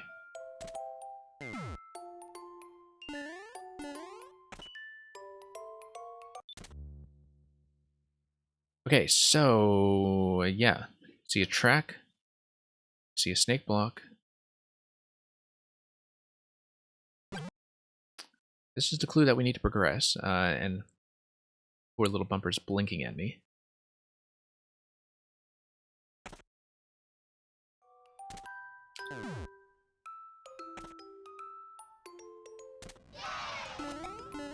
One thing that we should think about is we have access to a choice of mechas here. I've already seen what happens with taking the red mecha over to the claw segment. I'm just going to see if the blue mecha is in range of breaking anything. I really don't think so, though.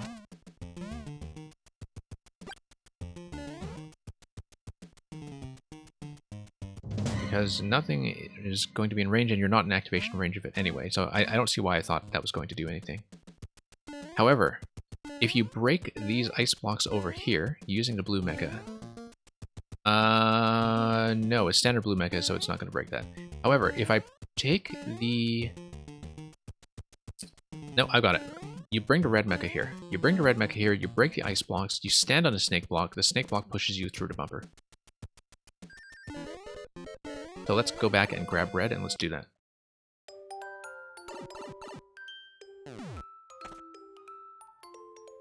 Yeah, it's trying to tell you that the snake block is the thing that pushes you, and the snake block is in fact accessible. If you just think about how to break it open. So let's go back to this room here. Let's drop Mr. Red. And red missile, because we're able.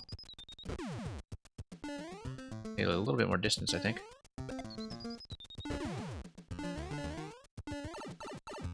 Okay, I need to reposition this guy. I might want to reposition him down here, actually. I mean, we'll land on top of it when eventually we get pushed, but at least we have a controlled position to work with. And I feel like the timing is going to work out. We need to kind of loop this around, though.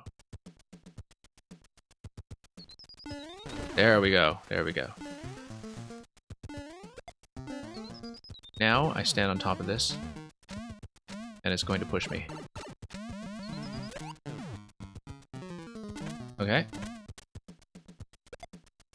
Let's get rid of this guy first. Oh, I see. So now we get to see some of the mechanisms. Blue mech is going to be over there. Whoa, we gotta watch out for this guy. Let's stomp him for now, just to get him silent.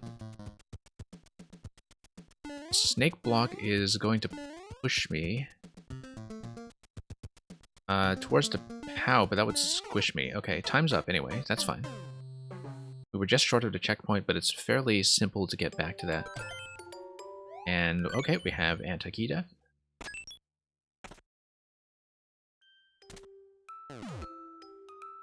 Yeah, very nice, because it also sets up the on-off and the off state as the halfway checkpoint. Really nice checkpointing in terms of how that is set up to preserve your progress through the level. Including what we talked about earlier with all the access to the clues being preserved as well. You know what? I feel like I want to grab fire flowers. Let's stomp this guy once again, go up, grab the flower.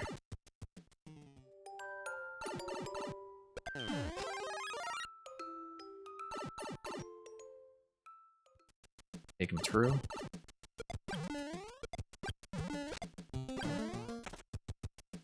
and drop him here.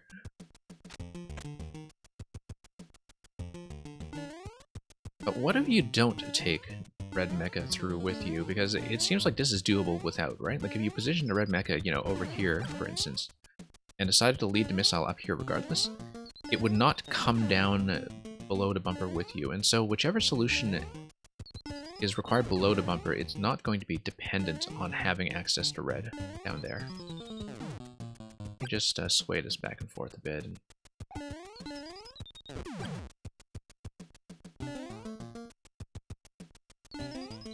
okay, that's good enough. Yeah, because I'm not actually required to have red available downstairs, even though red could potentially break POW block, for instance. But if I just decided to fire this off, for instance. Also notice how the platform allows me to go back up in the event that I lose the snake block like that. Yeah, it looks like it allows me to go back up because I'm supposed to recognize that the red mecha can in fact kill the POW. If the red mecha kills the POW, then I need the snake block to be available in order to push me back down. Let's grab the red mecha again. No, I don't need it because the... Oh no, blue mecha is fine too. The blue mecha is going to be a much easier way of activating the POW, in fact, because it'll just fire in a straight line. So we go back to the hub room. Like, you can do it in a continuous segment if you get the red Koopa missile to blow up the POW, but if you need to reset anyway, you might as well grab blue. And in fact, the clue on the right side was telling you that you would probably prefer to have blue.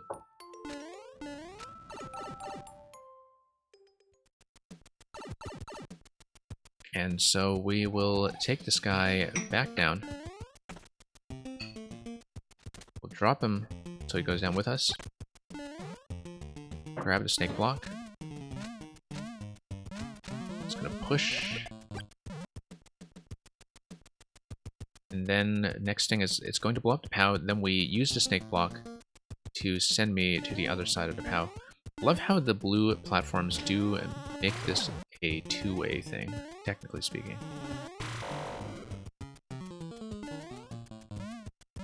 And there's a lot of really interesting like block protection and such that's going on here, including the one-way panels as well. Like, it really does ensure that you make your way through. So I guess that blue platform just now was mostly there to control the POW position and to make sure that you can go through after you are pushed without getting squished.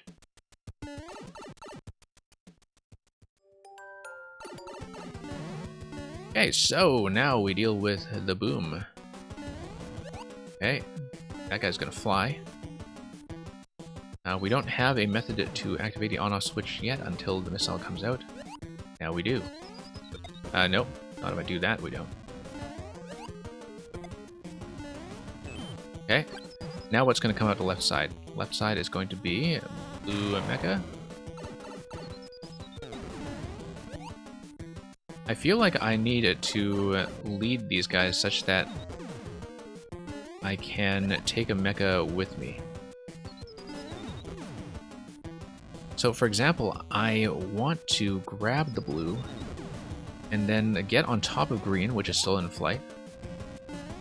And then, no, I wanted to take blue up either green or up the missile in order to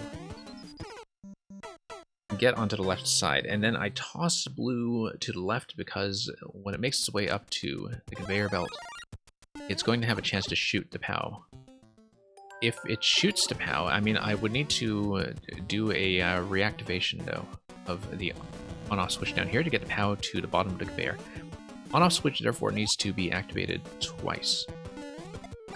First of all, let's let this guy live, because he will float. Floating will let me up here.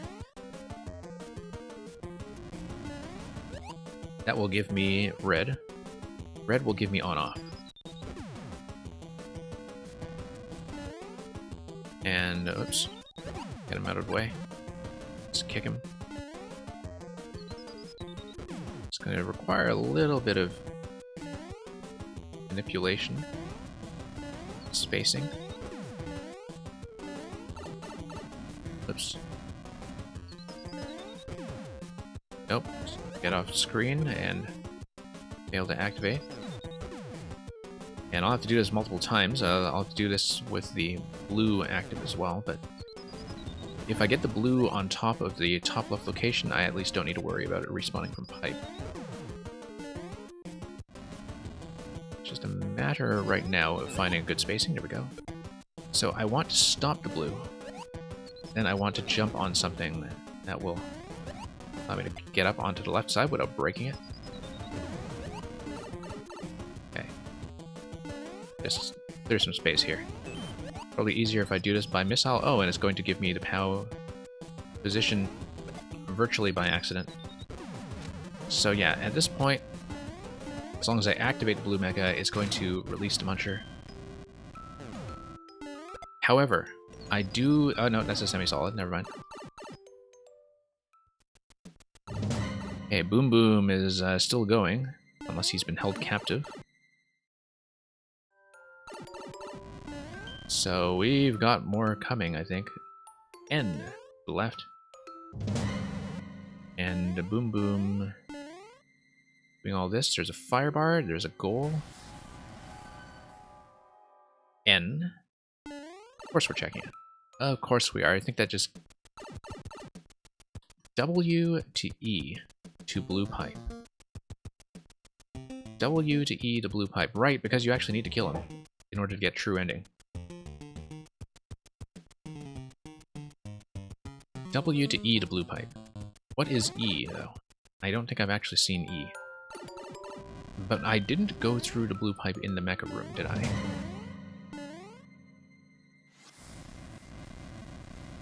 Right, so it looks like true ending is actually dependent on an on-off state. Maybe. Because right now, if I come through here, I get captured. I get captured because the on-off state is set to on. If I come into this room and the on-off state is set to off, then you have something quite different. Because first of all, you don't have Boom Boom spawn down here. Yeah, we're going to quite obviously redo this for the other ending. That gives you Doom music because you have been once again held captive. Okay, so we're not finished with this one yet. Easy to execute at least, so we just need to think about the clue. W to E to blue pipe. And luckily we have one additional comment left over. If need be. Yeah, I've also not seen what was on top of the lab building. So W to E. Oh, it's this is the E, right? No, that's just W. Okay, W. I actually saw the E room, unless the E room was the boss room. So let's see here.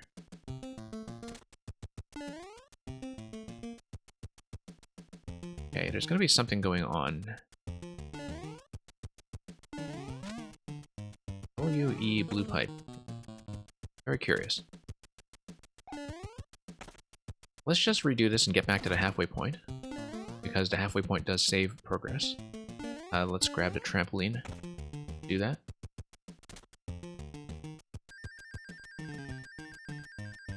I mean, I did kind of fall down in such a way that I had to grab the goal, but if I hadn't done that, I would have checked the final clue one more time just to get a proper read on it.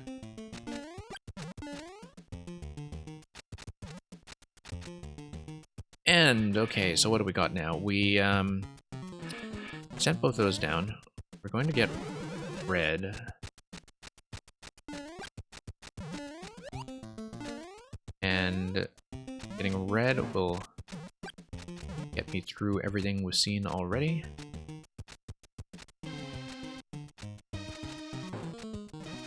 Now, this leads to an interesting question, which is, let's say we grab red. Let's say we go through here. And what happens if we get pushed to the lower level while the on-off switch is still set to on? Like, and we just skip. the activation of the on-off. That gives us, you know, the halfway in the key and everything. What does that actually do?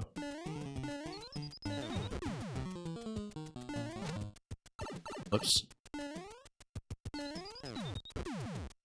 Let's just try to weave this guy around. Okay. Because it's clearly possible for me to come down now. But I need access to a blue mecha to proceed here anyway, right? So it's not going to do anything except that the red Koopa could potentially hit the POW if I really wanted to, you know, speed through this thing.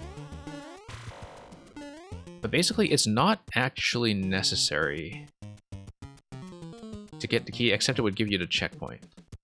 So that would be the main reason to do it. But if you were trying to speed through this level, you can do it without ever grabbing the key and without ever toggling on-off, since it's toggled again at the end of this segment anyway. But since this gives me this checkpoint here, I feel like it's not actually necessary to grab the other checkpoint.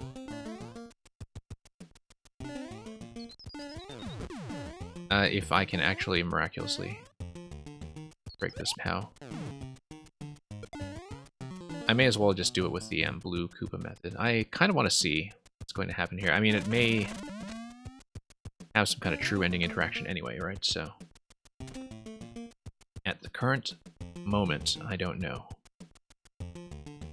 But we've clearly broken our way through the snake block. I still need to think about W to E, the blue pipe. That's not something to do with the cake room we saw earlier, I hope. I don't have a very good visual memory for that four-topped cake with the pie chart at this point in time.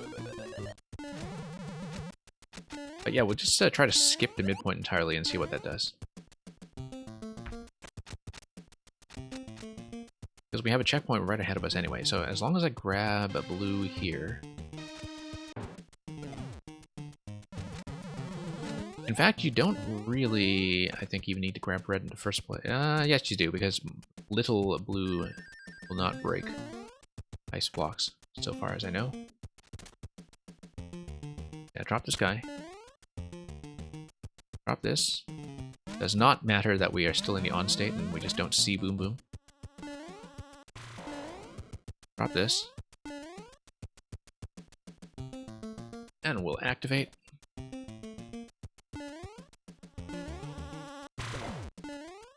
POW block is going to remove the mecha.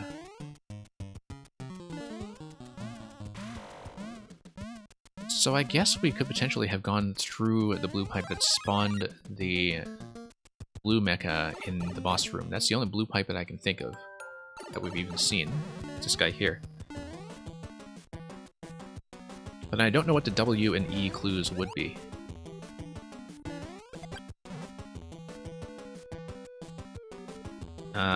That's something that we'll have to think about. But anyway. Yeah, there is some kind of state switch, maybe, that goes on when you spawn Boom Boom early. Whoops. But I'll have to think about that. I mean, there's a lot that we have to infer from what we've seen of this level that is kind of going on off-screen and is obscure to me at the moment. Let's lead this guy down. We need to find a more reliable timing to do this. Okay. Yeah, maybe just right along this curve here. That's going to hit quite accurately. Nope, can't go through this pipe. W to E. I may just need to reread the clue again then, because I may just be flat out missing the secret.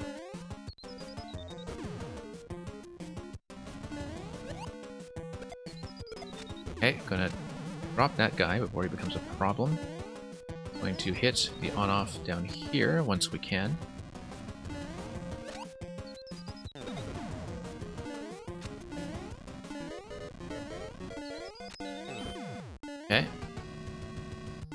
get back up top because that's going to allow me to fire. And then that's going to allow me through, except that hasn't changed anything. We have still done this the same way as before. Still got Boom Boom over there on the right. Still got the clue on the left that I don't understand yet. We have an N. Looks like we are able to get on top of this thing here. We're careful. N. Okay.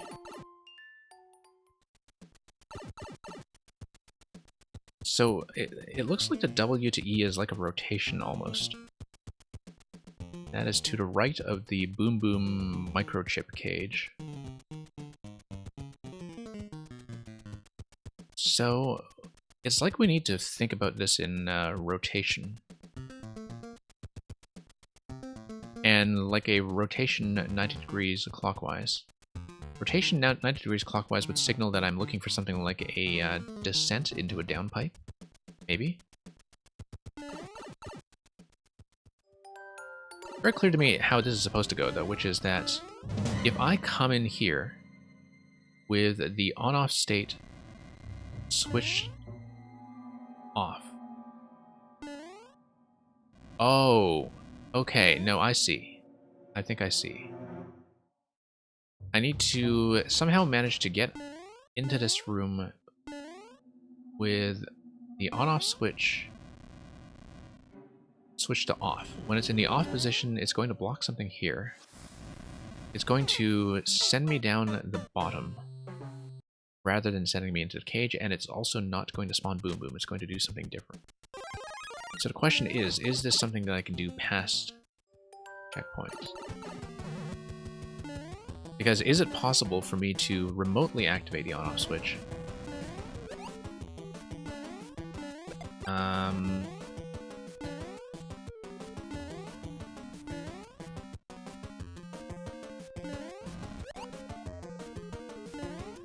Yeah, remotely activate the on-off switch such that I can get up above the semi-solid and then toggle the switch. It doesn't seem so, because it would require me to do something quite different. However, what if I take one of the mechas through with me to the next room? Blue pipe. W to E at the blue pipe. What was the W to clue? The W clue was 2 trampolines to give me the green mecha. What I can do is have an additional held item that I bring down here with me. If I have an additional held item, then what I do is, let's say I have something like a trampoline that I bring with me to this room, or better yet, I just like take the POW. Curious, I wonder if, no, because you need to bring in the blue mecha in order to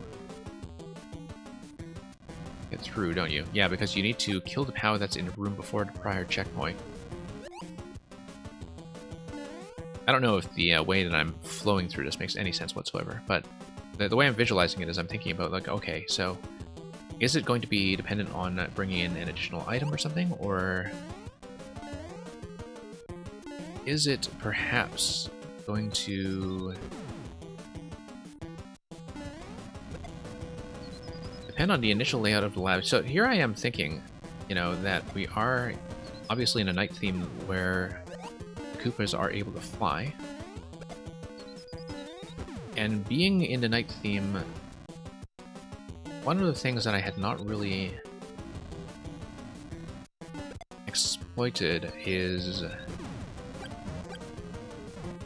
whether bringing the Koopas around would give me access to anything additional, like whether it would take me anywhere new.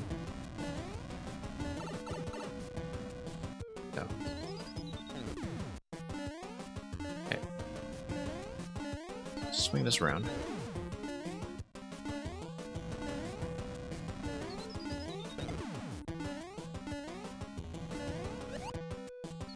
Yeah, we have 2 levels remaining after this one. I hope that I am able to do it in this sitting, but I cannot guarantee it at this point. I'm running past my usual intention. It would be kind of nice, though, to be able to do that. But it may be that if this kind of trick secret ending is taking us a while, we may have to resume from this level, maybe, and then we'll see what happens with that. Okay, so I need to grab blue. I need to not kill blue.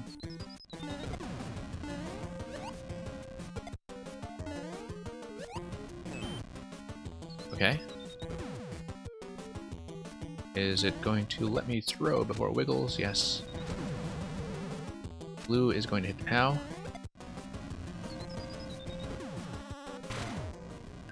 So here's something that I can try.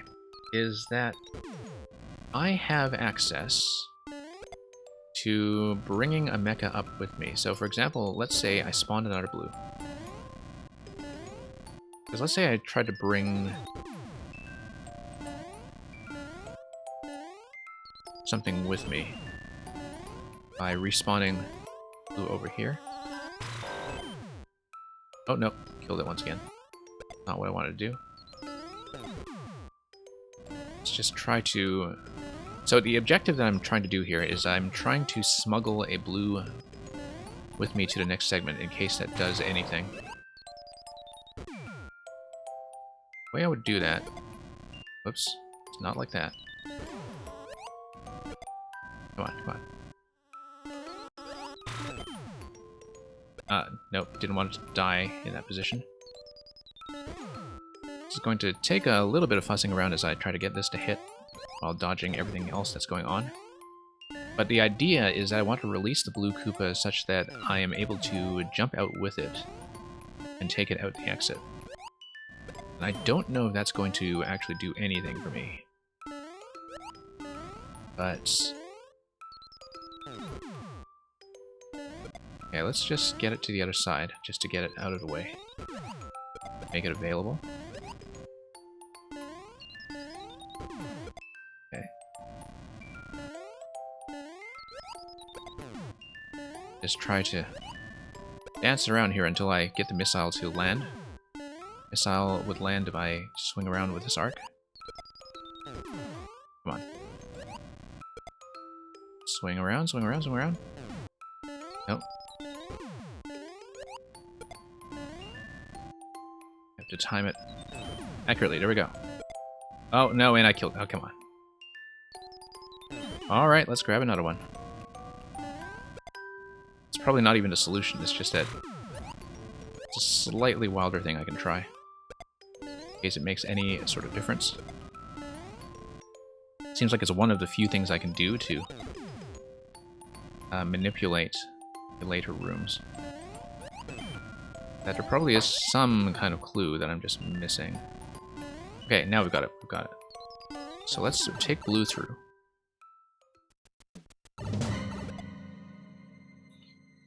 Yeah, and you see Boom Boom in this little microchip room here.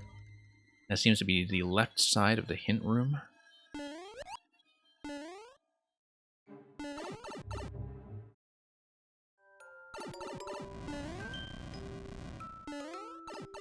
N. W and E.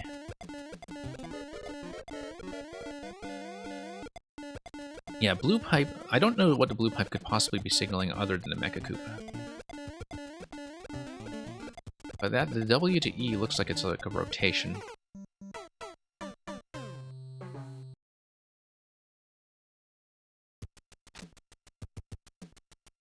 This might require some additional rethinking, which doesn't take long to get back here. Let's just get back to the start. Because one thing that I have not considered, which I was thinking about earlier, is, okay, we're clearly in a night theme. Being in a night theme, it seems like it's possible to smuggle a Koopa back here, such that we can get on top of the lab and over to that coin, and perhaps even through the yellow pipe. And if we do that, that might give me something completely different. So for example, if I smuggle a red Koopa through and jump on a missile, and hopefully get enough height to get upstairs, that would be something worth poking around, so... Let's see, because, like, I mean, that coin is telling me that that location should be reachable and that I should try it. That yellow pipe, I don't know what it's doing.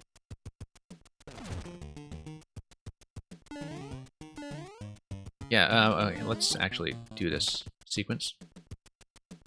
You didn't get a true ending? I mean, it seems tricky that I don't really know what I should be looking for yet.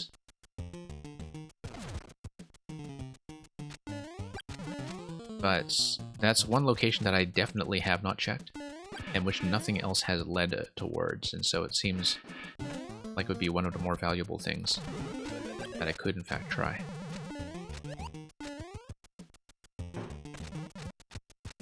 Okay.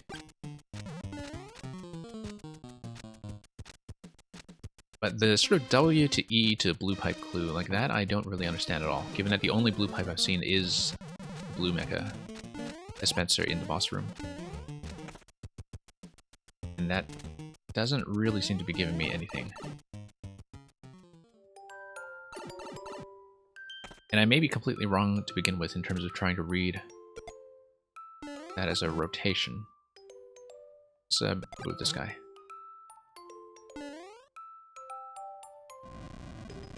Oh, and he's going to jump, and he's going to jump off screen. Come on, that's not nice. I feel like maybe I should have... Well, not much that I could place him on. Like if I placed him in the center, jump on top of a missile. The fact that they do float is something that might be vital here.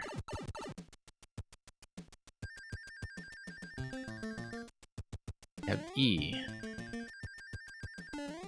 And you have, well, the W rotating to an E. So this... Like, what could it possibly be telling me about what seems to be a rotation function? Because I don't see an E anywhere else. I'm thinking about, like, maybe pipes in different orientations.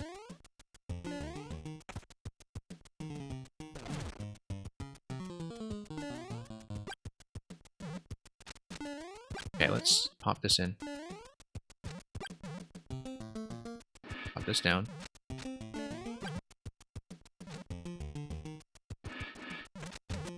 And I don't think the cake route had anything else for us, so far as I recall. But it's very clear to me that we need to find some way to get into the ending room with a different on-off state than what we had. And if we worked backwards from that, our options are actually kind of lifted. Whoops, that was unintentional. That was a mistake. Guess we're redoing this. However, WTE, I wonder if it actually gives us... One way to do it is if in the final room we had some kind of way to have a remote detonation. It wouldn't be something like a bomb because a bomb just doesn't live long enough. But if we had some kind of method for hitting that on-off switch from afar, that we could take with us all the way to the end, that would be it. It might be something like a secret recipe. Well, like, we don't know what's going on in there, right? So, we don't know if maybe that's a clue to a secret recipe that I haven't seen yet, and which we're supposed to infer from the clues that we're given.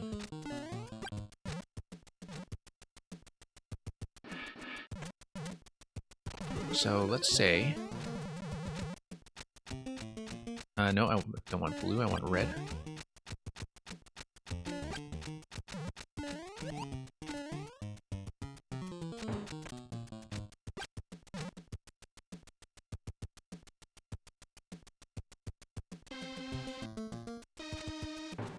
Okay, the machine's gonna do its work. Give us red. Let's take it out front again just to check.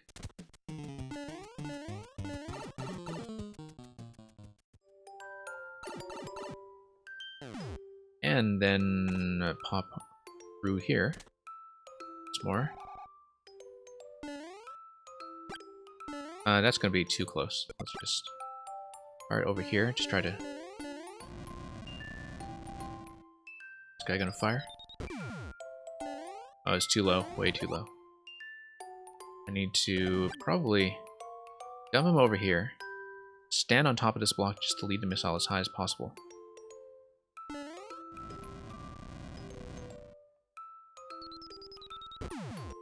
Okay. Almost. Almost. Feel like it's not enough, though. It's not enough, but if it were to be done, it would have to be on the left side.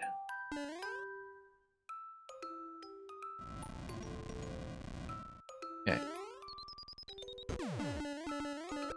No. Hang on. Wonder if it is possible. I'm not going to try this for too long, but it's clearly something I'm missing up there. And that we're not too far from getting at. I really do need to stand here while the projectile comes out. Let it start curving up. Get some kind of really good dash on it before it starts curving down again. Okay. Close.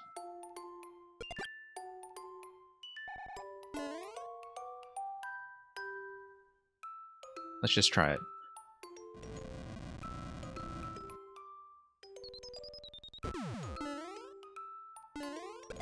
Yeah, it seems like, I mean, it seems like it's theoretically doable, but that is, in practice, actually quite difficult. That you would not only need to lead the missile up, but you would need to get a bounce onto Koopa and then on a high missile before it starts angling down towards you. And that between the two of those factors doesn't really look doable. So let's not try it this way. So the other theory is some kind of secret recipe. Hidden block on the right side? No, I already checked that. I checked that really thoroughly. At least I thought I was being thorough.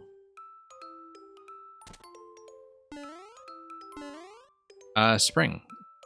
That's a good idea. But you would need a spring and something else, I think. I don't think a spring by itself is going to do the trick, but we could try it. I don't think a single spring is going to have to reach.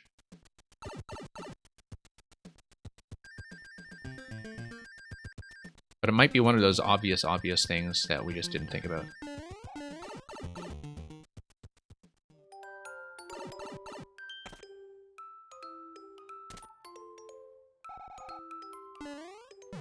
No. If you were able to carry two objects somehow, then that would do it, but by itself, it's not going to do anything for us. Okay. I may have to come back to this for true ending. Spring jump? I can't do a spring jump. Certainly not in SMB3. I don't think it's going to give me the kind of contact I want for it anyway. I feel like it probably is breakable with a spring jump, but I can't actually execute it, so.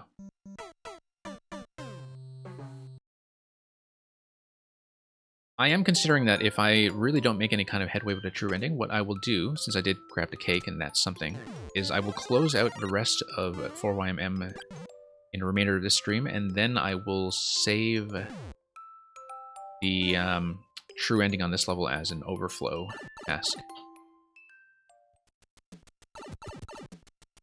So that's likely what I'm going to do with it. And I enjoy this level enough that I don't really mind doing that, but there's clearly some kind of context I'm missing for... Like, if I'm thinking about the final room, the only way to enter that room and to have a state change is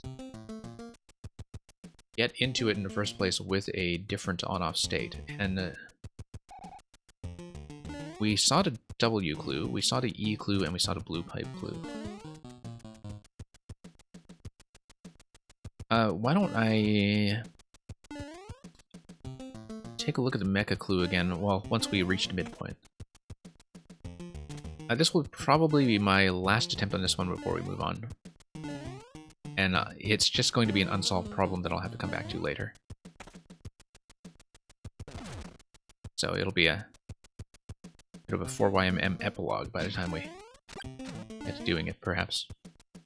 Unless some kind of valuable insight really presents itself. The other thing is that... I guess... No, I don't think something like a POW falling on my head here is going to do anything to... you know, push me down. I was thinking about, like, using objects to push me down somehow without popping out. But I can't really think of how that would go.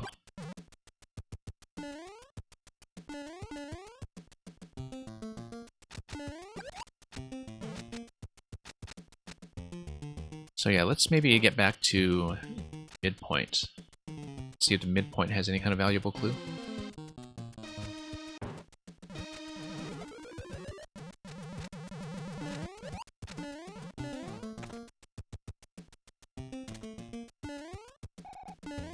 Okay, to get to the midpoint, we need to break our way open to the key.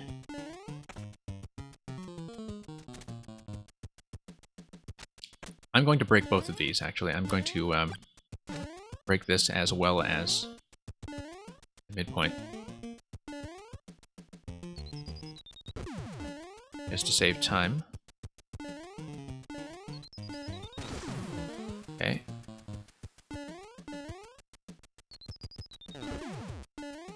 The other thing that could happen is... So, suppose I just didn't use the key. Was there something like a key door that we would have had access to, like an alternate key door elsewhere in the level? Because it's possible to beat this level without actually using the key, you know what I'm saying? Because it only gives you the checkpoints. And... I guess if we scanned around carefully, maybe there's something we could do with that.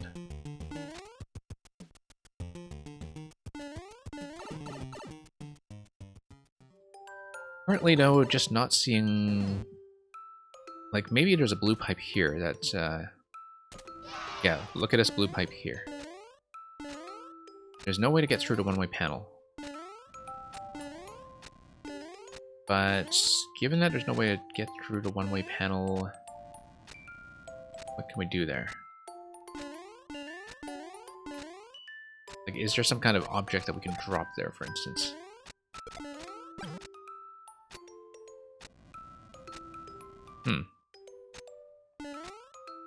Because let's say we obtained a key, we see all this stuff.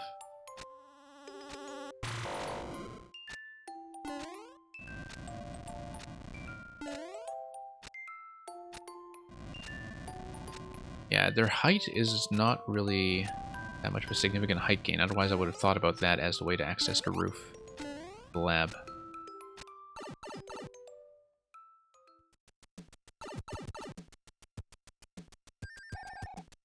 Okay, that's not gonna be it. I don't know if I should bother getting the midpoint. I don't think there's a particular reason to do it, given that we've already toggled the on-off switches. However, so we get back to this. With the on-off already toggled, Koopa is going to come through. Going to drop this. POW and Koopa equals blue. What if by rotation, it means we take this clue and we read it the other way, that we go like mecha followed by POW, for instance.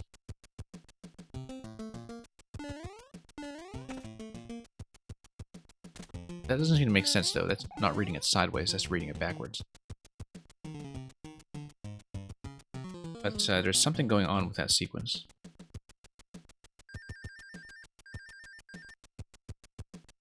Just thinking about what could possibly be different here.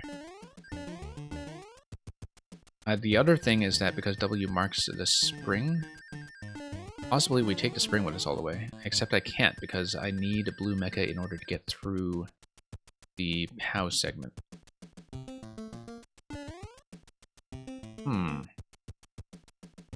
Okay. Yeah, because if I come through this room, I definitely would need something that can kill a POW.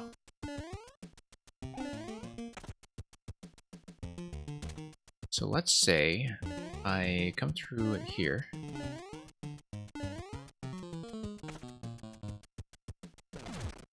I think we need to inspect the final room carefully. But that's...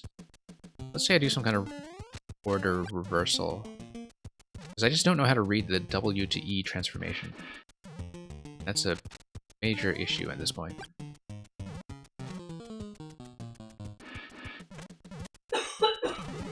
It could be. We haven't done any of this stuff after having come back with the on-off toggled. I don't know if off-screen there is something that would have been affected by the on-off. I'm just going to try to do this in reverse order.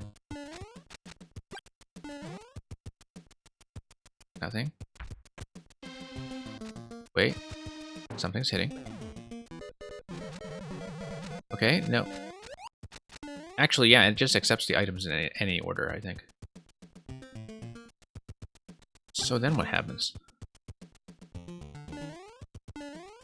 Let's just try dispensing everything. Let's just try using everything and doing a second Koopa here. By weight, it's probably just going to give me a red. Who knows? I don't know if there would be anything meaningful to detect the difference between using a red and using a green in a recipe. I don't think there would be. But it may be that the mechanism only allows you to do one additional recipe after the original spring and spring. So what I'm going to do is I'm going to hit a checkpoint. I'm going to close this out one last time and see if we still are missing anything. Because I don't know at this point what other visual clues there could be.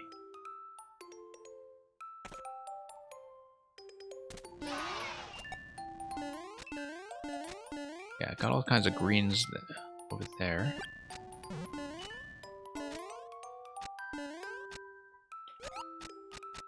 These are not going to keep their parachute, obviously.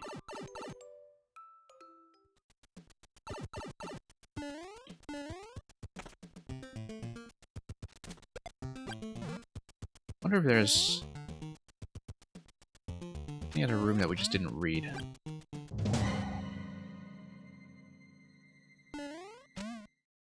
Yeah, we're going to run out of time. Actually, I'll grab the other... you know, I should have gone ahead to grab the next checkpoint here more aggressively. I obviously had the time to do so if I didn't just spend so much time wandering. But...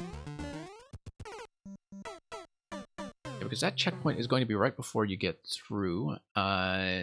Is there anything that we could conceivably take through that checkpoint? That's a question to answer. Also, notice that we can, in fact, even if we have the key spawn there, here's something that we can try. One key has already been activated. I think the way the key setup works, like that key that we got just now did not spawn the first time because it was already at the key limit for the level. We can, however, test that. The way we test it is by taking red.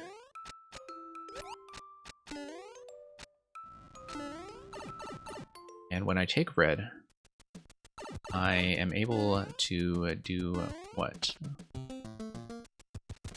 On-off is actually already down, so I just grab the key. And the key dies immediately, so we know that there's no second key involved in the solution.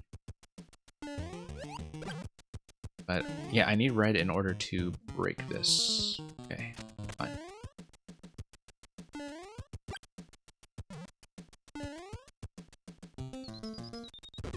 Okay, gonna loop this thing around. Nope. Okay, let's weave it. Yeah, like I said, last attempt on this before we do the rest of the set instead. This will be unfinished business. Till such time as we get it. No, I needed to ride that. But I need to ride that once I have access to blue, which I'll grab. Might be worthwhile to look at the cake room again, too. Not on this run. But this is going to require a bit of thought. Entirely possible that I'm just massively overthinking it.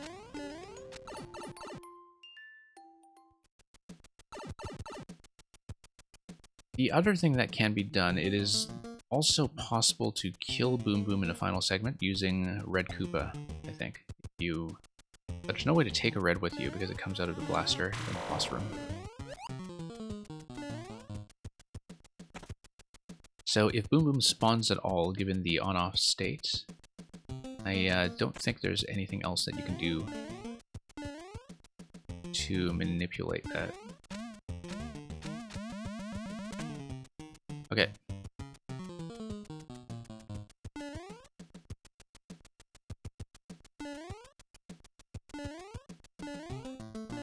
Let's just let this guy blast this. And it is possible. No, it's not. I was thinking about like if it's possible to kind of smuggle an object through with me, but it shouldn't be because every time I respawn in this room, the POW is going to respawn and need breaking. Got the little Koopa microchip on the right.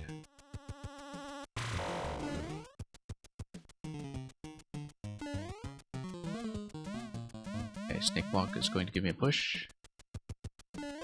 Flower. Just inspect this very carefully. Yeah, because this is the only blue pipe that I can see that I could possibly work with, and I could not, in fact, enter it.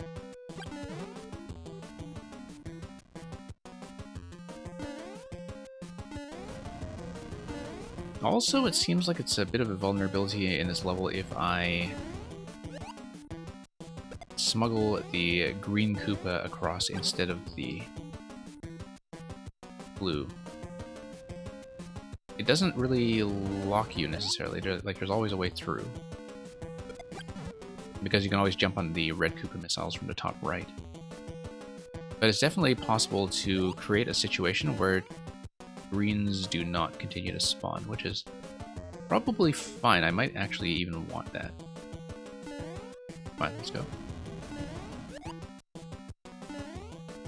So let me just wrap this around one more time.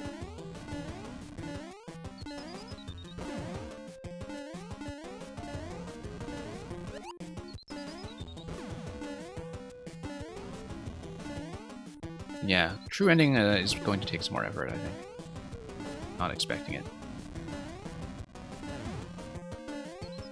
But, note, you can do it, actually. You would need to lead this... I'm trying to think about how to lead the target in such a way that you lead it, you take the blue Koopa, you get up on top of the semi-solid before the on-off activates. Like, you would need to lead this backwards. So, for example, say we bring the missile over here, then drag it to the left. Drag it to the left. No. Need to find an appropriate spacing for that, but we need to practice that now.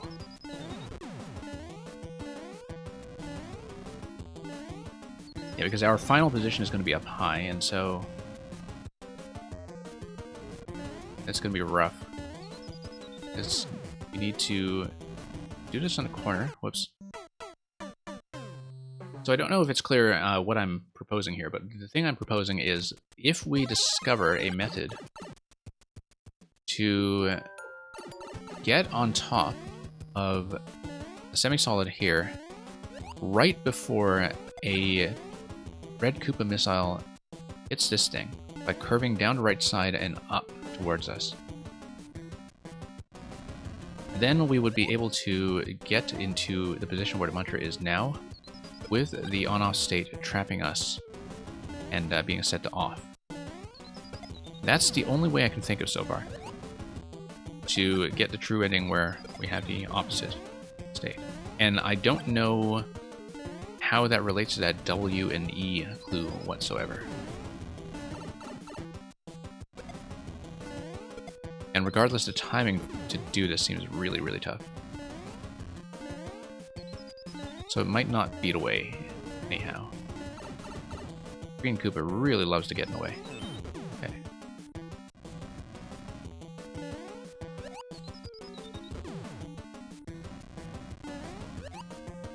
Okay.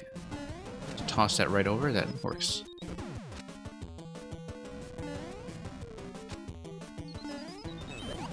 Okay.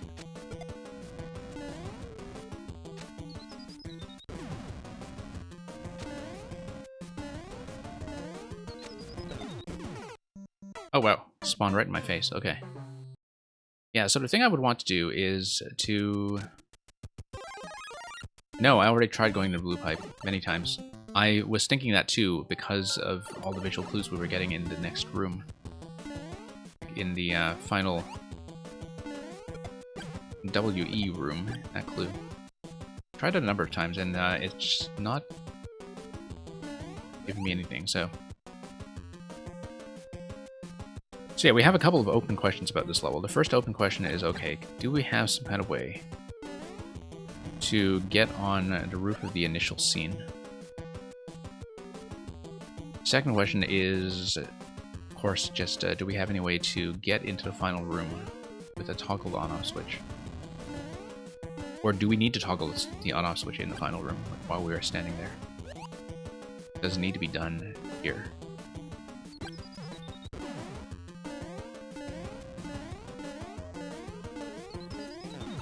Oh, whoops.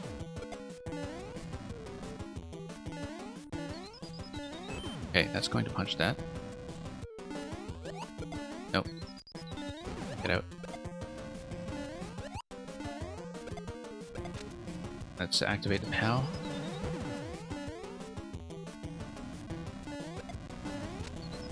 Activate the POW by hitting the switch down here. Okay.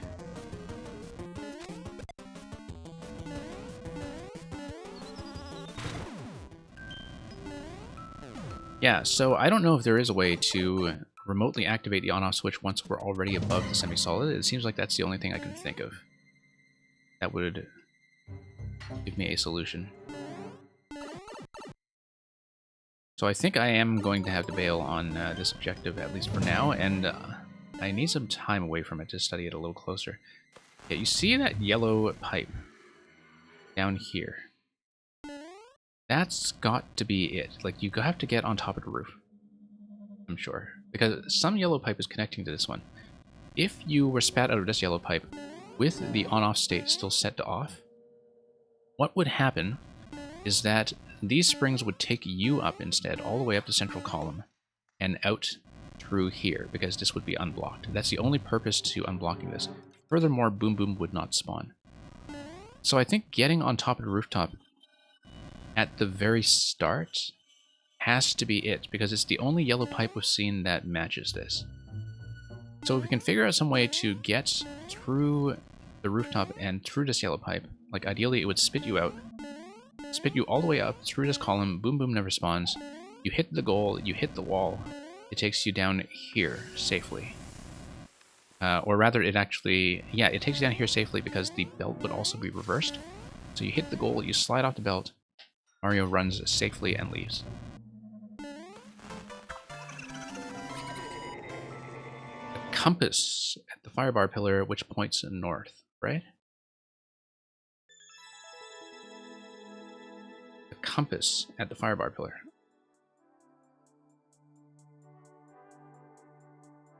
I did see that to the left, and I was thinking about what the N actually tells me. Okay, no, we're so close. We're so close. I said that I would bail on this, but we are so close. Hang on.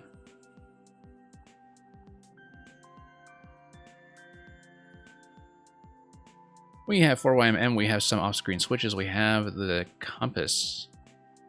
We're saying. Why does the compass matter, though? Because, I guess we think about the letters as like W and E as west and east. Maybe that does something.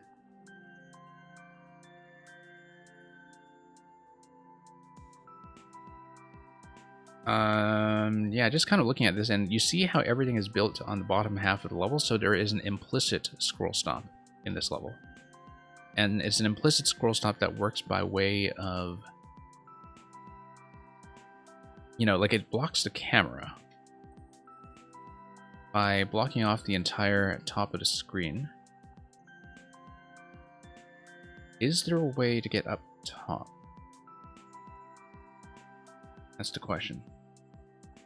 You just started working on this level. Yeah, it is very, very neat. It's just that I'm completely stumped as to what to do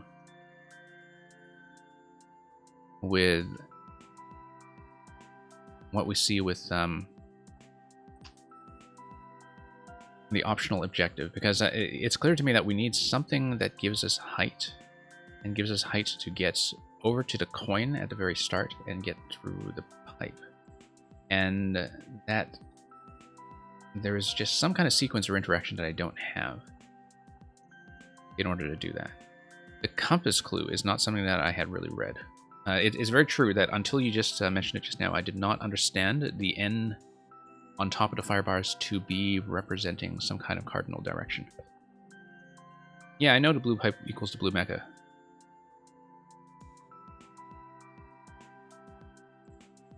But then what happens with W to E to blue mecha? W to E just implies...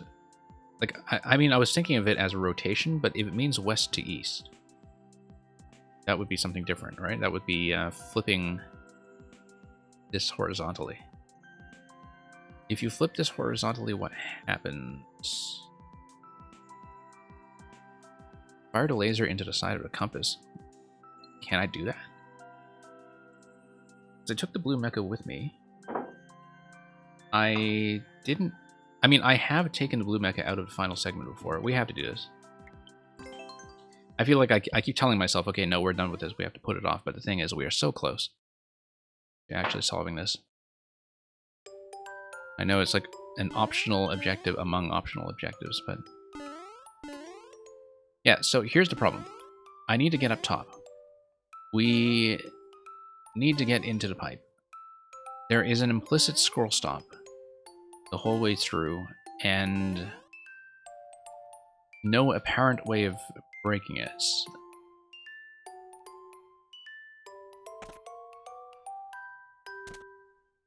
Yeah, I can also taste it, which is why, you know, it would be a great disappointment to walk away with this unfinished. Or YMM room isn't going to tell me anything. Okay. Fundamentally, though, like, if we're thinking about the implicit scroll stop is operating throughout the whole level because of the way that is built on the bottom half, the solution has to involve getting up here. And the only thing I could think of so far was red mecha firing the missile, jumping up. And that felt so close to the real thing. So close. That's...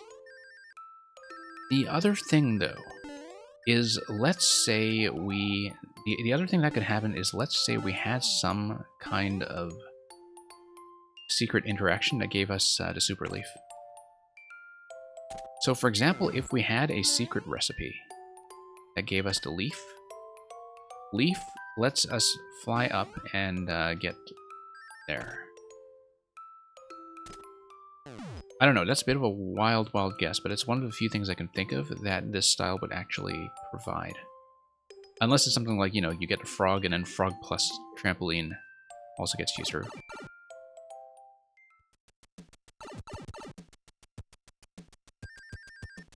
Yeah.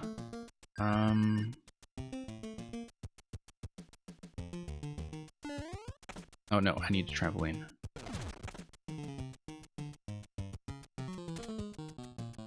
Okay, so I'm going to make one more attempt at taking the blue mecha through the boss room, which is what we had tried earlier, except we kind of squandered that. Because I took the blue mecha into the clue room and got nowhere with it and actually died to it.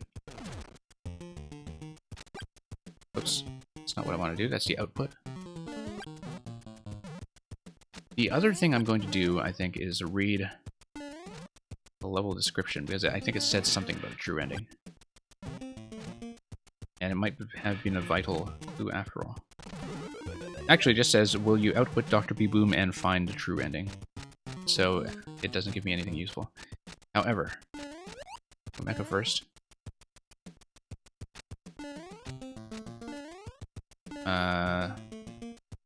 Let's go... Power P, Power P. Let's go P. Let's just get through all the way to the end.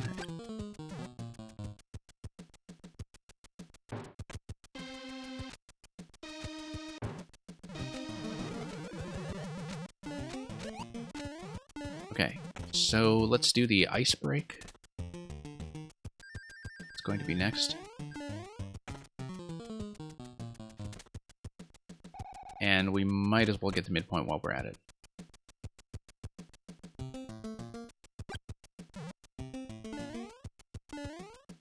Yeah, fundamentally I don't understand the compass clue. If it is a compass clue.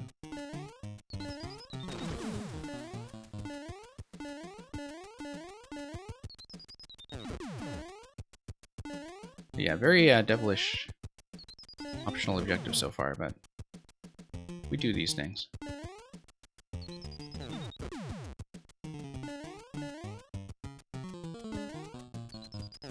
Seriously though, I do need to wrap up the other two levels after this, I think. If the clear rates are okay. If I'm going to take a look at the clear rates actually for the final two, which I think were fairly generous. And if it looks like they will take some time, and of course clear rates can be misleading, I didn't know that the cat level was going to be quite that punishing to me. But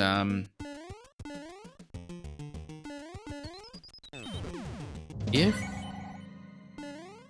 it looks feasible to do the rest in one go, we'll do that. If it doesn't, what we'll do is we'll continue this stream in a later session. I will start with the true ending hunt here, and then we'll try to complete the rest. And maybe Gorkowski can actually rejoin us for some of that, but in the meantime,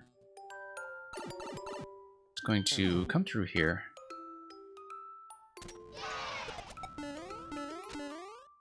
Grab this. Okay, come on. Let's duck. Okay, there we go. Grab a fire flower in the meantime. Actually, there's a fire flower at the end of the later descent anyway, so. Tastes like cake? I don't think it tastes like cake. We already had the cake. That's already been accomplished.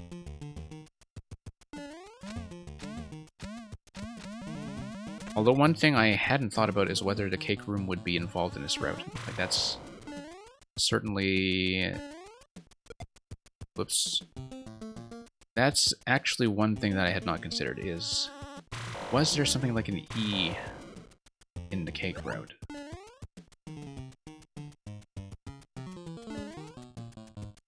Like justice? Yeah. You can't spell justice without juice.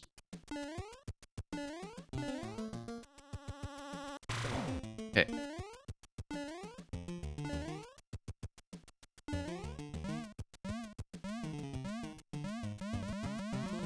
Once again. Okay, our way through here. Okay, so I will try to take the blue with me into the next room. I feel like maybe that was underexplored and I wrote it off a little bit too early. It'll be easier than trying to fuss around this thing here. Oops. Okay.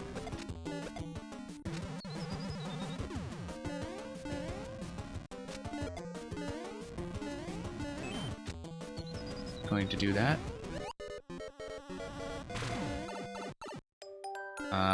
I am going to want to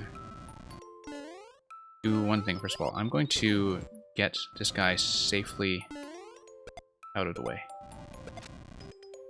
Because then green doesn't respawn. Yeah, green should not respawn at this point. Okay. Next, we grab blue, and yeah, cannot go through that door. After having grabbed blue, I need to reactivate. Oh no. No, no, no, no. Oh, come on. Surprisingly fussy. We have 50 seconds to do this, by the way.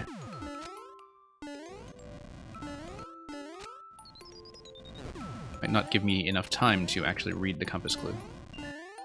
Hang on. How quickly I can get this to happen accurately. There we go. Okay. Now, get on top. Get through. Oh. Hoop is starting to shake a bit. I need to dispense with this. Except it actually kind of resets through the pipe, doesn't it?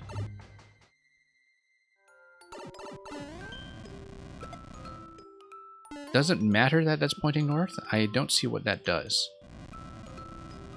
It points north, but then... why does that matter?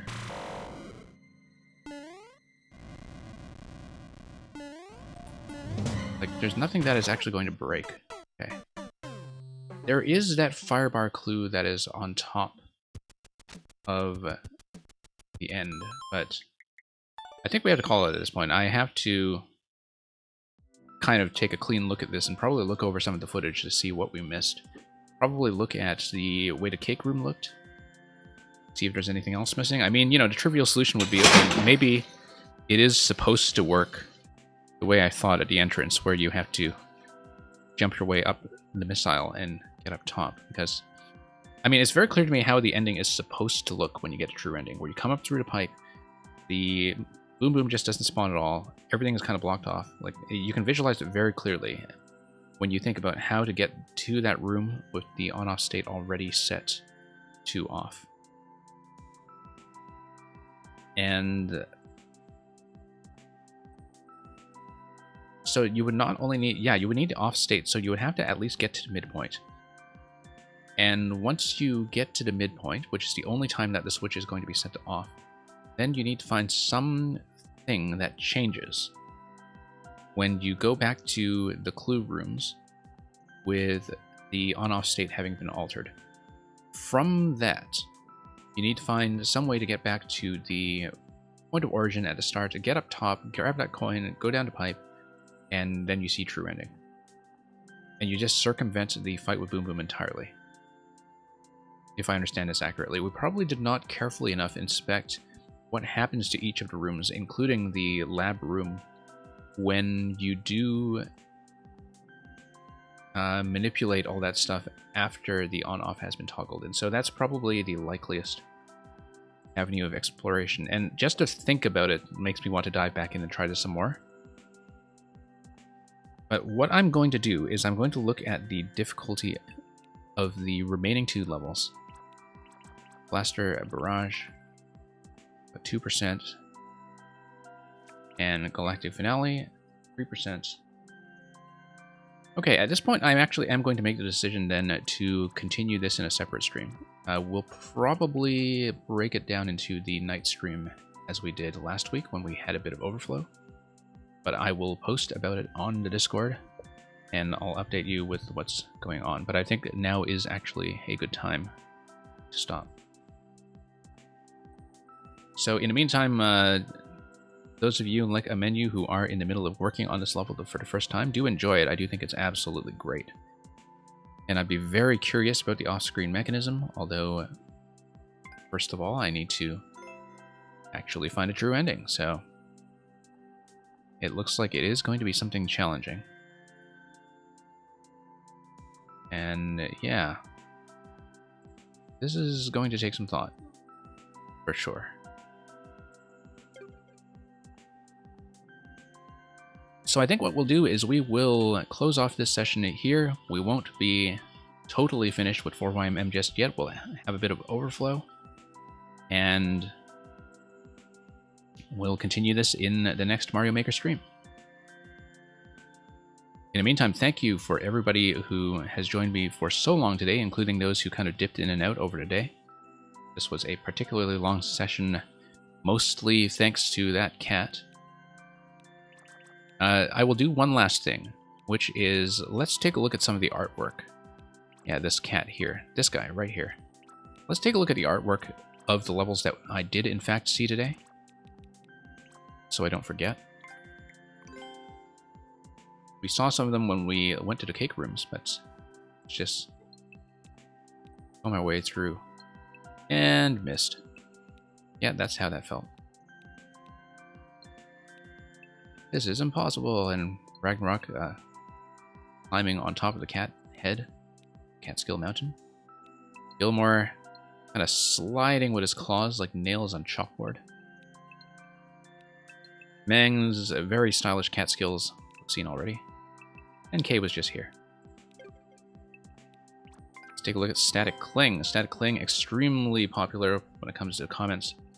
Probably not going to see the whole page, so we'll just scroll down.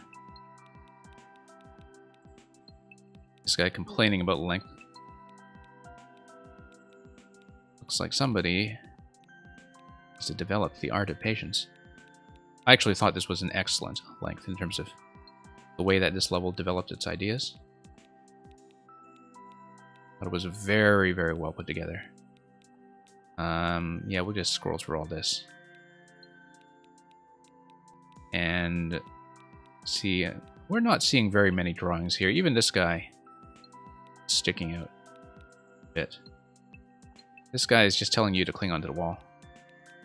I think maybe most of the artwork has already been pushed down to page 2.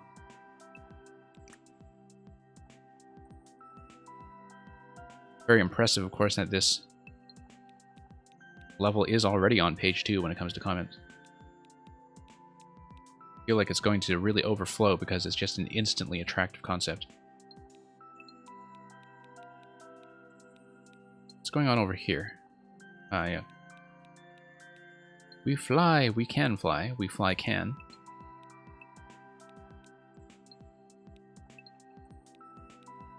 And magnets, how do they work? This guy understands it. 4YMM is Mario Maker's 4-year anniversary. Yeah. And more magnets. Oh, this is a good one. Once again by Gilmore. Gilmore with his Wario magnet. Poor Toad on the other side of that wall. Toad is experiencing a moment of being in wrong polarity.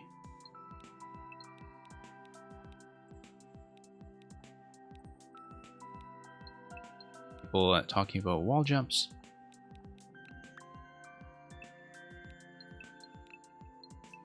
Kavik actually find a soft lock. I kind of have my skepticism about some of that, but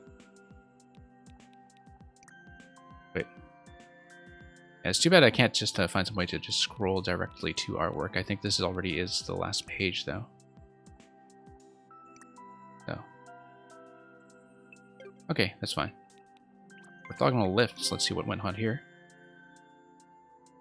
A menu, am I going to have a chance to do some viewer levels today? In the next session, if I finish up the remaining levels quickly, then yes, that's what we did last week. That the overflow stream was taken care of fairly swiftly. This time it will depend almost entirely on whether we find the Grikowski true ending quickly. Oh, look at Mang. Being terrified of the boo stack. I don't think I saw the Mang drawing with the magnet level, did I? I might have seen it in the secret room. Oh, look at Cupcake really enjoying his cake.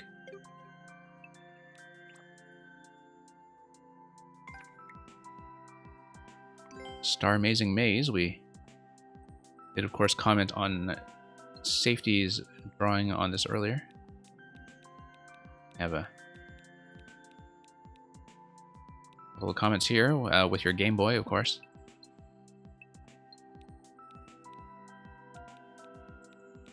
Game Boy and the bunny suit. And look at this. Once again by Gilmore. Really enjoying his space spaghetti. And having a wonderful time riding in the clouds. And look at Duffy. The Star Goomba. And let's take a look at the lab, and then we'll see if anybody has commented on hitting the true ending. And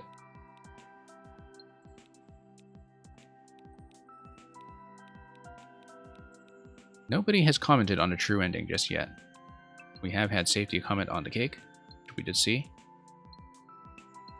We did have Ragnarok X working out the equations. They fly now? They fly now. And look at that, working out the lab as well.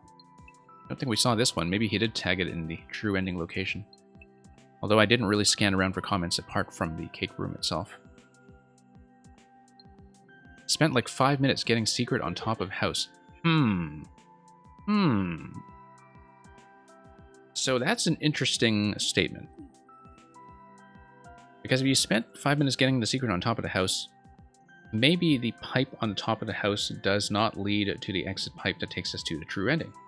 You would actually need the on-off state to be enforced regardless, and if you're able to get to the top of the house while the state is still set to on, then it would make no sense for it to carry you through to the true ending anyway, because Boom Boom would still be spawning and you would be locked in that room.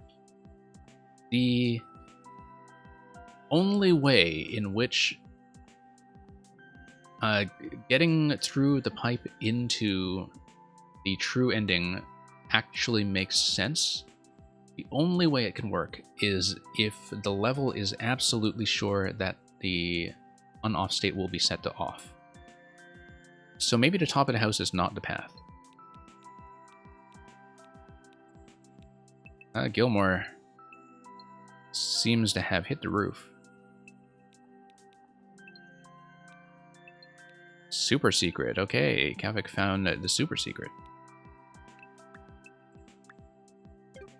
And then Mang is taking over laboratory for no doubt some very bouncy, springy experiments. So, the Blood Wiggler Mansion are definitely one of my favorites so far. And, yeah, we'll just have to scroll down. I did see this illustration in the cake room when we went back to, well, in the room past the cake room in the extra secret with the 4YMM text. It's like the basically red rum. Red rum. And oh, this is so cute. Gilmore. Very lovely. And Mang is just bleeding out everywhere. And we'll look at the remaining two in the next session. So we'll be playing Blaster Barrage, we'll be playing Galactic Finale, and also continuing to do the super secret true ending hunt in Escape to Mad Lad's lab, if time permits. You got a true ending. 1K, man. 1K, man. Okay, well, I mean, don't spoil it for us. You can just kind of laugh at how long I'm taking to do that. Well, congratulations. But I actually am done for this session, so we're just going to have to go back to it, and maybe it will just hit me immediately. So, obviously you don't need to spoil it, but I guess you'll have a very good time watching me stumble.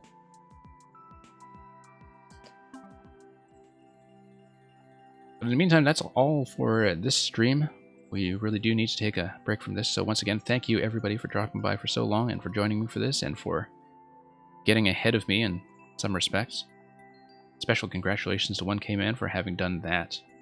Hope you left a comment card. So as usual, thank you for watching. We'll be scanning around for another Mario Maker stream to pass you off to.